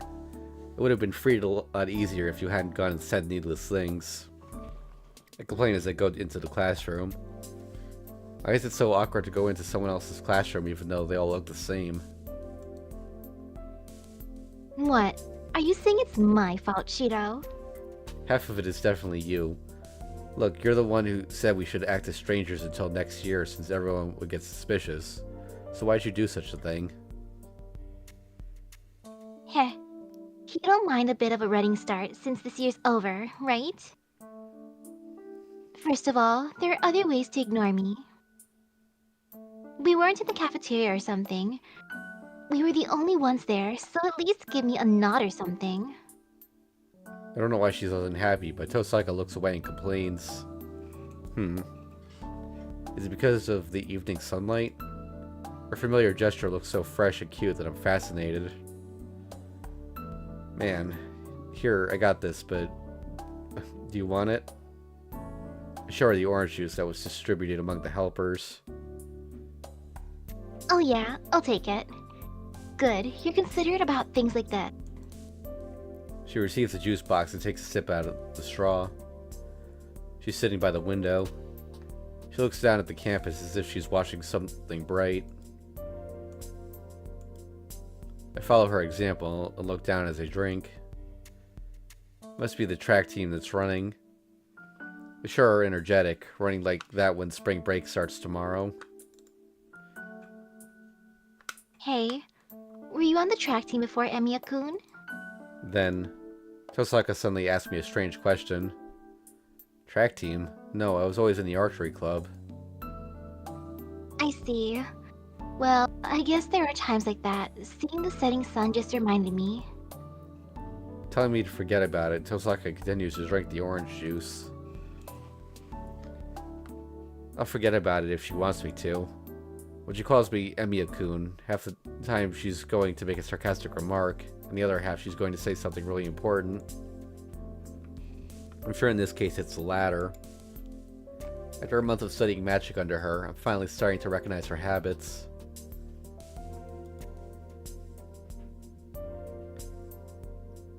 But time sure flies by.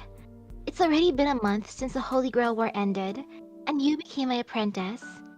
At this rate, I'm sure a year will fly by as well. It's been a month since Tosaka started teaching me the basics of magic. I've been busy with hard work and Tosaka's malicious nature, but she's right now that I think about it. This past month sure went by quickly, so I'm sure a year would pass in a flash. Year, huh? We'll be leaving the school at that time. Yeah. Today would be my last time in this classroom, and I'll be in a new classroom starting in April. And just like that, I'll be going to a new place in a year. Tosaka holds her knees and looks down from the window. A new place, huh? What will I be doing a year from now when I graduate? No, I don't even need to think about it. There's only one thing I must do. I need to make my ideal come true just like he did.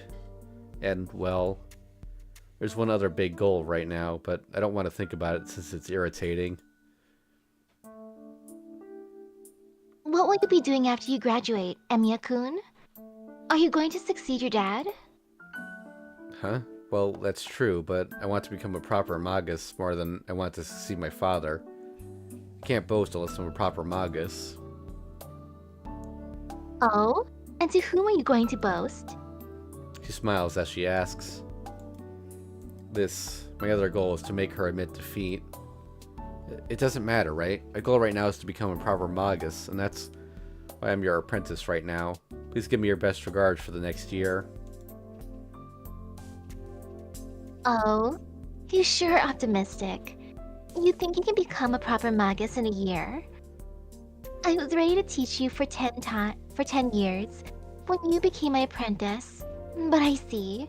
You're fine with just one more year, huh? 10 years?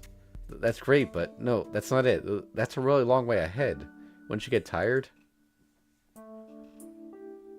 As your goal is to become a proper magus, my goal is to make you a proper magus. I have it all planned out in my head, you know? Should I write it down and give it to you? Uh, um, well, that's great, but But it's impossible. You're going to succeed your dad, right? Then that means you'll be staying here after you graduate. yeah, but what are you going to do? Your family supervises this town. You can't leave this town, right? Me? I'll be going to London after I graduate. I got an admission recommendation because of what happened, so I guess they're letting me in without any tests. What? You mean that London, the headquarters of the Magic Association? Yup. There's a limit to what I can do here, so I'm thinking of studying there for about 5 years.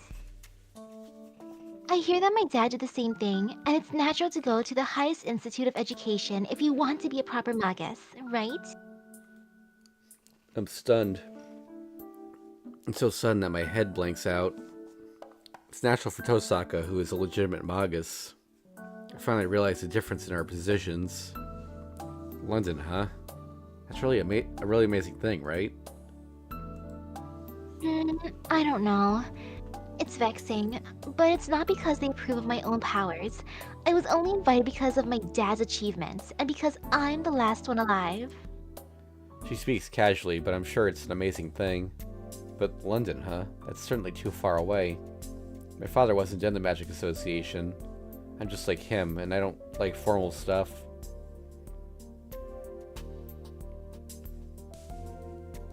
What? It's her. But you have the qualifications to enter in that case. I'm sure they'll test you if I recommend you. But I might be able to move there.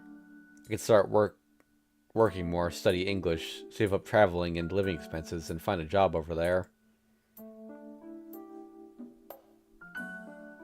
I know you're not enthusiastic about going there since the Magic Association is your enemy, but the clock tower has proper equipment and it's really well suited for training. Oh, but you have to keep your reality marble a secret, so I guess they'll test your basics. Well, would 1 year be enough?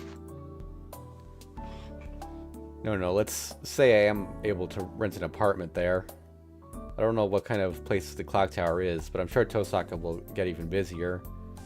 And it should be better for me to go there after I become a proper magus by myself. Yeah, that sounds good. First of all, London isn't suited for me. I bet I'll faint if I go there, and if it's filled with people like Kotobine. Hey, are you listening to me, Emiya-kun? Huh? Were you saying something, Tosaka? Tosaka frowns and shuts her mouth.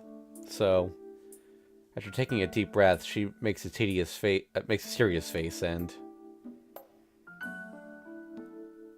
I forgot to tell you, but I'm being invited as a successor of the Tosaka family. In other words, I can get a proper room as a proper magus. she says something strange.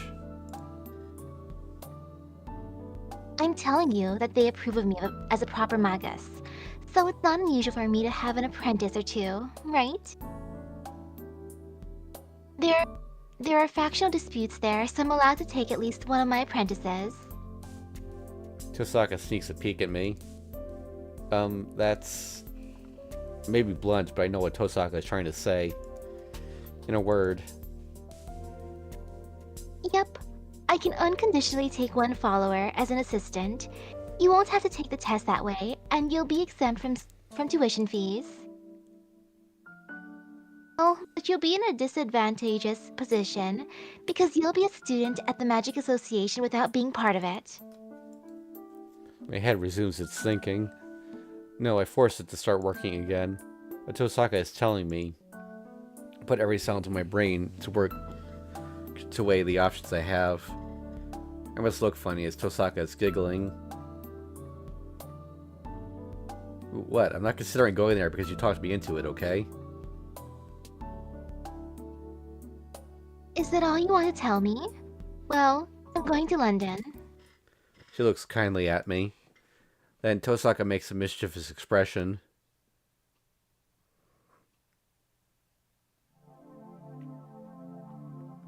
So, what will you do, Shiro? She asks me gently with eyes that see through me. My face turns red. Her words and expression blow away my humility, and my dislike of the Magic Association. This is what I mean by Tosaka holding my weakness. I can't help it if I fell in love with her. Oh? I go silent now. I haven't heard your answer yet. She keeps smiling mischievously. She knows what my answer is, but she's mercilessly attacking me. To be honest, London is too far away, but I can't imagine myself being taught by anyone other than Tosaka. I never even thought about parting with her. Most of all, I want to be with Tosaka. Be clear. This is important. Will you still come with me, even if it's as my assistant? She looks up into my eyes. She looks so attractive that I feel like my heart will pop out of my mouth. Shut up, idiot. You idiot, idiot, idiot. If it's so important, tell me about it in a more appropriate place. I can't answer you when it's so sudden. I don't know what'll happen to me if I keep staring at her, so I look away. I still feel Tosaka's presence. She's happily watching my reaction. Hey, Shiro. What's your answer? She murmurs gently. She's got me beat. Is it this hard to nod and reply honestly? But I can't turn around unless I say it to her. You idiot, don't ask me such an obvious question.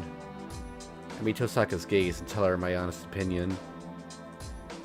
Her smile broadens at those words.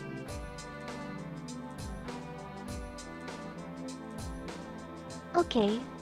Then please give me your best regards from now on, Emiya-kun. I'm going to train you until you become a proper magus, so prepare yourself. Same to you. I took that seriously. I'm going to get taught by you until I become a proper magus. Of course. I'm going to make you an honest man and have you lead a happy life. I won't allow you to give up just by getting taken to London. Where did her previous prettiness go? She says so with a daring smile and jumps off the desk. The sunset should end soon.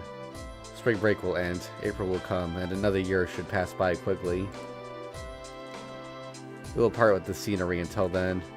After a year, Tosaka and I will spend our final days of student life here.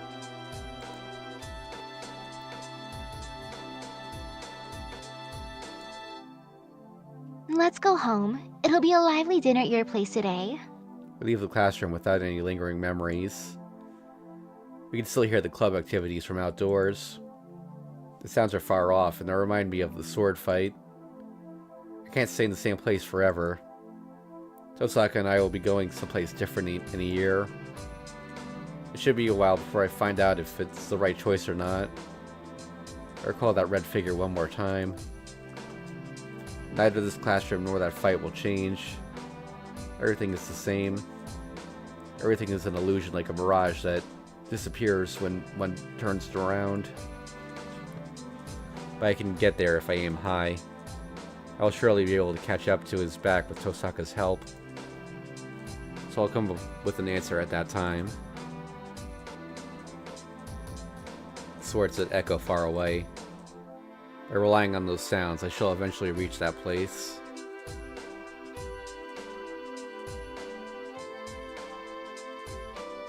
Walking with the wind blowing on your face.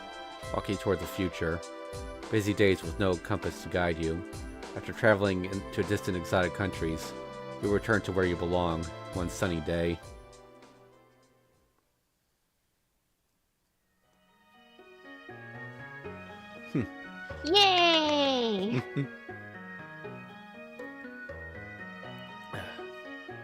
That was a much more satisfying ending than a lot of the true endings in Tsukihime.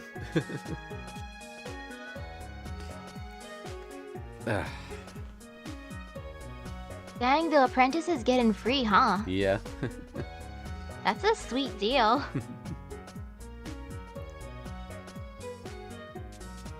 When you get a chance, you should check out the final episode of the anime series, because like they actually showed them like a time skip of them actually going to Mages Association. Oh, that's cute. Do they actually also show Kotomine's replacement? I don't actually know who that is. Maybe Holotraxi answers that question. Since he said a lively old man. Yeah.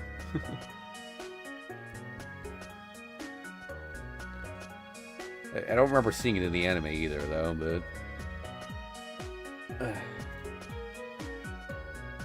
Oh yeah, also, in the, that epilogue episode of the anime, Rin and, Luvia, the, Estrella's host body, they, have a, martial arts duel. Oh, cute.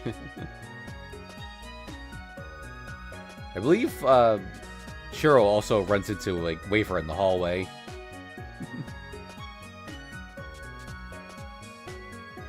Since at that point he's like a teacher at the school.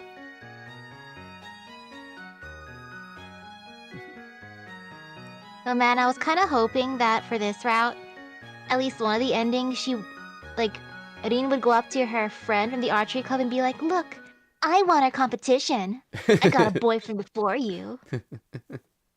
Since I remember that from the beginning. Yeah. By the way, remember that line about the track team. I think that's important during Heaven's Feel. Okay. Oh, answer.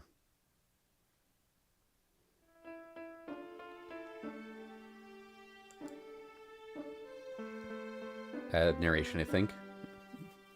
What came and went were distant memories.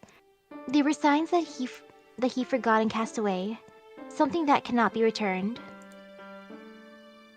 The sparks of the crashing swords, crashing spirits, many dozens of unskilled attacks and defenses. They were clumsy attacks that just tried to deny each other. Why did such a thing revive a worn-out oath?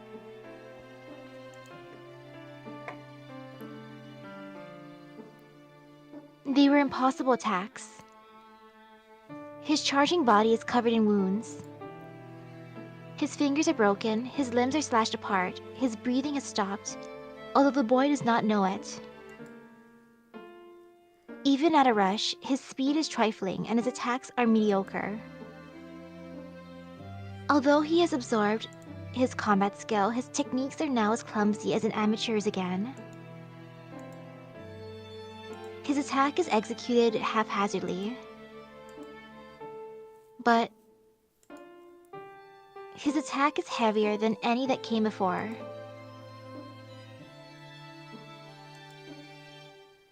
There is no superhero. The boy's mind is obliterated by the one who grew to realize that fact more than anyone.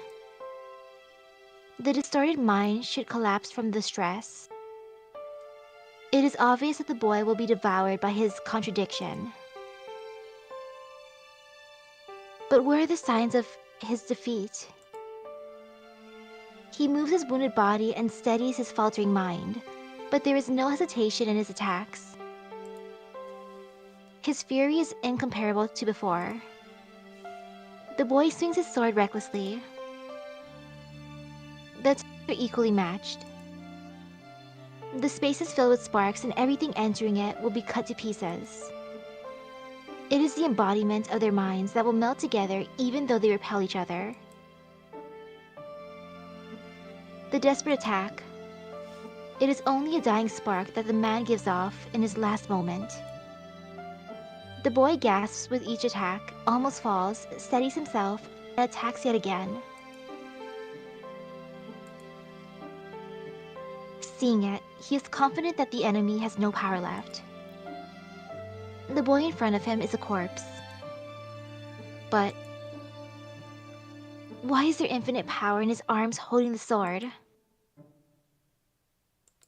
He sees an illusion. It must be because he got bored with seeing someone attacking even though he knows it is useless. The irritation boils up, his most detestable impulse. What did he feel was beautiful and noble? The boy said that he does not want to see people die meaninglessly. He wanted to save everyone who was in trouble if they could be saved. It is out of the question. He knows such a wish is just meaningless hypocrisy. An ideal where others are more important than yourself is an ideal that should never be held. But did he ever not dream that such a life would be wonderful? He cannot hear what his enemy is saying. His enemy's voice is too weak to be heard, but his attacks are fierce. The enemy's hands are already one with his hilt. It must be to fix the sword there, but the impact will go to his body like that. The boy is covered with blood, and he will die if he retreats. For the boy, every attack comes with great pain. The voices are hard to pick up. The boy who is on the verge of death frantically opposes the impediment in front of him. He does not need to be told where the boy's motivation is coming from. It is a bad dream. He is shown an old mirror image. He keeps swinging his sword with tearing arms. The only thing there is a strained yell. There were people that could not be saved, and there was him who could not save them. He saw people dying meaninglessly, and he swore never to let such a thing occur again.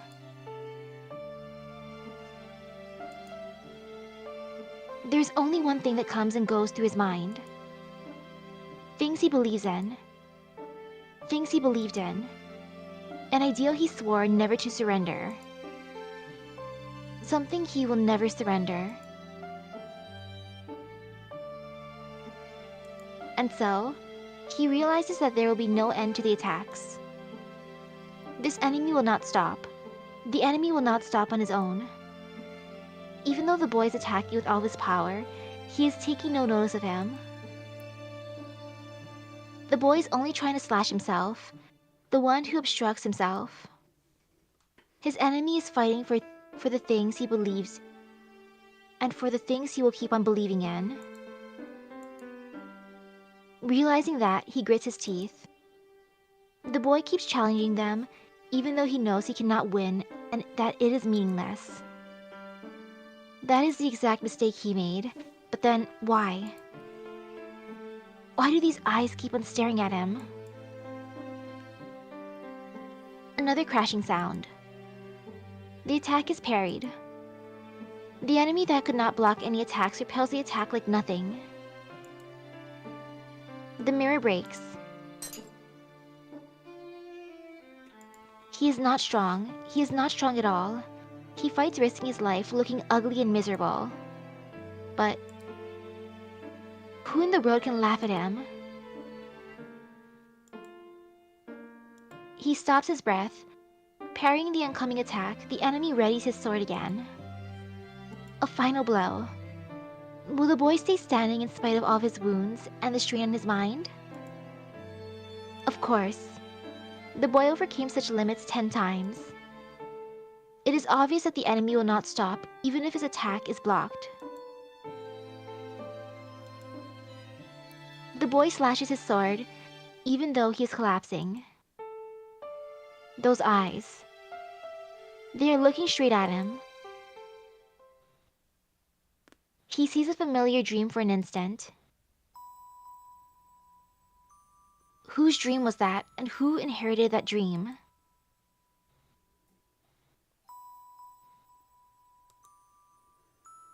The boy's voice reaches the empty mind. A single scenery closes in. What an ugly, fanatic goodwill. A beautiful ideal to struggle for. The final blow is coming in. But the man does not watch the sword that is about to pierce him. That is the only thing on the boy's mind. Even if his heart is a fake, the beauty of what he believes in is real. That is something he cannot lie about. And it is the origin of his powers. The boy cries out with a smashed throat that he wants everyone to be happy. Yes, there is no road of retreat, because the dream is he has made numerous mistakes. He had no way to atone for them except for hating and killing himself. His hands are covered in blood, and it is something that can never be forgiven. But still, a straight gaze, mistakes and lies, shaking off everything, running on without stopping. The battle ends with a victory. The pain in his chest does not lift up his conviction. As the man hates himself, salvation will never be given. But he earns a small answer. The answer is only for this summoning. It is a meaningless thing that he will forget the next time he is summoned. But there is nothing to regret. It is something that has already been built up, something that the boy will build using all of his life. There is only one thing coming and going through his mind. There is regret. He does not know how many times he wished to redo things. Heroic Spirit Emiya will forever curse this end. But still, I was not wrong.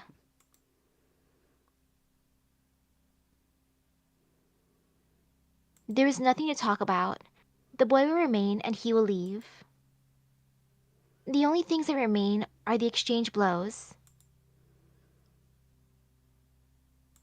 The path is long. Relying on the sounds of the swords echoing far away, the boy heads for the deserted plains.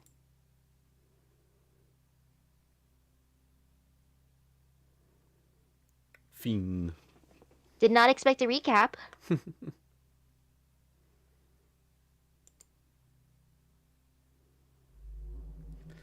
Alright, well, that was the Unlimited Blade Works route. We just have one left, Heaven's Feel.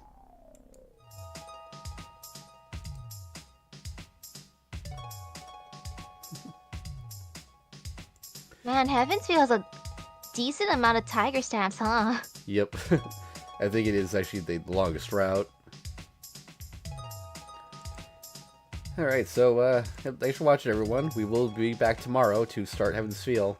And I need to carefully analyze the flow chart for this one because I remember it being somewhat complicated.